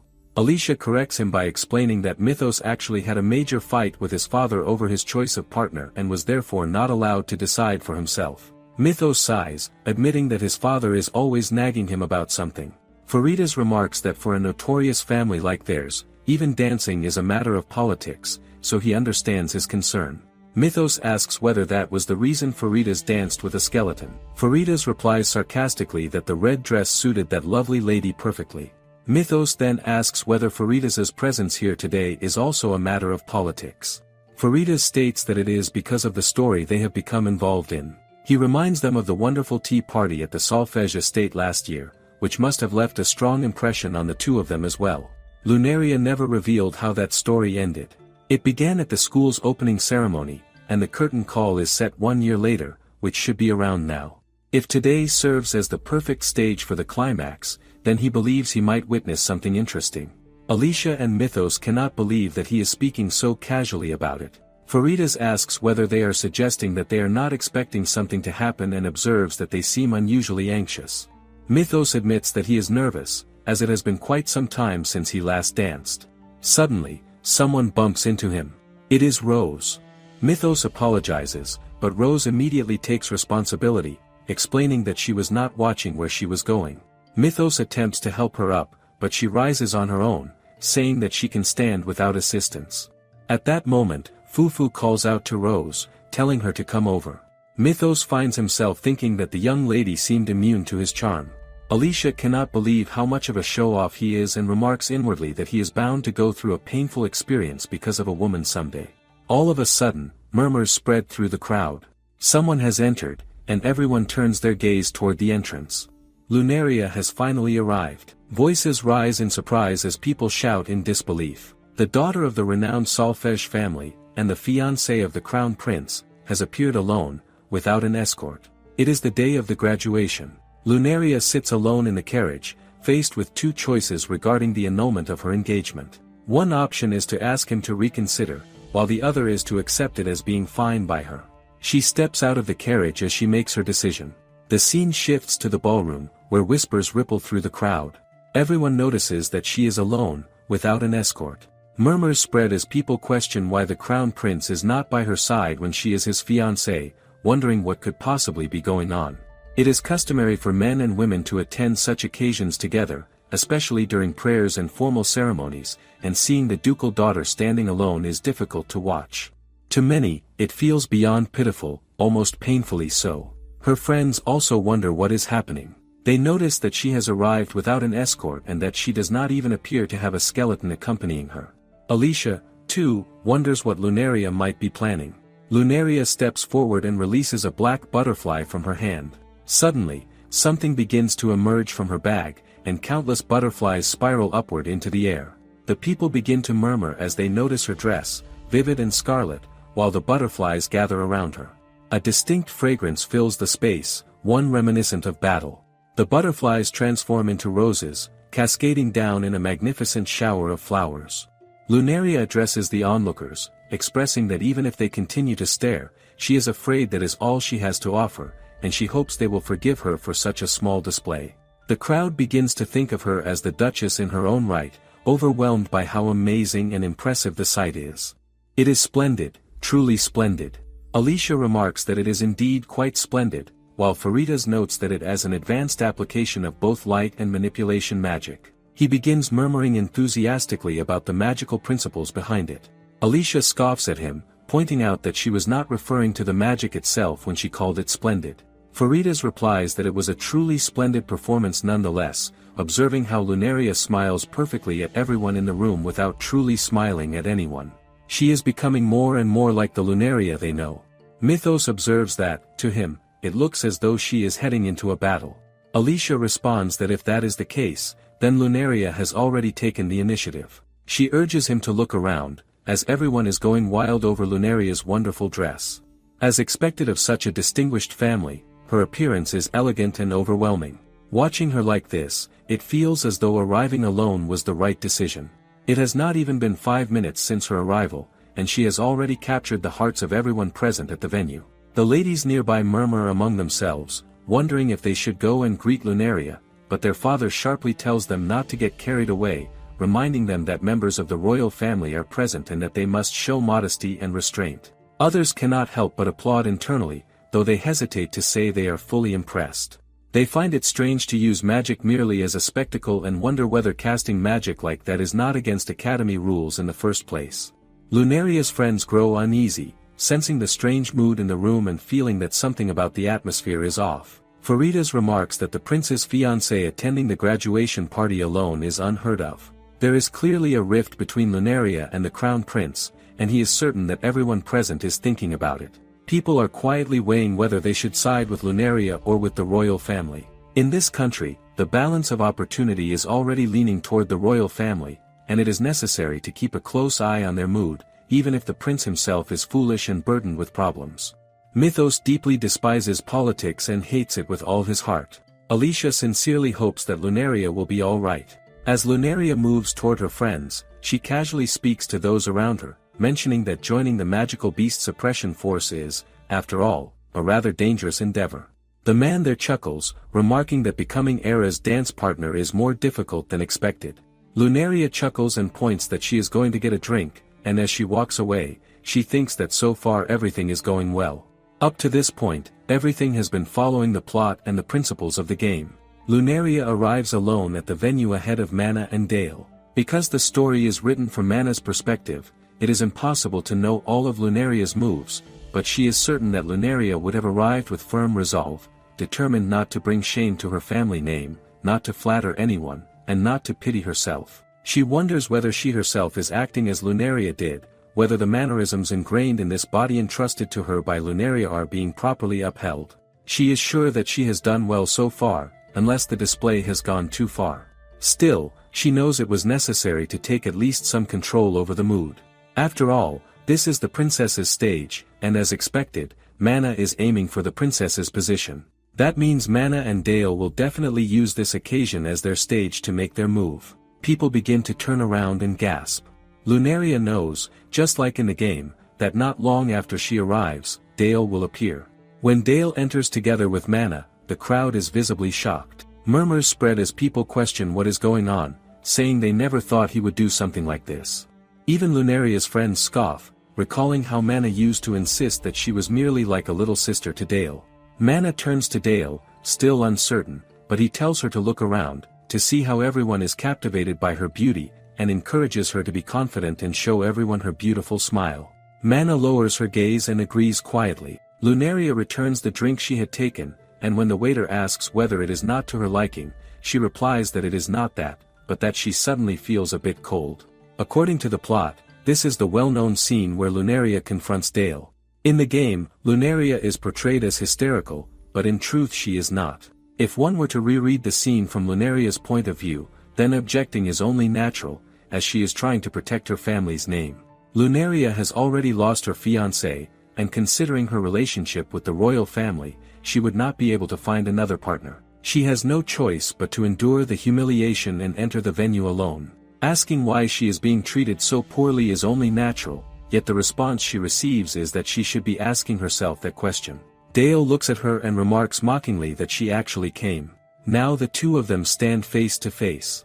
Lunaria points out that it is an odd thing to say and do, questioning whether she has any reason not to attend the graduation party. More importantly, she notes that this is a surprise, and asks why he brought someone else without saying anything to her, especially when she is his fiancée, and demands to know the reason why. In response, Dale shouts that she should be asking herself that. With feigned righteous determination, he announces that he has an accusation to make. He declares that Lunaria has committed numerous evil deeds, that she has engaged in many indecent acts, and that she has tarnished the name of their beloved academy. This, he proclaims, is a direct insult to the royal family, and therefore he formally annuls his engagement with Lunaria. Lunaria replies that she has no issues with that decision. Everyone around them is startled, but Lunaria knows there is no reason to hesitate. She has already made her decision. Dale stands frozen in shock, momentarily unable to process what is happening. Lunaria calmly asks whether he cannot hear her properly, adding that if he truly plans to annul the engagement, then she has no objection to it. That is all she says, yet the words strike him so deeply that it feels as though every line he had carefully prepared in his mind for this moment has been completely ruined. There is a scene that flashes through her thoughts, one where Lunaria is bleeding from her tail, begging him to reconsider. In that memory, she makes a humiliating plea to him, and he reacts with fury, questioning how she could even dare to say such a thing. The conversation shifts abruptly, turning into a string of accusations directed at Lunaria, blaming her for countless evil acts. Lunaria, however, knows exactly what is unfolding. She understands that he had been planning a similar development all along. She is fully aware that Prince Dale is one of the main culprits who cornered her, and she recognizes the final target clearly, Saint Mana. In all likelihood, this is the path of a player aiming to become the crown princess by crushing Lunaria, the obstacle standing in the way.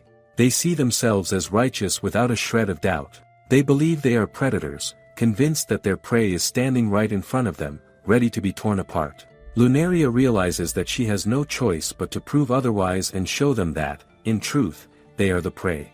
The crowd soon erupts, voices rising as people shout at her for daring to speak in such a manner to the crown prince.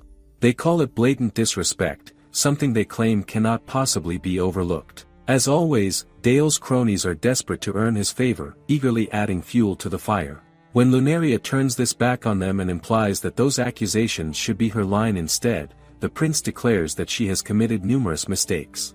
He insists that maintaining the engagement is generous on his part, yet Lunaria genuinely cannot recall doing anything that would justify such a vicious attack. Dale explodes in anger, accusing her of telling a barefaced lie. He claims that her repeated misconduct is common knowledge and insists that he himself witnessed it with his own eyes.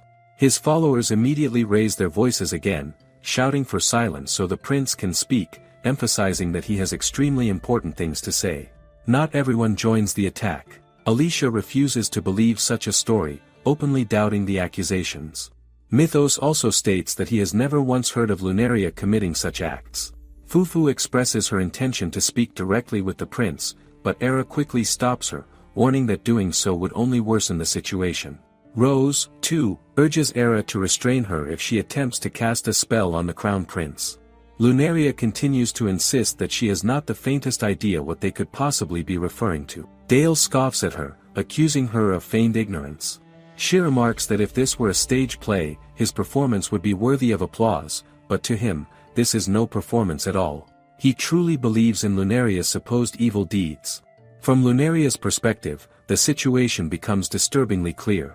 Mana's goal has always been the prince, and the condition to reach the final chapter of the game is to have his affection at its maximum. Breaking off the engagement is the decisive moment, which means Mana must have already raised the prince's affection to its peak. Yet Lunaria knows that reaching maximum affection in the game requires condemning her publicly. Mana is supposed to make a bold accusation against Lunaria in front of a large crowd. However, over the past year, Mana has failed to condemn her even once, because Lunaria prevented every attempt. This means the maximum affection was achieved unnaturally. Mana cheated. The only possible explanation is horrifying. Mana planted false memories into Dale's mind, memories of the righteous Saint Mana condemning Lunaria, achieved through forbidden ancient magic. With measured composure, Lunaria suggests that, with all due respect, perhaps the prince is simply remembering things incorrectly. Dale reacts with outrage, demanding to know how she could sink so low and accuse him of such a thing. At that moment, Mana finally steps forward. She speaks about the teachings she received upon becoming a saint, explaining that true strength is not merely about purifying magical beasts or performing miracles. True strength lies in admitting one's mistakes and learning from them. She addresses Lunaria as a former classmate from the same school, claiming that this closeness allows her to speak honestly. She urges Lunaria to reflect on her actions. For a brief moment, the surroundings fall silent. People murmur that such powerful words, spoken by the saint, must surely come from the heart. Lunaria immediately recognizes the line. It is a signature phrase from the game itself. The timing, however, feels forced, as though the plot is being forcibly pushed back onto its original track, regardless of whether things still make sense. Lunaria responds by expressing her surprise that Mana would speak with such severity. Yet she calmly points out that Mana has jumped to the wrong conclusion before. She points out that she has been accused of crimes she was completely innocent of many times before. Nearly all the students and teachers present are probably aware of that fact. Because of this history, she openly admits that she is unsure of Mana's true intentions. Mana responds by telling her not to change the subject so cleverly. She dismisses those past incidents as nothing more than minor disagreements between them, insisting that they have nothing to do with what Dale is doing now. Lunaria observes Mana carefully. She notes how confident Mana appears, the kind of confidence that comes from having secured the memory alteration card. Mana is clearly steering the story toward the ending she desires. She must believe that she has already won. Yet Lunaria cannot help but wonder what unjust method Mana used to reach this point. The effects of that method are already beginning to spread. Lunaria questions whether Mana can truly handle the errors that will inevitably arise. If the system notices those errors, playing around with glitches will only result in the game shutting down entirely. Altering memories carries obvious risks, and hacking into another person's mind has an inherent weakness. Dale scoffs loudly and shouts at Lunaria when she calmly asks them to explain in more detail what kind of treachery she is being accused of. One of Dale's minions immediately raises his voice, accusing her of continuing to feign ignorance. He claims that she hurled inconsiderate words at Mana for being a commoner, not just once or twice, and that she also looked down on other nobles. He goes on to accuse her of pressuring the student council to cover up a violation of school rules and forcing teachers to pass her in exams. Lunaria instantly recognizes all of these claims. They are condemnation events taken directly from the game. The only conclusion she can reach is that Dale's memories have been altered to fit this narrative. Farida seems to grasp the situation as well. Mythos also realizes that Dale intends to shift all blame onto Lunaria in order to break off the engagement, fabricating accusations to justify his actions. It is an infuriating method, entirely ordinary and unimaginative. Alice, however, is certain that Lunaria would never fall for such a cheap trick. Lunaria states that this is becoming increasingly troublesome. To her, it feels like being told the plot of a story she has never once heard of, yet everyone insists it is true. She warns them that if they continue piling lie upon lie, she will take the necessary measures to protect the honor of her family. One of Dale's minions sneers and asks if that is supposed to be a threat. As the situation unfolds, Lunaria analyzes Mana plan quietly in her mind. Step 1 is to alter the memories of Dale and his loyal cronies. Step 2 is to use the prince's prestige and natural charisma to dominate the atmosphere of the venue. This place is Dale's home ground, filled with people inclined to favor the royal family. As long as they do not rush and move their pieces carefully, victory is almost guaranteed. It is not a bad strategy, and it minimizes the amount of memory tampering required. Yet this is also where the weakness of memory alteration lies. The larger the scale, the easier it becomes to detect, and the greater the danger involved. Implanting non-existent memories is like replacing notes in a musical score. A mismatch in one person's memory is not a serious issue. Even discrepancies between a few individuals can be dismissed as normal. But if there are 5 or 10, eventually the discord becomes impossible to hide. The performance collapses into chaos. People begin checking each other's sheet music, noticing traces of suspicious alteration. Collective misremembering would send tremors both within and beyond the academy. Once that happens, the cause of this abnormal situation would be exposed. Since this involves the Royal Academy and many noble children, a large-scale investigation would be unavoidable. That outcome would be disastrous for Mana. No one wants their weaknesses examined so thoroughly. That is why Mana targeted only a limited group with memory alteration. Even if it is discovered, she could silence it with a single word. She carefully selected the people needed to build her advantage. Dale declares that Lunaria will no longer be able to make excuses. There are other witnesses, he claims, and there are people still suffering because of Lunaria's outrageous actions. Everything must be made clear here and now, no matter how unbelievable the truth may seem. He raises his voice and asks the crowd if they all heard that clearly. At that moment, movement stirs in the middle of the gathering. Someone pushes through, telling others to move aside, then suddenly drops to the ground, announcing with exaggerated flair that everyone's favorite has arrived. Another man complains about the noise, muttering that he hopes this will be the last time he has to involve himself with such idiots. He wonders aloud whether the other two are not coming, especially that chronically tardy one. A third man says he made sure to wake up early, only to be teased that he was probably sleeping in the infirmary just minutes ago. He clicks his tongue and calls it a pain, but then notes that one person is still missing. At that moment, a fourth man waves from the back, apologizing for being late. As he moves forward, he stumbles and falls, prompting the other three to rush over and help him up, asking if he is all right. Faridas asks who they are. Alicia explains that they are in the same year as her and Lunaria. Fufu points that they seem strangely in sync and that these four stand out even within the academy. Dale shouts at the four of them to come closer. Lunaria knows instantly that Mana has altered their memories as well. When they finally step forward, Dale declares that he could not believe it until he heard it directly from them. He announces that his own fiancée, the future crown princess, was secretly courting other men, and not just one. According to him, she was involved with all four of them at the same time. Mana puts on a shocked expression, but inside she smirks, convinced that there is no escape left for Lunaria. She lets out a quiet chuckle, already labeling Lunaria a villainess in her mind. Dale says that this is utterly disgusting, and accuses her of flirting with 5 men at the same time, claiming that this alone shows what kind of woman she is. The scene cuts to Mana sitting on her bed, calmly stating that those 5 men are the priority, and she asks Pukuru if she knows why. Pukuru asks whether Mana is referring to manipulating memories, and Mana's sharp glare alone is enough to make Pukuru apologize immediately. Mana remarks that she had already figured Pukuru would not understand, noting that this is how she has always been. Pukuru apologizes again, admitting that she is simply not as smart as Mana. Mana responds that it is fine and says she will do her a favor by explaining everything. Mana explains that those 5 men have no overlap at all.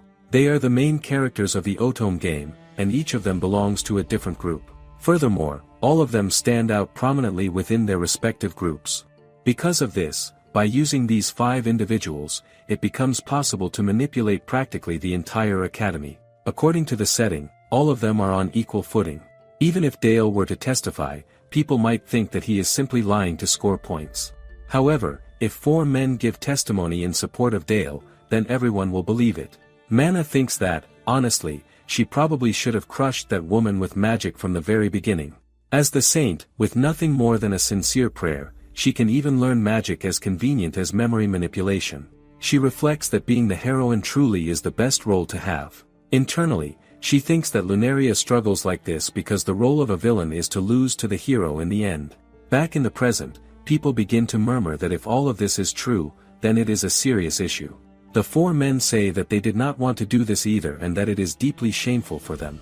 One of them states how terrible it is that Lunaria toyed with their feelings. The man with glasses says that it was wrong of him to think that she understood him, and that his own poor judgment disgusts him. The fourth man asks why she does not enlighten them about what she was thinking at the time. All four of them look at her as Lunaria's friends grow extremely angry, unable to understand what the men are talking about. From the very start, they feel that this development is strange and that the accusations are clearly false. Mythos also says that this is an odd turn of events, yet even she notes that the four men do not seem to be lying. The focus returns to Lunaria, who states that even with more actors appearing on the stage, her role has not changed at all. She is still being falsely accused of crimes she did not commit. She says that she has no idea what any of them are talking about. Dale comment that she sounds like a politician and wonder if she is going to demand proof next. Lunaria responds that she would, in fact, like to see some. He shout that their testimonies are the most convincing proof of all. He point out that their classmates are probably vaguely aware of this, and that he has never been even close to these men. There are 5 different people, all with different positions to protect, and these 4 are not the kind of people who would deceive others with lies. That is something everyone present should be aware of. People begin to think that this is true and ask what reason those 4 men would even have to lie. It is not as if they are part of the Crown Prince's group. They conclude that she must have put on such a refined face while doing shameless things in the shadows. Lunaria's friends grow even angrier, unable to accept what is being said, and they struggle with the uncertainty of whether any of it could possibly be true. The minions of Dale question whether anyone could truly believe that Keel is lying, stating that they have been on the soccer team with him for 3 years. They describe him as an honest man who never gives up, even when the team is losing a match, and who always continues to encourage everyone around him. Because of this, they insist there is no possible way that he would lie.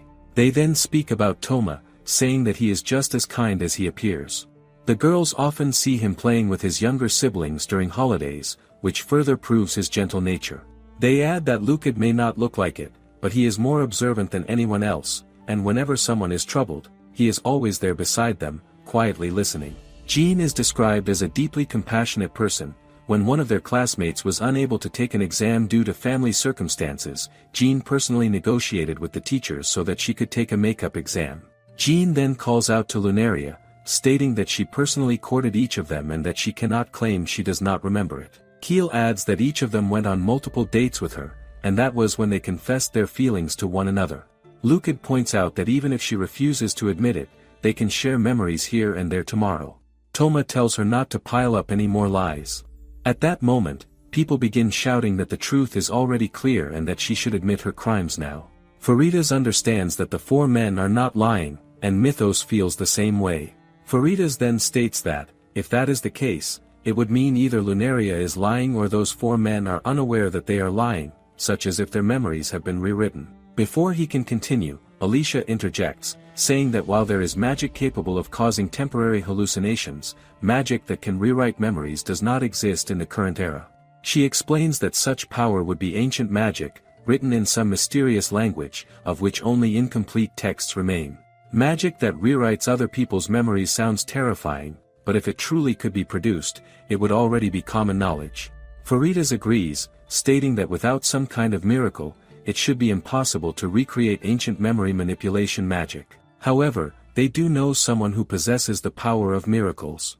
The sacred magic stone given to the saint is an ancient relic, and the saint herself is practically a relic of divine magic. The power of miracles and ancient magic that Mana used through such an extravagant method merely to fabricate false testimony is vulgar and absurd. Still, using school celebrities to bring forth false evidence is an extremely troublesome move. As long as the perjurers remain united, Lunaria must expose their lies by poking holes in their testimonies. That is how she has overturned Mana's schemes until now, such as with Serena and Reburu. However, with so many perjurers, she would need a counterargument for each and every one of them. Faridas knows that it would be impossible for one person to handle all of this. No matter how perfect her rebuttals are, she will eventually be overwhelmed by sheer numbers, and once that happens, the audience will begin to see her as guilty. Mythos suggests that they should back her up, believing that they could change the mood if they support her. Alicia sighs and remarks sarcastically what a wonderful idea that is, pointing out that people adore the four great dukedoms first. Faridas adds that if the Astria family were to support Lunaria, he is certain his father would be thrilled to learn that he took such a massive gamble. Mythos notes that Lunaria is completely alone. It seems that Mana has learned from her previous blunders. Rather than creating a clever and flawless plan, she has devised one that forces her opponent down even with several holes, pure brute force driven by numbers, something that logic alone cannot overturn. That is why it is already too late. Mana thinks that Lunaria does not need to do anything anymore, because the way she has fought until now will not work this time. In Mana's mind, the game is already over and the checkmate is complete. Lunaria understands that this must be what Mana is thinking. She then asks who should truly be the one to apologize, herself or Crown Prince Dale. Dale shouts that this is nonsense. Lunaria responds that the testimony from his witnesses has already been completed, so it should now be her turn. She states that she has invited some witnesses as well to provide testimony proving her innocence. She adds that if they truly believe their own words, then it should not matter who she calls. Her logic is sound, and people begin to murmur in agreement, saying that it is only fair to give both sides a chance to speak. While stirring up which side to support, a trial that drags on without change can quickly become monotonous and boring, and the audience craves dramatic twists and turns. Lunaria announces that now the situation will take a different turn and asks everyone to welcome her guests. Dale thinks that this is nothing more than a pointless struggle. People begin to notice individuals entering the hall, and they wonder who these people are. Judging by their attire, they all appear to be important figures. Finally, the three witnesses arrive. Lunaria introduces them to everyone as the commander of the Imperial Police, Lord Jesse, the chief technician of the Magical Research Institute, Professor Odori, and the chief of health at the Royal Academy, Dr. Reburu. Reburu sighs, remarking that he has forgotten he even had such an impressive title. Lunaria chuckles, saying that she would prefer to simply call him the school nurse. She then asks the guards to place the magic stone in front of them. Even her friends are confused, unable to understand what she is planning. Alicia thinks that it now seems as though Lunaria is returning the balls that have been thrown at her, and that this season truly is about playing with balls. Lunaria is fully prepared to step into the counterattack. If Mana plans to crush her with brute force, then she will respond with twice the force, strength against strength, shameless facts against shameless lies, and force against force. People begin to murmur among themselves, wondering who those people are, since they cannot clearly see from where they stand. Dale turns toward her and questions who she has brought, pointing out that one appears to be a health teacher and that the rest are unfamiliar figures. He scoffs at the idea, questioning how these people, whoever they are, could possibly prove her innocence. Lunaria fixes her gaze on him, noticing how impatient he seems, and wonders aloud whether he intends to move straight to their testimony without delay. She first directs her attention to Lord Jesse. He salutes respectfully and signals for several other knights to step forward as well. Clearing his throat, he begins by offering congratulations to everyone on their graduation, explaining that being entrusted with such an important role during the graduation ceremony at their glorious academy is an honor that leaves no room for hesitation. He goes on to explain that the connection between his house and the royal family dates back to his great-grandfather's generation. This long preamble visibly angers Dale, who cuts him off and demands that he stop wasting time and get to the point. Startled, Jesse hastily agrees and admits that he momentarily lost track of where he was going. Mythos observes that a single glare was enough to throw Jesse completely off balance.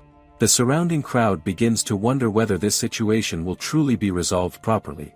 A representative from the back steps in to assist Jesse, stating that he conducted an investigation into the recent testimonies of the four witnesses and asking whether that is correct. Jesse confirms that this is true, explaining that about 2 weeks ago, he and his subordinates personally heard the testimonies of those four young masters. Dale then turns sharply toward Lucad and asks whether this is true. Lucad calmly confirms it and adds that it was Dale himself who made the arrangements to verify whether the boys were telling the truth. Dale immediately denies this, insisting that he knew nothing about such an investigation and demanding to know what exactly is going on. Lunaria questions how such a misunderstanding could have arisen, emphasizing that it was not Dale who instructed Jesse to investigate the four witnesses. She explains that she was concerned for her own safety, which is why she brought the matter forward, having already anticipated this false accusation ahead of time. This only enrages Dale further, and he shouts that she predicted nothing at all, accusing her of acting out of a guilty conscience due to her crimes. The crowd begins murmuring again, questioning why she would order an investigation if she truly had nothing to hide. Jesse then admits that he, too, believed it was Dale who had requested the investigation.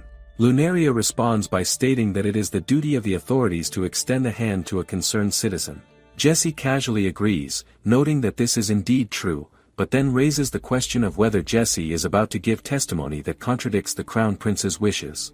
She reassures everyone that there is no need for concern, explaining that the prince desires only for the truth to come to light, and that it does not matter what facts are uncovered in the process. She adds that there is no possibility of the prince being displeased by the truth. Indeed, Dale instructs Jesse to continue. Jesse resumes by explaining that, as mentioned earlier, individual investigations were conducted for each of the 4 witnesses. As a result, they unfortunately discovered inconsistencies within their testimonies. One of the boys reacts angrily, insisting that this cannot be true and demanding to know what kind of inconsistencies Jesse is referring to. Jesse explains that in each testimony, the boys provided detailed accounts of how the Duchess supposedly made advances toward them. Each claimed to have met Lunaria after school for private rendezvous, referring to them using the modern term going on a date. Lucas acknowledges that this is indeed what they said, but questions what significance that holds. Jesse then states that such claims are impossible. Jean immediately wonders why that would be the case and questions whether Jesse is referring to Lunaria's alibi. Jesse clarifies that it is not because of an alibi. He explains that each of the alleged meetings took place after school, and on every one of those days, the Duchess was supposed to take a direct route home. Furthermore, although the servants of the estate did testify that she did, Dale asserts that a servant's testimony cannot be trusted. Jesse responds by acknowledging that, naturally, such testimonies cannot be believed so easily, as servants are practically considered family. This, he explains, means that the truth of the Duchess's alibi cannot be firmly confirmed. Dale immediately questions what the problem is, given that explanation. Jesse then states that, in fact, the Duchess has no verifiable alibi on the relevant days. However, he adds that all 4 of the accused boys do have alibis. Jean and Lucas appear slightly taken aback at this revelation, clearly surprised by the claim, and Jesse continues without hesitation. He explains that on each of the days in question, the 4 were seen in entirely different locations. As a result of the investigation, he orders that the supporting evidence be brought forward. The testimony reveals that on one of those days, Keel was assisting a junior student on the practice field. The student involved had even recorded this event in his diary. Additionally, on September 4th, Keel had plans that were independently confirmed. On October 24th, a sales clerk testified that Toma spent a long time inspecting the quality of stuffed animals. According to the clerk, Toma cheerfully mentioned that the following day was his sister's birthday. On October 20th, the owner of a music shop located at the edge of the royal capital testified that Lucas was present there, noting that he always visits on that specific day whenever a new instrument arrives, leaving no room for doubt about the date. Furthermore, on September 14th, several nurses testified that Jean stayed at an animal hospital, having brought in an injured kitten, and that he remained in the waiting room the entire time, softly cheering the animal on. From the aforementioned testimonies, Jesse explains that there are serious doubts as to whether the events the 4 testified about could have happened on the days they claimed. Jean wonders whether those dates truly coincide with the days in question. Toma insists that there is no mix-up, stating that he remembers the date perfectly, as it was the day before his little sister's birthday, and that he truly spent all of his after-school hours alone in a toy store. He questions how he could possibly have gone on a date that day.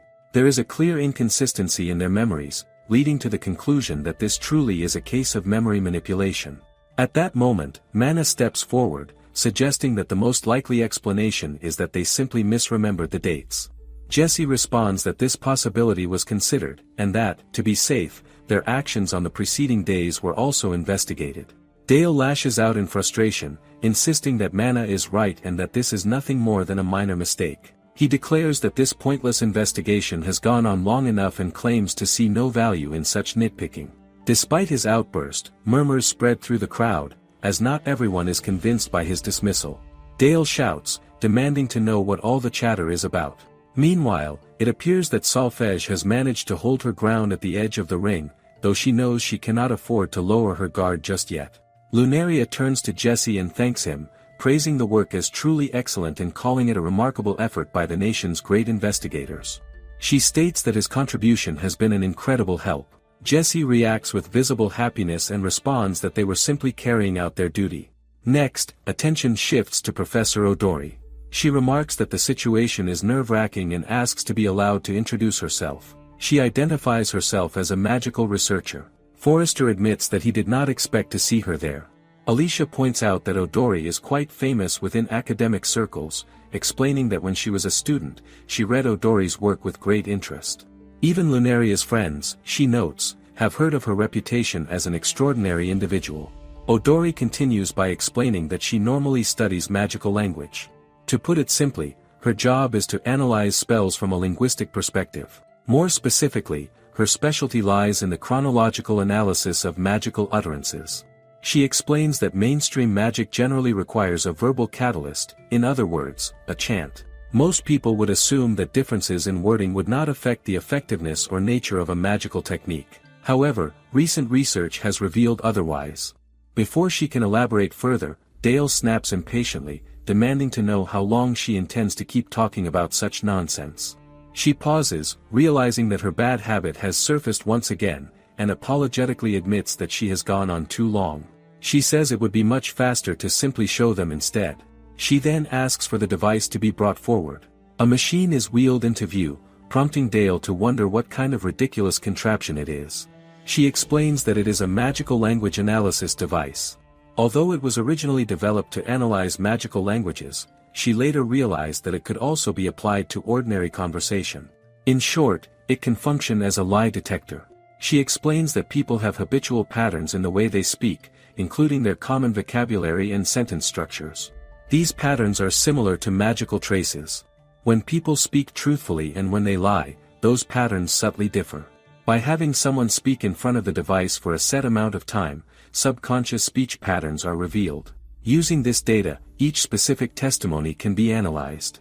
The device can also assess emotional states during speech, such as anger or sadness, and from that, determine whether the speaker is lying. Naturally, it is not perfect, but it boasts an accuracy rate of approximately 90%. With the consent of the four boys, both their formal testimonies and their everyday conversations were analyzed after Lunaria and Lord Jesse submitted the request. Dale lashes out, demanding to know why he was never informed of this. The response makes it clear that Dale never asked about such measures, and it is not like they ever chat. Fufu scoffs, confidently declaring that now everyone will see that the boys are nothing more than liars. Odori continues, explaining that after analyzing the testimonies recorded on the Gramo stone, the results show that none of the four were lying. The boys immediately insist that this is only natural, as they had no reason to lie in the first place. Even Dale appears convinced, concluding that, just as he thought, this entire process was a complete waste of time. However, Odori cuts in again, stating that the situation is actually quite strange. She explains that it makes her question whether what they are saying is truly what they experienced. When asked what she means by that, she clarifies that there were no signs of deception in their testimonies. The device does show a low probability of lying, but the narrative patterns used when describing those specific days do not match the patterns people normally use when recounting their own experiences. The boys were speaking about memories they believed to be their own, and they were not lying about them. Yet it was as though they were describing someone else's memories. Even Jesse appears confused and wonders what such a conclusion implies. Odori explains that it is similar to a young person enthusiastically repeating a get-rich-quick scheme they heard from someone else, or to gentlemen and ladies passionately discussing popular advice they picked up elsewhere. Even if they believe it wholeheartedly, in the end it is still a borrowed story. Because of this, it becomes difficult to say that the words truly originate from their own lived experiences. Jesse then wonders whether the stories about the dates actually belong to someone else. At that point, Dale shouts that this has become unbearably boring. He claims he has been listening to gibberish this entire time and demands to know where the guarantee is that the device is even accurate. He calls the explanation ridiculous and argues that people should be able to understand sincerity simply by facing one another. If they have reached a point where they must rely on a machine, then they have failed as human beings. Murmurs spread through the crowd as many begin to agree, noting that this aligns with the Crown Prince's stance, and they realize how close they came to being fooled. Dale continues, stating that if this were a proper trial, such evidence would never be accepted. He turns to Jesse for confirmation.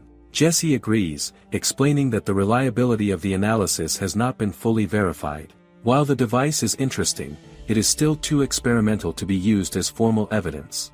Odori acknowledges that this is correct and admits that she does not consider it definitive proof either.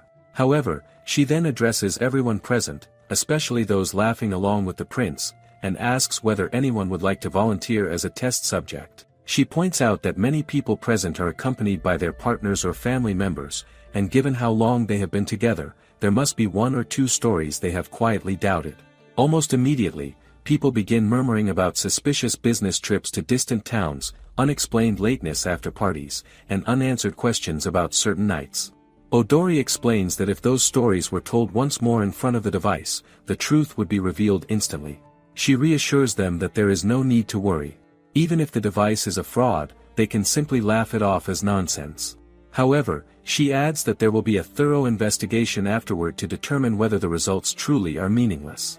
This causes another ripple of chatter through the crowd, with some saying there is no need to go out of their way to verify it, while others admit that the device seems rather impressive. Fufu scoffs, remarking that it seems the adults are afraid of it. Mana comments that such reactions are only natural, as anyone would feel uneasy standing before such a gigantic device. She adds that it makes her nervous as well, though she has nothing to hide. Odori apologizes for being provocative and explains that there are already records of Mana's public speeches, which have been fed into the device.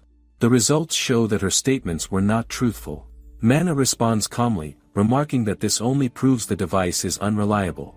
Lunaria then turns to Odori and expresses her sincere gratitude for the valuable testimony, adding that she hopes they will one day have the opportunity to discuss such matters in greater depth. She then announces the next testimony and turns toward Professor Riburu. He admits that he cannot say he ever wanted to be involved in this, but given what he knows, he realizes that he has no real choice.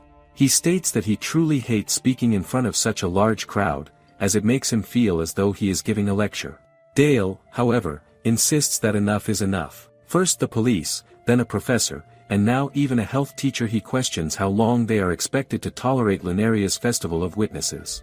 Riburu reassures Dale that there is no need to worry, as the man will be finished soon. She explains that he prepared evidence at Lunaria's request. Due to the nature of his profession, he possesses considerable knowledge in the manufacturing of medicines.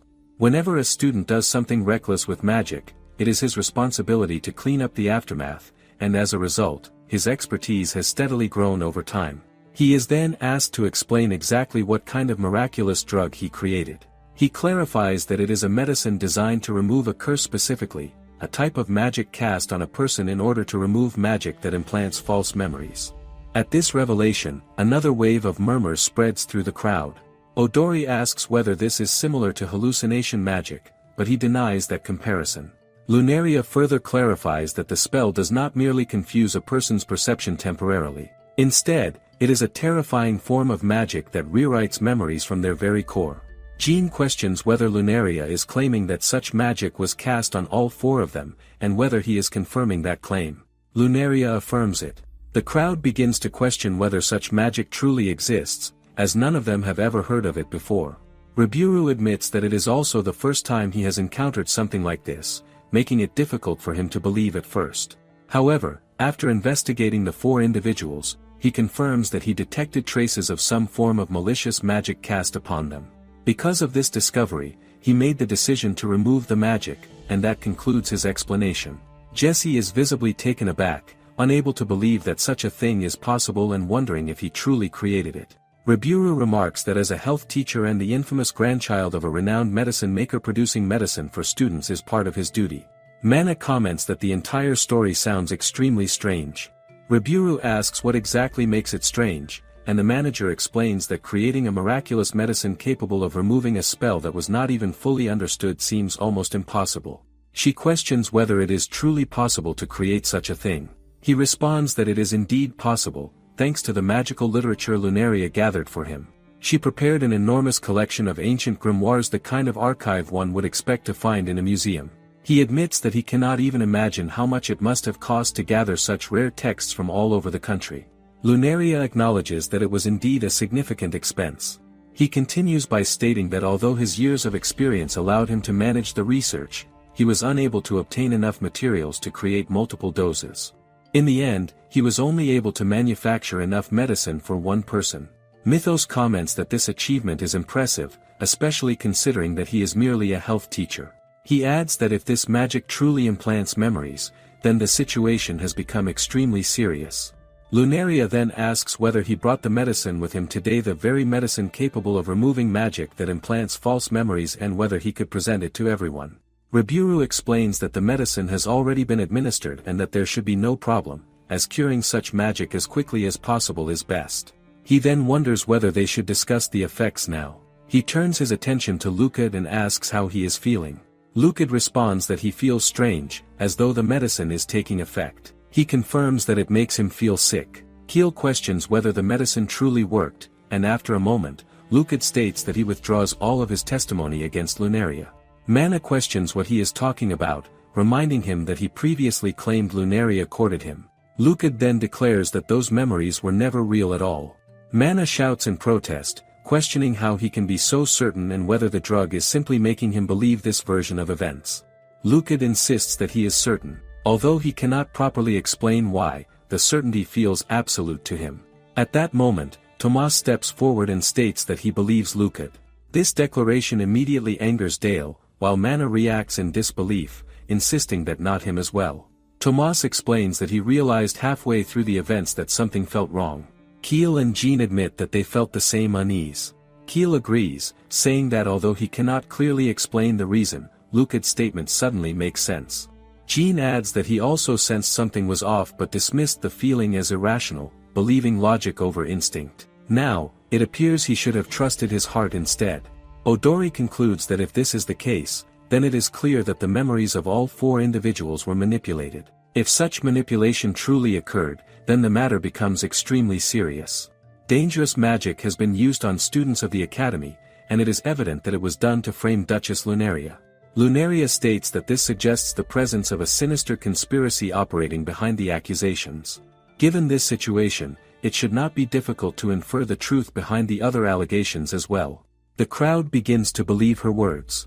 As the Duchess suggests, if a conspiracy truly exists, then the implications are both grave and terrifying. Dale demands that everyone calm down. He argues that even if the witnesses withdraw their testimony, the fact that Lunaria committed numerous evil acts has not changed. He insists that even without the others, his testimony alone should be sufficient. A voice from the back counters that such testimony alone is not enough. Dale glares furiously in that direction and begins shouting, demanding to know who they think he is. He continues by asserting that he personally witnessed Lunaria's countless misdeeds and praises Mana's courage for admonishing them. She claims that the prince is having false memories too. She can imagine how humiliating it must feel to have one's memories tampered with, like being struck violently across the face.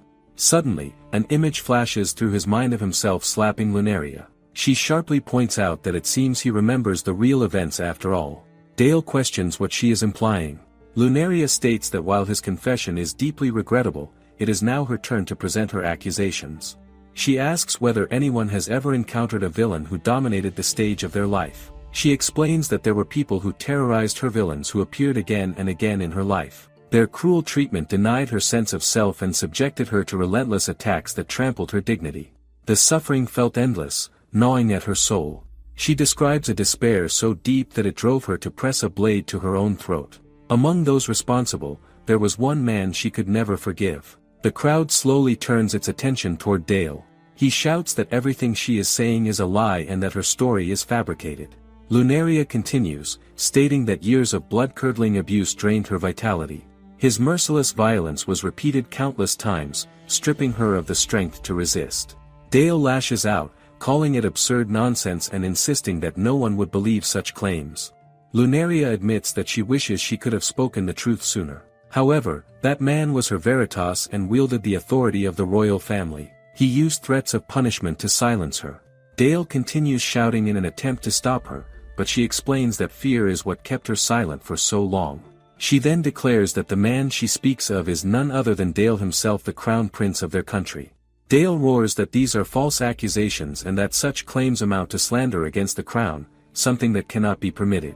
Manga urges everyone to calm down and not let emotions overwhelm them, pointing out that there is no proof. Lunaria apologizes but states that it is not Manga's turn yet.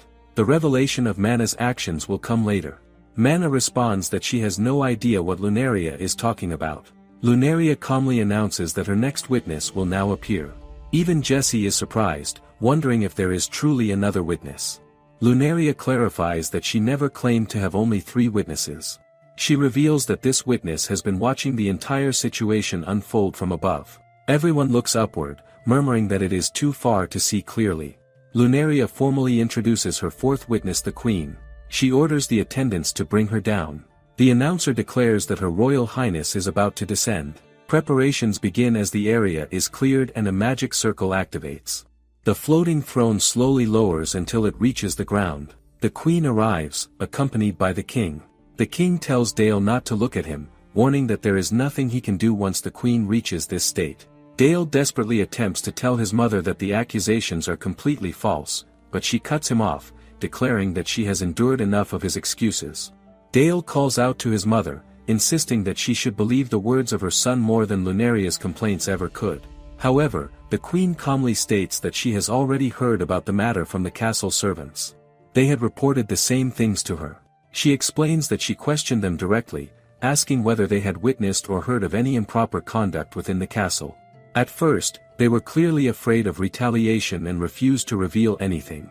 Only after she politely urged them not to conceal the truth did they begin to speak. Their eyewitness accounts are nothing short of astonishing, and the behavior they describe is utterly inexcusable. Dale shouts at his mother, reminding her that everyone is watching. The Queen responds that she is fully aware of that fact and that she is deliberately making the truth clear in front of everyone. Dale protests, claiming that this is incorrect. The Queen scoffs at this, questioning whether he is truly implying that she is lying. Dale hurriedly denies such an intention, insisting that he did not mean it that way. The Queen continues, stating that if he believes the servants lied to her, then he is accusing servants chosen by royal families of being liars. She challenges him directly on this point. At that moment, Manga steps forward and speaks with apparent respect, expressing her belief that what Dale is trying to convey is that he had no choice because of that woman. She adds that Dale does not seem to be in good condition and wonders aloud whether there is anyone he truly trusts. Dale lashes out angrily, declaring that the woman in question was impertinent. He continues to lose control, claiming that she never showed him even the slightest shred of affection and would frequently scold him, while the Queen and King endlessly praised her talents. He insists that the only way to make such an unreasonable woman listen was to hit her. After all, he is the crown prince, yet she showed him no respect whatsoever. As his emotions spiral out of control, the Queen states coldly that he lacks the caliber to be king and that today has made this painfully clear. Alicia struggles to understand the Queen's intervention, as the crown prince is her biological son. She wonders why a mother would go this far. Mythos comments that this is nothing less than political murder for the prince, arguing that a mother publicly scolding her child to this extent is excessive. Faridas, however, disagrees, asserting that this is not the case. The Queen states firmly that Dale must understand the weight of her words. She declares the discussion over and orders him to leave her sight. Lunaria quietly wonders how Dale must be feeling after such a devastating disaster. She reflects on how it must feel to have his own mother declare in front of everyone that he is unfit to inherit the crown. Mytho, meanwhile, is stunned by what has just occurred and questions whether the Queen intended to bring down the prince from the very beginning. It becomes apparent that the crown prince is a fool, something that everyone is at least vaguely aware of. However, that is not the extent of the problem. He is impulsive and foolish, with absurdly inflated self-esteem, completely incapable of accepting criticism. He constantly looks down on those around him while never listening to their advice. Doubts about his ability to rule have long existed, especially among those close to the royal family, who have been deeply concerned. Strangely, the king alone seems convinced that the prince is the wisest and most beloved of all. The Queen, in contrast, has always possessed an accurate understanding of the situation and has been gravely worried. The second prince, Prince Loren, has been raised to be intelligent and capable, which leads many to question why the throne must go to Dale. Faridas can only guess at the immense stress the Queen has been enduring. The royal family is already burdened with countless problems. Their authority is fragile, as they rely heavily on the forces of the dukedoms to subjugate magical beasts. They are embroiled in an ongoing conflict with the church, whose influence grows stronger with each passing year. To make matters worse, their relationships with neighboring nations are far from stable. Under such circumstances, the prospect of Dale becoming king represents the greatest crisis in the country's 2,200-year history. Alicia has a troubling hunch that not only the royal family but the entire country would perish if that were to happen. Even so, the fact that the king's eldest son is a fool is not, by itself, sufficient grounds to strip him of his right of succession.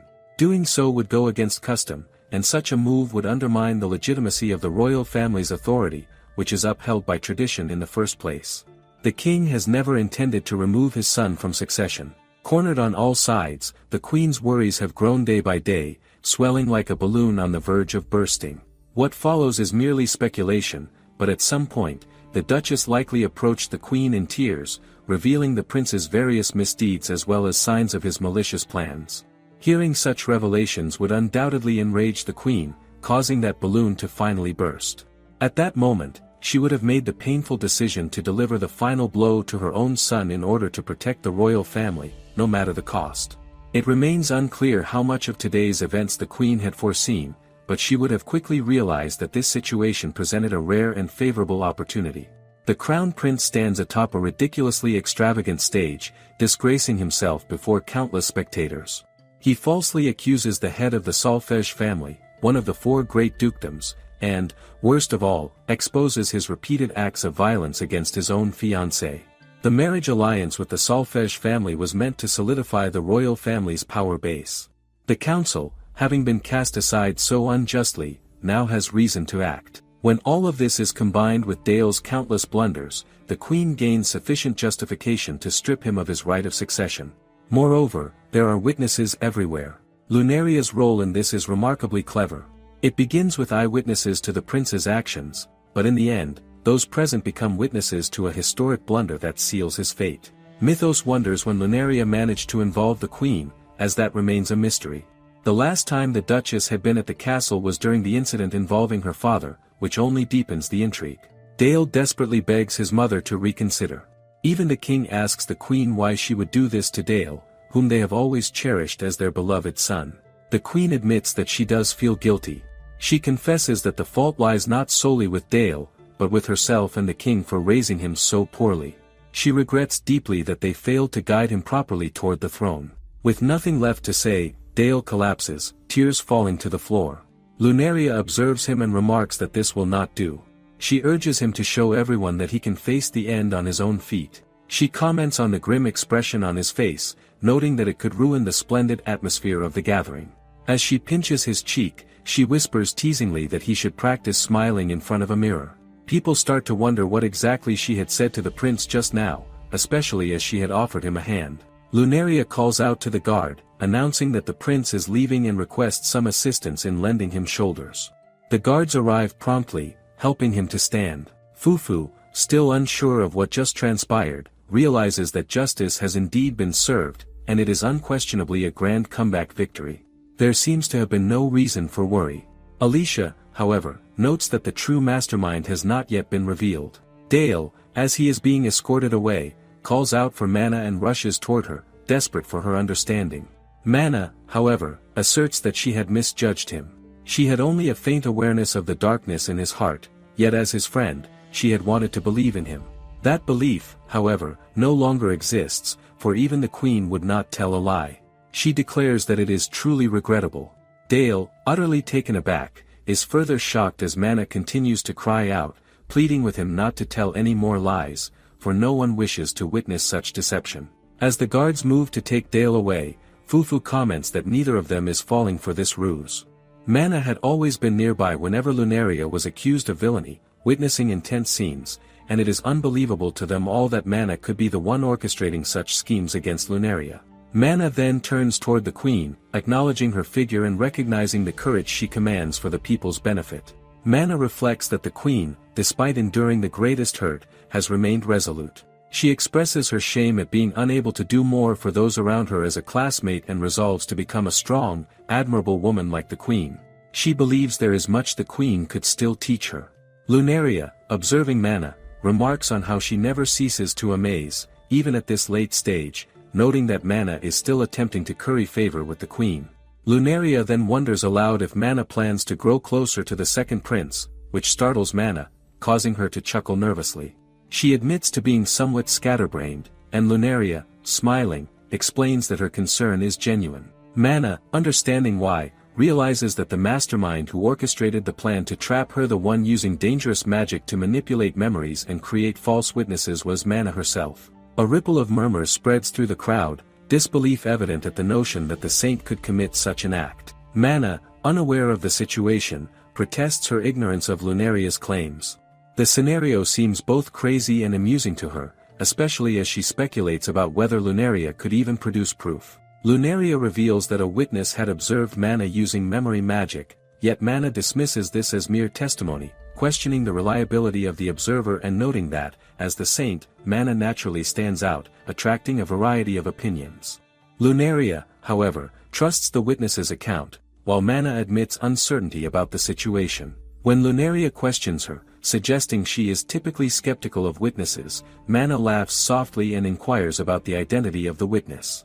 Lunaria explains that she had been so absorbed in her dating life that she had not noticed until she was directly called out. Mana, intrigued, wonders who it could have been, only to learn from Lunaria that it was the queen herself. This revelation catches Mana off guard.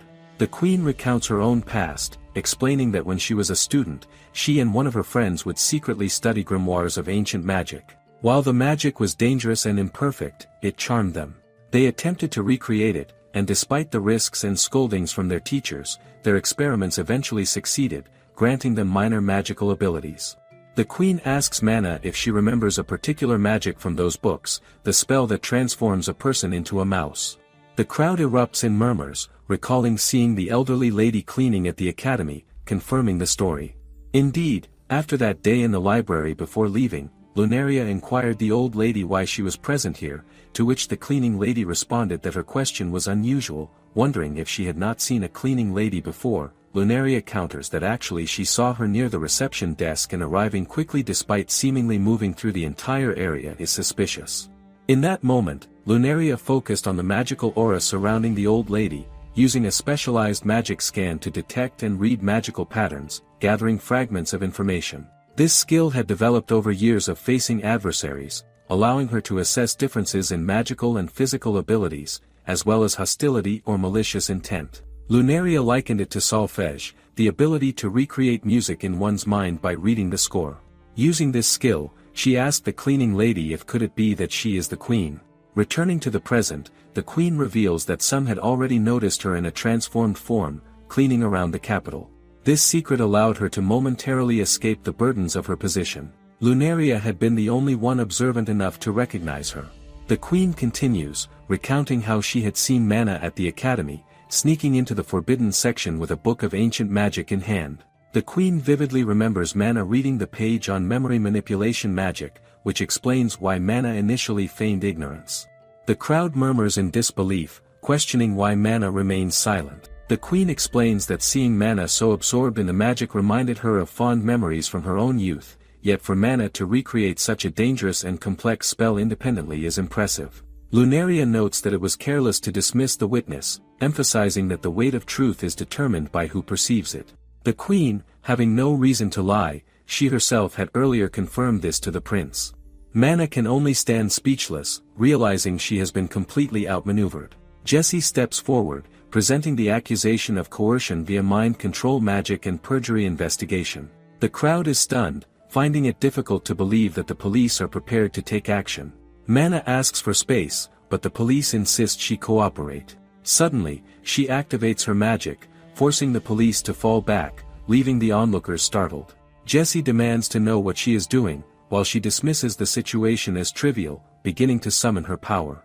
Lunaria, unfazed, observes the scene, already anticipating Mana's actions. The entire hall erupts in shock. Before anyone can process what is happening, Jessie's voice cuts through the chaos, ordering Mana to come quietly and warning her that every exit is sealed. Mana grinds her teeth. She reaches into her coat and pulls out a device unlike anything in the room, mana already crackling and coiling around it like a living current. She scoffs and asks what a bunch of low-level casters think they are doing talking so big. The crowd stirs immediately. Someone shouts out asking if that is the Angel Stone. Kurtz confirms it with wide eyes, saying it is the supreme arcane relic, the sacred proof of a saint, and that this is his first time seeing the genuine article. Mythos says the same.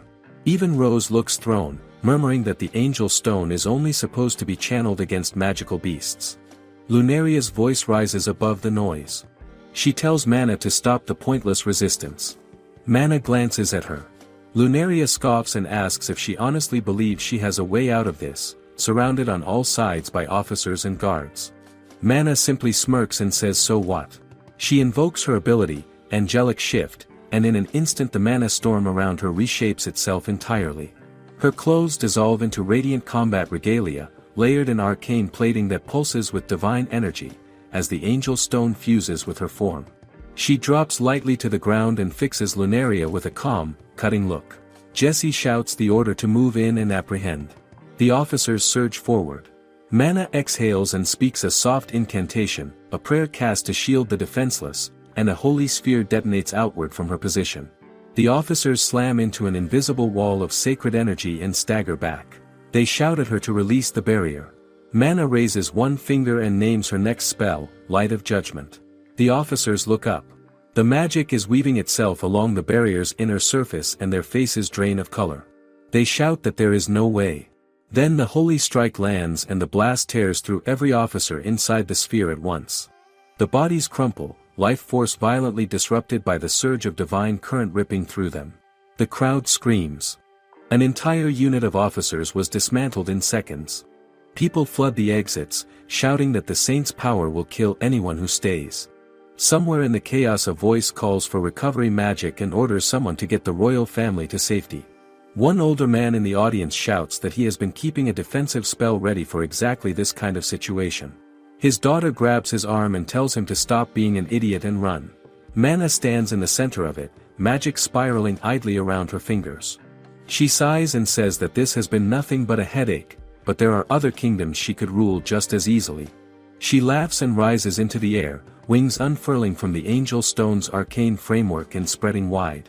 After all, she adds with a smirk, she is just a wrongfully accused woman with nowhere left to go. Jessie shouts for the exits to be sealed and orders the magic core to intercept. But before anyone can move, Mana is already climbing. She calls down that they are too slow and nothing they throw will reach her. Jessie snaps at his subordinates and demands to know why they are not in the air. One of them tells him quietly that aerial movement through Angelic Shift is an ability exclusive to the Angel Stone's wielder. Jessie bites down a curse and asks what good a magic core is if they cannot even fly. Then Lunaria moves past him. She tells him calmly that it cannot be helped but it is not a problem.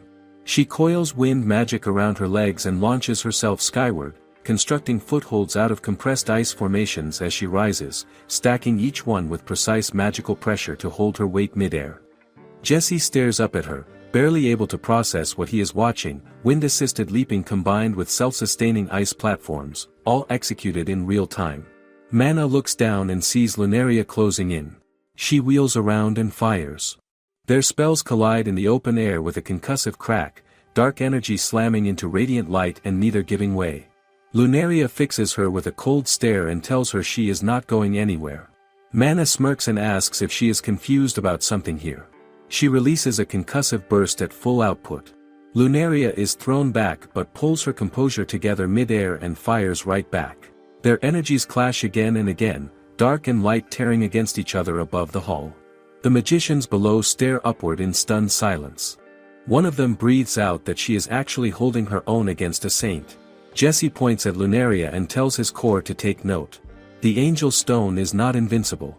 One of the magicians speaks up from the back, voice shaking, and says that with the Angel Stone equipped the saint should theoretically be the most powerful offensive mage alive, capable of overcoming even the most powerful magical beasts. Jessie turns to him and asks then how the Duchess is fighting her to a standstill. Nobody has an answer. Mana looks at Lunaria with something like amusement and says it is almost funny watching her strain this hard. Then she shifts her casting posture and tells Lunaria it is a shame things have to end here. She draws both hands together and her voice drops to something sharp and deliberate. She announces that Villainous cannot beat the heroine. Lunaria reads the spell forming and braces. Below, a man snatches a sword from one of the standing magicians, says he is borrowing it for a moment, and hurls himself upward. Mana pivots and tells him to die. Lunaria squeezes her eyes shut and waits for impact. Then Mythos drives in between them and hits Mana with a direct strike.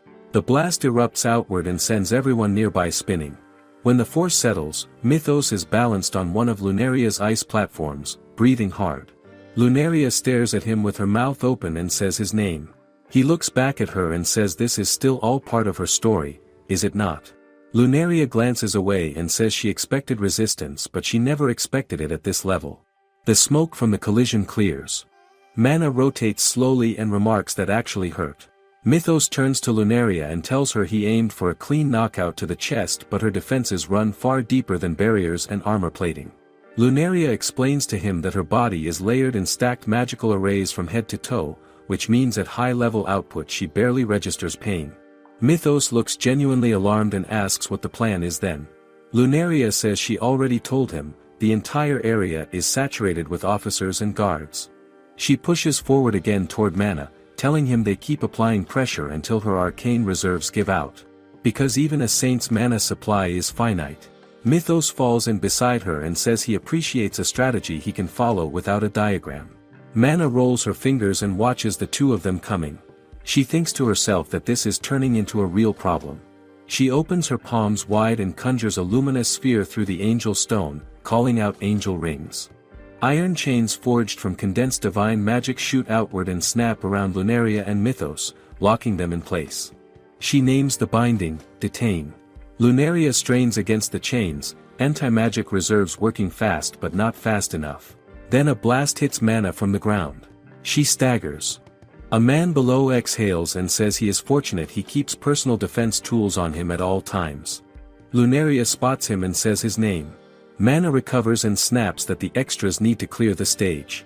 She extends the chains again, one by one, binding necks and wrists with her Detain spell in rapid succession. Then a figure launches from the ground in a wide arc, a magic circle spinning above her head like a halo as she invokes Omega Antimagias. She tells Lunaria to leave the backline disruption to her. Mythos exhales with visible relief. Lunaria looks at her and says her name. Alicia.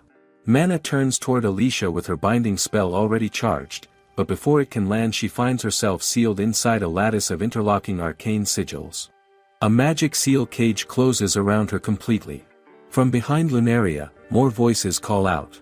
Her academy peers come pouring in one after another, positioning themselves across the field. They announce that this is their final drill and they are aiming for the highest score. Lunaria looks at them and says yes, and thanks them. Mana tears through the cage with raw output and vaults back into the air. She raises her palms and calls down Holy Strike. The girls scramble and shout that their shielding cannot absorb another hit at that magnitude. On the ground, Alicia is still working to hold the support line when another figure drops in beside her. Alicia turns and asks what she is doing here. The newcomer looks at her steadily and says they owe Lunaria a debt. Alicia tells her then to reinforce the barrier. She agrees immediately. Then a melody cuts through the air. Everyone in the hall pauses. The magicians look around in confusion, asking what that sound is, and then someone notices wounds beginning to close on their own. Vitruous is hovering above the fray, playing a magic channeling guitar, weaving a regenerative frequency into the ambient mana field. Kurt smiles over at the boy beside him and says it is a guitar model arcane instrument and that the composition is a 40s era vintage, is it not? The boy smirks and tells him he has a good ear. Below, the others press the assault. Strike after strike lands on Mana from multiple angles, including a coordinated pincer formation from two sides simultaneously. Rose shouts at her teammates to sync their breath patterns and channel their combined capture magic in unison. They shout back in agreement. Aisha spots the sour-faced mage nearby and calls out to him, asking him to add his output. He scowls and demands to know if she is talking to him. But then all of them sync their casting rhythm and release their combined arcane output in a single concentrated wave. Meanwhile, near the hall entrance, Travis is trying to hold the crowd back. He demands to know why everyone is turning around and reminds them he told them to evacuate. Does no one understand how dangerous it is there? The students push back and tell him not to try to stop them. They cannot stand on the sidelines. They need to make up for having doubted her, otherwise they are no better than cowards. The other instructor standing next to Travis tells him quietly to give it up because they are not listening and that they should go back in as well. Travis looks horrified. Then the students throw the doors open together and flood back into the hall, eyes fixed on Lunaria, announcing that in the honor of the Royal Academy every student is lending her their strength. They divide into roles instantly, calling out assignments, barrier reinforcement, chain disruption, recovery casting, and arcane sealing. Lunaria watches from above, genuinely struck. She had not expected a backup like this. Mana looks down at the growing resistance and her expression hardens. She snarls at Lunaria to shut up and releases a full-force strike that sends the upper formation scattering. The boys regroup and tell Lunaria they are giving everything they have to keep Mana contained, and that seems to be the ceiling of what they can manage.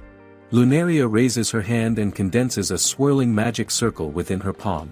She says no quietly, and the smile is completely gone from her face now. The Saint's arcane reserves are depleting. The guitarist looks around and asks if everyone has one more push left in them. The magicians glance at each other and ask if he is serious. Mana grinds her teeth and summons her most powerful defensive casting. A holy sphere ultima blooms around her, layered and interlocking arcane patterns that pulse with concentrated divine energy. Lunaria studies it carefully. Even wrapped in magical combat armor, her instinct says to pull back. But Mana is not attacking. She is turtling into defense. The question is why? Then Mana calls out a single word. Pukuru.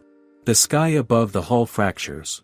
A complex summoning array burns itself into the air in spinning geometric rings and blinding light. The room goes dead quiet. Something massive tears through the pattern and drops into the space above them. Lunaria stares up at it. Her voice comes out barely above a whisper. She says that is a sacred beast. Pukuru. Alicia stares upward from the ground floor, barely processing what she is seeing. She wonders if that is truly a sacred beast, the divine creature bound to protect a saint. Lunaria studies the creature carefully. In Tenkago, Pukuru was the navigator character, always hovering nearby. She had not spotted him once since arriving here. Her eyes narrow. So why is he appearing now of all moments? Aisha squints at the creature from below and says she was bracing for something terrifying, but this thing is almost unbearably adorable. Repseg looks at the small fluffy creature beside her and quietly tells her not to be fooled. If he remembers correctly, this is not its true form.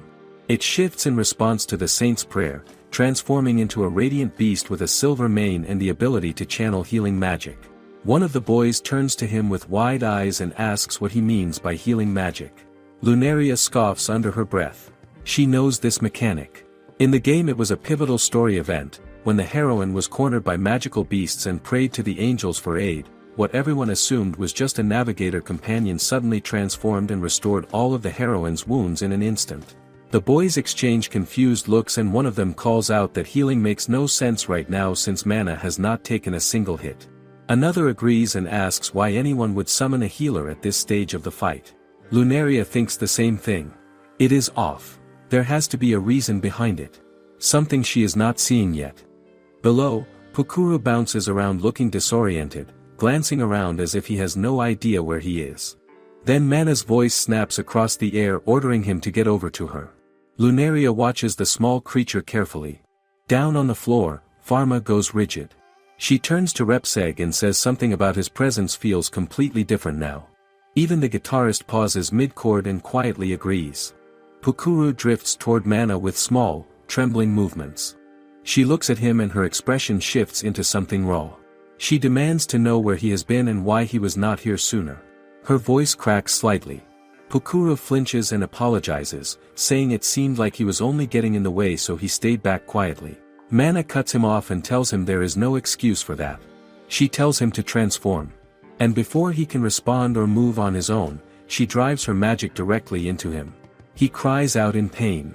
The sky above the hall ignites with blinding white light and everyone shields their eyes. When the light fades, what stands in the air above them is no longer small or soft.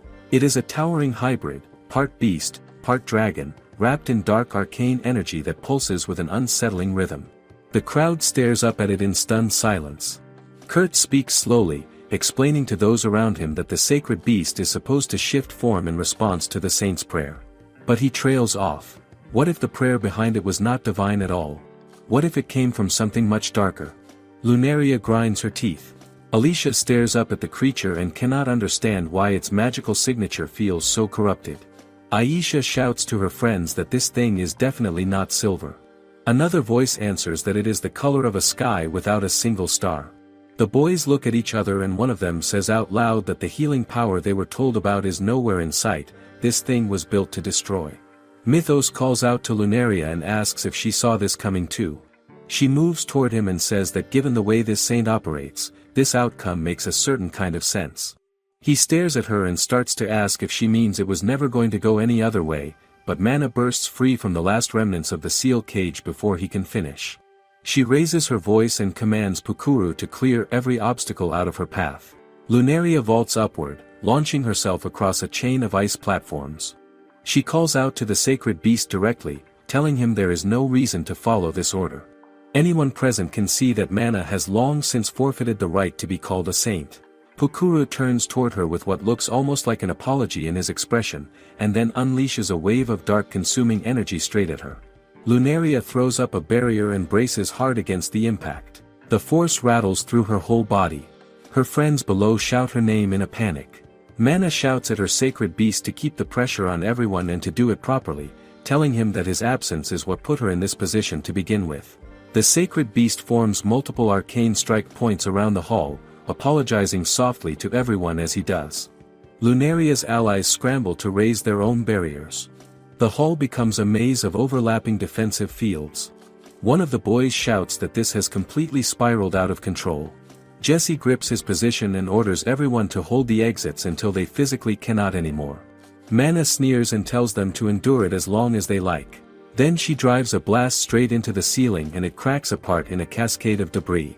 Aisha shouts a warning. Rose immediately calls out that Mana is breaking for the exit.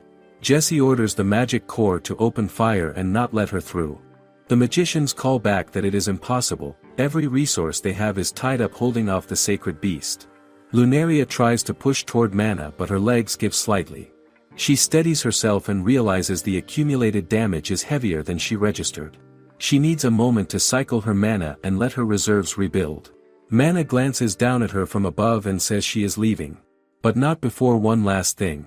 She draws her magic together and a blade of condensed arcane energy forms in her grip. Lunaria meets her eyes. Then Mana vanishes from where she stood and reappears at Lunaria's side in an instant, driving the sword toward her while shouting that she has done nothing but get in the way. Lunaria pivots and redirects the strike with her own output. A concussive detonation erupts between them and Lunaria rolls clear. Before she can reset her footing, Mana is already gone from view again. Lunaria scans the space around her.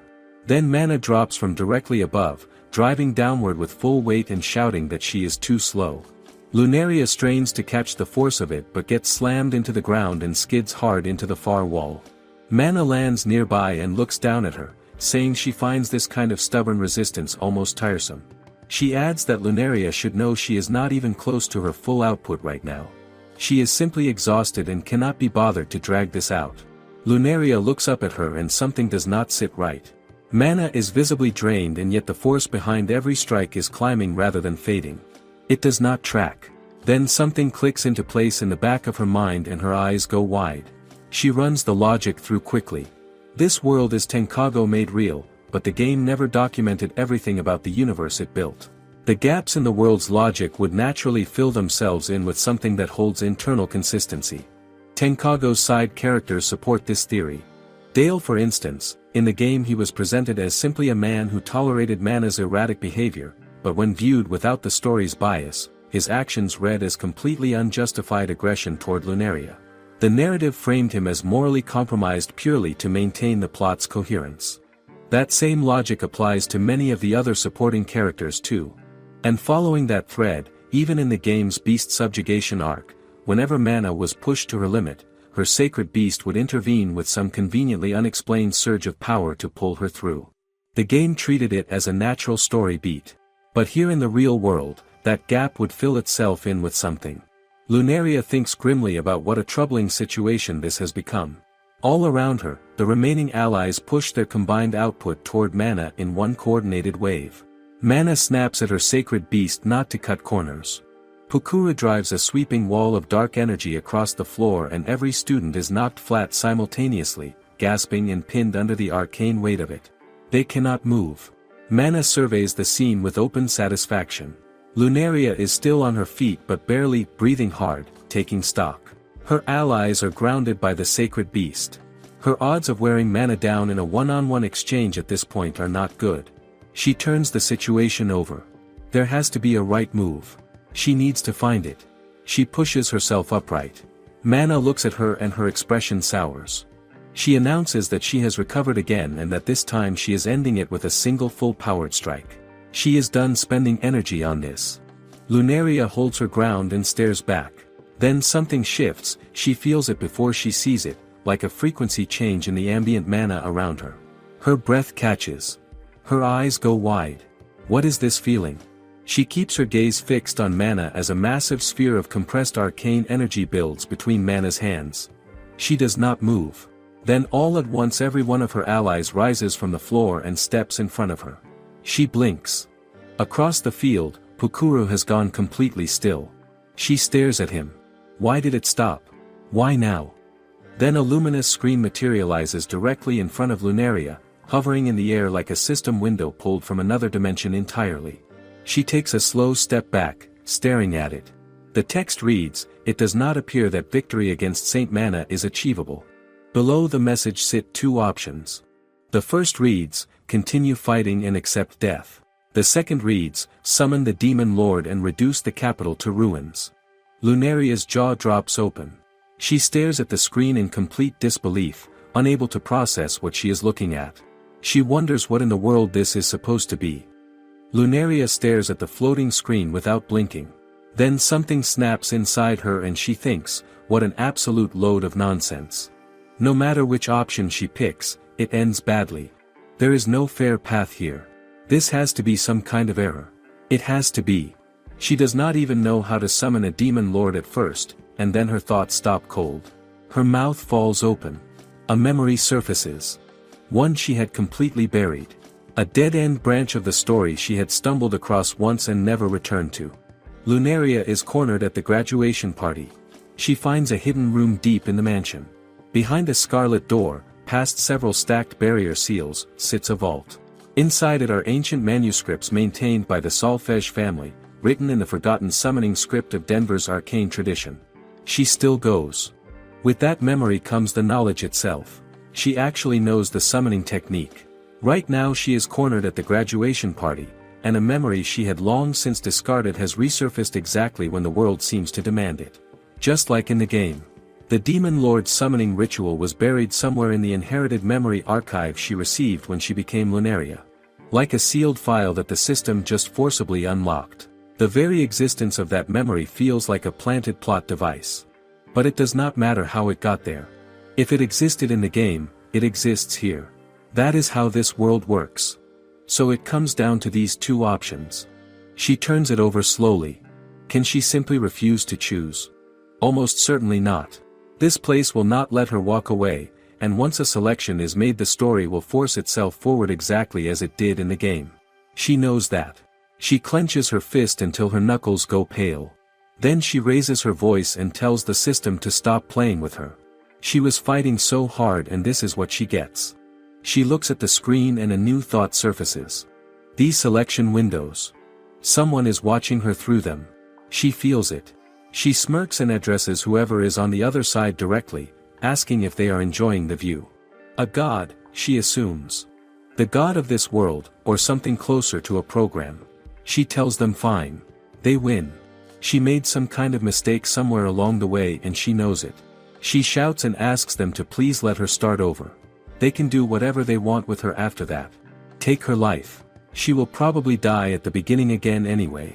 She laughs quietly and tells them to take her soul if that is what it costs. But Lunaria's story ending like this is simply wrong. Getting struck down by the saint is not a conclusion she can accept. Revenge was her wish, yes. But never a revenge that drags everyone else into ruin alongside it. She sinks to her knees. She asks if she can try again. It cannot be impossible. She is sure there is a proper ending somewhere in this world's architecture. A branch where Lunaria is not crushed under the weight of fate. There must be. And then her eyes open fully. She has always known. She just refused to look at it directly. Every single route in Lunaria's story leads to suffering. That is the will of the game. That is the voice underneath everything. No matter which path is taken, there is no happiness waiting at the end for Lunaria. Fate in this world is rotten all the way through and no one has the power to reverse it. Lunaria knew this. That is why she ended her own life in the first place. And yet she refused to accept it. She told herself there was a future worth reaching for. She fought desperately toward it. All for Lunaria. She told herself it was for Lunaria. But it was not. It was for herself. Every choice, every desperate move, every act of defiance. She was projecting herself onto this character the entire time. Lunaria would never have wanted revenge. That hunger belonged to her alone. She was the one acting on it, using Lunaria as the vessel. And this is where that brought her. She looks at the system window. This truly is a fitting end. Not for Lunaria. For a fool who could not see past her own reflection. She scoffs quietly. She was wrong from the very beginning. She lets out a small, broken laugh and admits it out loud. Lunaria was right. The choice she made at the end of her story was the only real one available to her. She was not wrong. The tears come without warning, spilling down her face before she can stop them. Lunaria was wiser than anyone gave her credit for. Wiser than her. The perfect noble. The gentle classmate. She was so much more than the role the game assigned her. Then something moves at the edge of her vision. She snaps her gaze toward it. A flash of light hits her eyes and she raises her hand to shield them. When they adjust she realizes it was not a person. Just a fragment of ambient magic that shifted when she did. She blinks and drops her gaze, and notices something on the back of her hand. A formation she does not recognize. A strange arcane pattern etched into her skin like a second layer of writing beneath the surface. A phrase rises in her memory. Cheat-level magician. She remembers someone asking her what that meant. She had explained that it was a game term, originally meaning fraud. The ability to rewrite the rules of the world itself. She had said it casually. She had not stopped to consider whether those words carried actual weight in a world where the game's settings are reality. Her eyes go wide. Lunaria is a cheat-level magician.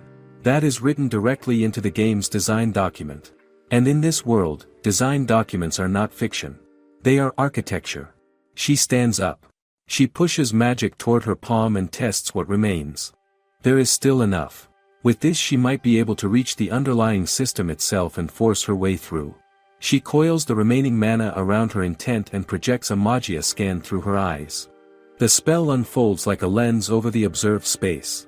She can trace the weave of magic holding this entire constructed field together. She can follow the seams.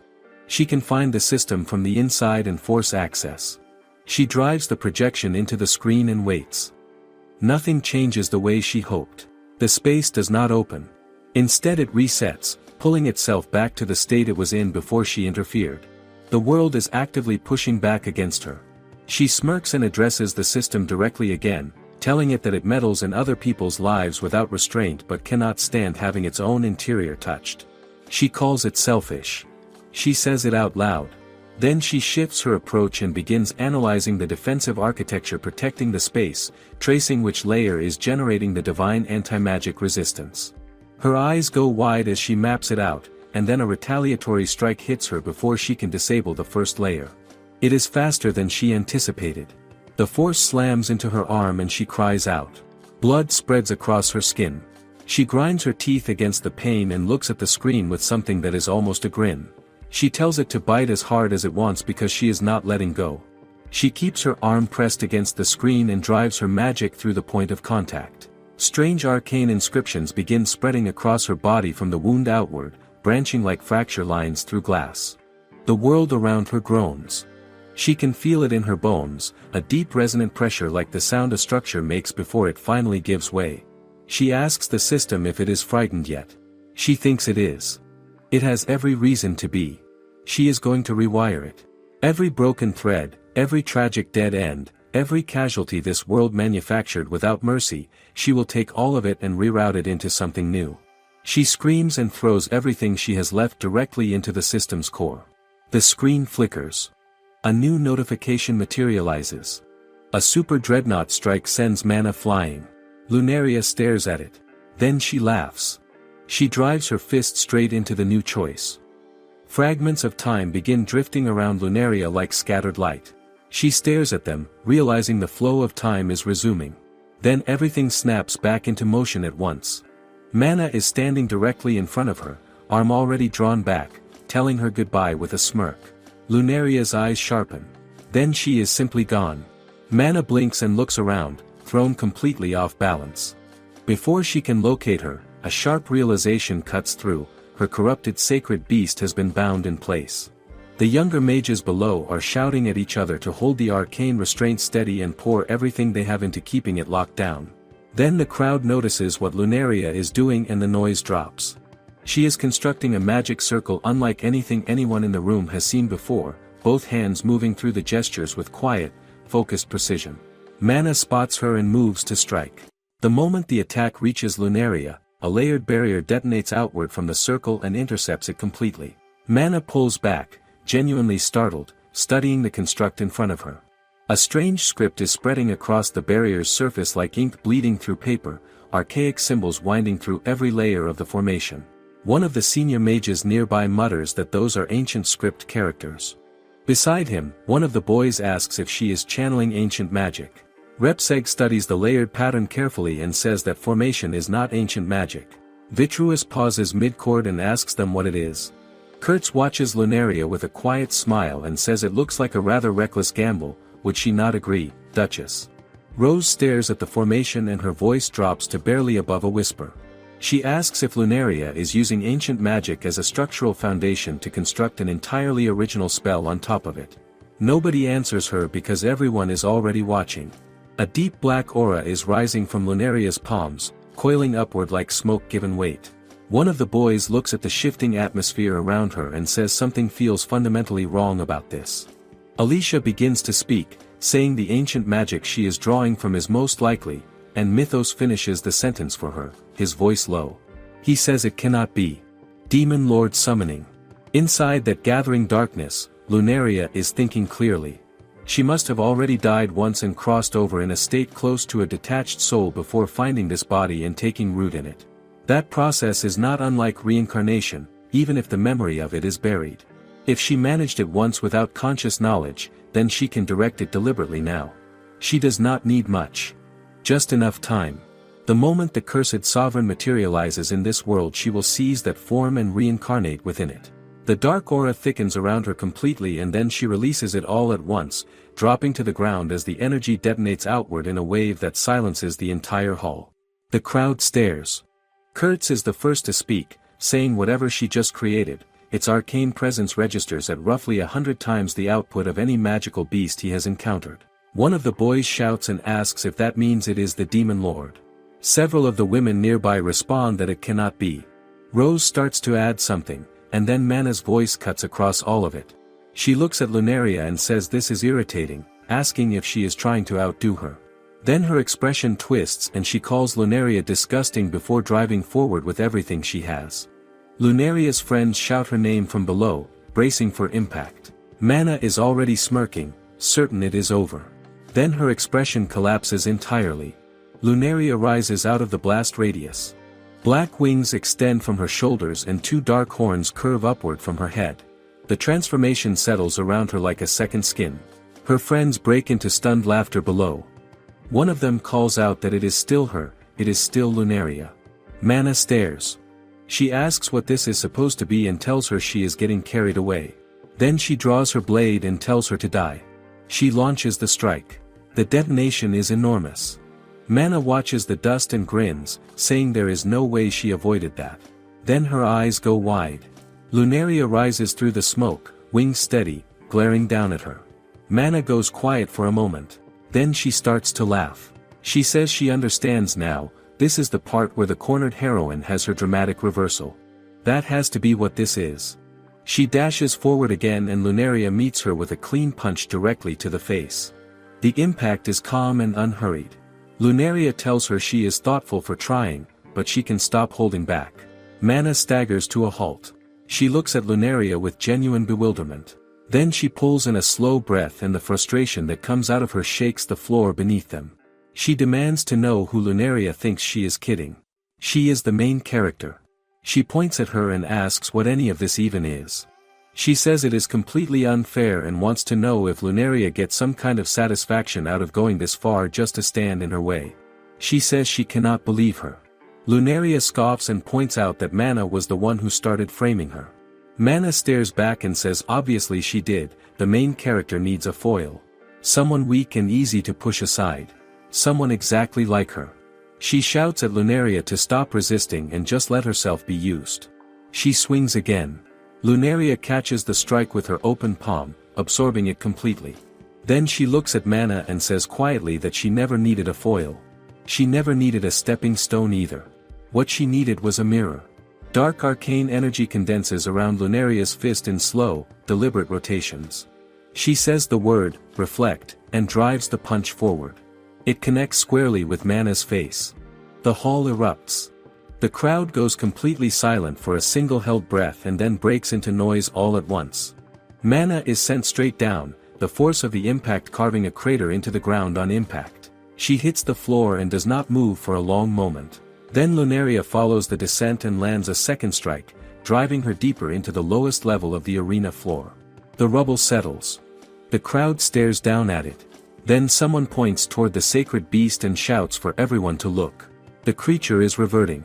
The dark corrupted mass is unwinding itself, the twisted form dissolving as the oppressive arcane weight that has been suffocating the entire room lifts all at once. The sacred beast's silver fur emerges underneath, soft and luminous. The sight of it pulls several people to genuine tears of relief. Vitruous calls out for healing magic across the entire space. Everyone responds at the same moment, shouting that they have it covered, and the golden threads of recovery casting begin spreading outward in overlapping waves. Lunaria looks down. Her own body is lying unconscious on the ground below, still wrapped in dissipating dark energy. She knows she cannot maintain this state much longer. She descends and as she reaches it the transformation releases and she collapses. Mythos is at her side before she fully hits the ground, asking if she is alright. She looks up at him and says yes. He tells her not to push any further. Her strength genuinely catches him off guard every time. She smirks faintly and says not yet. He looks at her in confusion. She tells him there is still something left to deal with. Across the hall, the magic core closes in around Mana's fallen form. They announce the arrest and the lead officer steps forward, asking his subordinates to confirm she is unconscious. They confirm it and call for a stretcher. Then a sound stops everyone cold. A low, persistent vibration beneath the noise of the room. The officer loses sight of Mana for a fraction of a second and that is all it takes. The restraint wires of compressed arcane binding snap apart from the inside. Mana surges upward. Every magician in her immediate radius is thrown backward by the force of it. Mana gets back on her feet. The Inception injector rises into the air above her, a massive arcane needle humming with unstable energy. The crowd pulls back in alarm. The fact that she still has this much left in her after everything is a serious problem. Lunaria watches carefully and says they need to reach her fast. Mythos looks at her and asks what she means by saving Mana. Lunaria explains that Mana is in no shape to be using magic right now, especially broken ancient spellwork. If she is pushing through it in this state, something inside her has already gone wrong. Across the hall, Jessie shouts at the magic core to raise a shared barrier and stop the injection before it fires. The magicians lock their output together and the barrier holds. Through it, Mana's voice carries over clearly as she turns her gaze to Lunaria. She tells her what is coming. She is going to turn her into a servant. She will fill her head with false memories, over and over, each one showing Mana saving her life. Every real memory she has will be wiped clean and replaced. She will become a hollow, obedient shell that follows every order given to her. And the first order she gives will be to kill everyone in this room. She laughs and tells Lunaria it serves her right. Lunaria glances at Mythos and says quietly that talking her down is not going to work. Then the injector moves. Mana directs it toward Lunaria and it begins drifting forward, then stops mid-air. It hangs there, frozen, as Mana stares at it in confusion and shouts at it to move. Then it turns around. It drives itself straight into the back of Mana's own head. The crack of the impact cuts through every other sound in the room. Mana drops to the ground. Everyone stands completely still for a moment, taking in what just happened. Her own memory magic turned against her. Then Jessie moves, ordering the core to close in and restrain her. They surround her with drawn weapons and binding ropes, telling her to come quietly or face the consequences. As the arcane restraints wrap around her wrists, she looks up at them with soft, confused eyes and asks if they are talking about Mana. She says she is not sure who any of them are and that being teased like this is quite unkind. Jessie stares at her and tells her firmly that she is the Saint Mana. She blinks at him as though the words do not connect. Then her face brightens and she says she is Mana's devoted servant. Mana has rescued her so many times that she gave her complete loyalty. The room is very quiet. Kamayu speaks first and asks if the false memory spell hit her instead of its target. Repseg stares and wonders aloud if she could be putting on an act. Vitruis says if that is the case then she is performing at a level no one could fake. Jessie turns to his medical officer and asks if there is anything on hand that could reverse this. The medical officer looks her over carefully and says the tampering she did to herself was reckless enough that she may well lose her rank over it.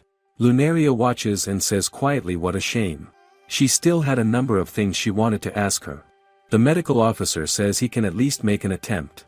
Lunaria asks him to please go ahead. A sound from above cuts through the moment. Everyone looks up.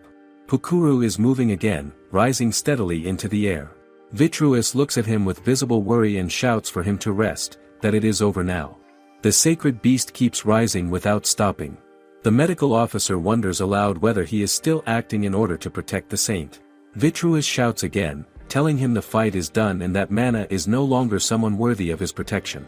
Lunaria calls out to him from across the hall and tells him clearly that the angel stone has been destroyed and that the divine protection behind it is gone. The sacred beast descends toward Mana rather than slowing. She looks up at him warmly and asks if he has also come to serve her. She tells him she understands and warns him not to hold her back, adding that he does seem rather useless. The sacred beast stares at her for a long, still moment. Then his jaws close around her neck with firm, deliberate pressure.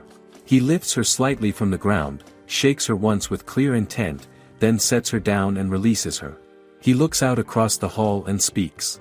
He tells them all that because of them he was finally able to settle things. Then he rises through the tear in the ceiling and disappears into the open sky above. The hall watches him go without a word.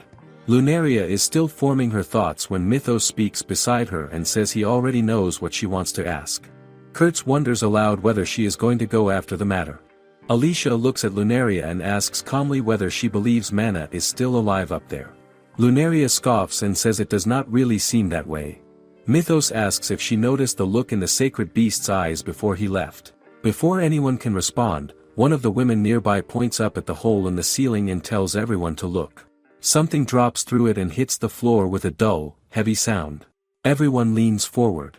It is a leg. It appears to be Mana's. The silence that follows is complete. Then Rose comes rushing toward Lunaria, checking her over and asking if anyone is hurt and whether everyone is alright. Aisha laughs and says thank goodness, because there is no way the party goes on without her. Rose turns to her and says she is the only one still thinking about the party. Aisha argues that she worked incredibly hard on her dancing. Their other friend laughs and says Rose has really found her voice lately. Mythos looks around and says with mild surprise that it genuinely is still the graduation party. Lunaria grins and says she had better find a dance partner soon then. Kurt smiles and tells her he would be truly honored. She thanks him and says everyone did something remarkable today. Then she takes a breath and shifts focus. She looks across the hall and tells everyone what needs to happen next. Those with healing magic should start treating the wounded right away. Those with barrier casting should reinforce the damaged walls. Those still clearing out should follow Jessie's directions. The mess in front of them needs to be sorted properly. Mythos looks at her and says keeping things organized seems to come naturally to her. She smiles and says she will do whatever it takes to see things through. He shakes his head and says she is a little frightening sometimes. 1 month later, Lunaria stands in front of her mirror getting ready for the day. Kyle appears in the doorway and asks if she is genuinely serious about this. She sighs and asks how many times she has to say it. As the head of the household, it matters that she goes out and understands how wide the world actually is. Kyle says he understands that part, but announcing out of nowhere that she is leaving for another country is something else entirely. She turns to him and points out that it is perfectly normal for a young noble to travel abroad and gain some experience. Kyle raises his voice slightly and says that as she says, but she is the head of the house. On top of that, she has not said when she plans to come back. What about the estate? What about the people in her domain? She tells him that the entire past year was spent teaching him and the others were done specifically to prepare for this. Kyle blinks and asks if that was the reason behind all of it. She says a household that falls apart the moment its head steps away was never built on solid ground. She sees this as a necessary step for how the domain will be run going forward. Kyle says there are still matters that need her direct approval to move forward. She tells him not to worry because she can handle guidance through a telestone. He says her voice alone will not cover everything. She tells him she has arranged for a stand-in when a physical presence is needed. Kyle stares at her. She smiles and tells him to keep this between the two of them. Even after graduating, the Queen never stopped pouring herself into her research. The royal family's private archive holds a large collection of transformation magic that the Queen gathered over the years, along with over 200 volumes of her own personal notes. Kyle's expression shifts and he tells her not to say she is planning to use the Queen's work for this. She smirks and says exactly that. Her collaborators will step in and play the part when needed. Kyle gets visibly worked up and asks if she genuinely thinks that will hold. He asks what happens if someone figures it out. She tells him she does not think that will happen. He demands to know what she is basing that on. He exhales sharply and asks her to please take her hat off for a moment.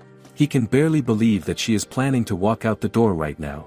A knock at the door interrupts them. Lunaria says to come in. A servant steps inside and apologizes for the interruption, saying there is a telestone coming in for the head butler. Kyle blinks and confirms if it is really for him. He tells the servant to let the others know he is currently occupied. Lunaria tells him it is fine and to go ahead and take it. She has actually been waiting for that. Kyle gives her a puzzled look, then steps over to the telestone and asks the servant who it is from. The servant looks uncertain. Kyle reaches out and makes contact with the device. The communication sphere activates and a voice comes through, clear and instantly recognizable as Lunaria's. Kyle goes completely still. He says slowly that it is her voice and asks if this is a Grahamstone recording. Lunaria corrects him and says it is a telestone. Then she makes a small noise and spins toward the real Lunaria standing across the room, pointing and saying she is right there. Lunaria scoffs and admits that even after all the practice, she was genuinely afraid of being caught. The spell is still not quite right. She reaches up and pulls off the outer layer of the disguise, and a pair of fox ears that should not be there are sitting where they grew. Kyle's jaw drops. He says it is impossible. Smoke rises around Lunaria and when it settles she is herself again, apologizing to Kyle for the deception. Some time later, the carriage is moving steadily and Lunaria is speaking with Kyle through the telestone as the countryside rolls past outside her window. She tells him not to take his frustration out on Rose because Rose only did what she was asked. Kyle's voice comes back sharp and demands to know what the meaning of all this is. The wheels turn quietly beneath them. Lunaria tells him it is exactly as she already said. She is going on a trip. Kyle goes quiet for a moment and then says with strained calm that he can hear what sounds like a starred owl in the background, which puts her somewhere near the North Lake. He asks how she managed to get that far already. She smiles and says as expected, nothing gets past him. Kyle's voice rises and he wants to know why she is doing this at this hour with no escort. He tells her to at least say where she is heading. She considers it and says she is still deciding. Kyle tells her that is not funny. She tells him to wait for next time and holds the telestone slightly away from her ear as his voice continues on. She turns to look out the window. The open road stretches ahead of her and something about it feels like the first page of something new. She glances down at her arm where a faint dark aura drifts beneath the surface in slow, restless coils. It seems she has picked up a rather troublesome companion along the way. A small black rabbit appears on the seat beside her. She looks at it and apologizes, saying she did not mean to bring it along. The coachman's voice comes through from up front. She leans toward the window and asks what the matter is. He tells her the road ahead splits into two directions and asks which way she wants to go. She looks forward and asks with quiet interest whether there are truly two paths. He confirms it. She raises her hand and sends a gentle directing spell outward. The coachman shivers and mutters that the temperature just dropped. The horses react as frost begins spreading across the road beneath their hooves. The coachman shouts that the road is freezing. Then Lunaria snaps her fingers. A bridge of solid ice rises up from the ground ahead of them, curving in a wide arc toward the open sky. The coachman stares at it and says it is incredible, a road of ice going straight through the sky. Lunaria tells him to hold on tight and not get blown off. The wind picks up around the carriage and carries it forward on its own. The coachman grabs the reins hard and shouts in alarm, asking in a panic if she is behind this. He scrambles to keep his seat as the carriage tips upward onto the ice bridge and begins climbing toward the sky. Lunaria settles back in her seat and looks up through the window at the wide open air above her. She smiles and says she has quite a lot ahead of her. And that concludes the video for today. Don't forget to leave a like, subscribe, and hype the video if you can. God bless you all and thank you God for another day.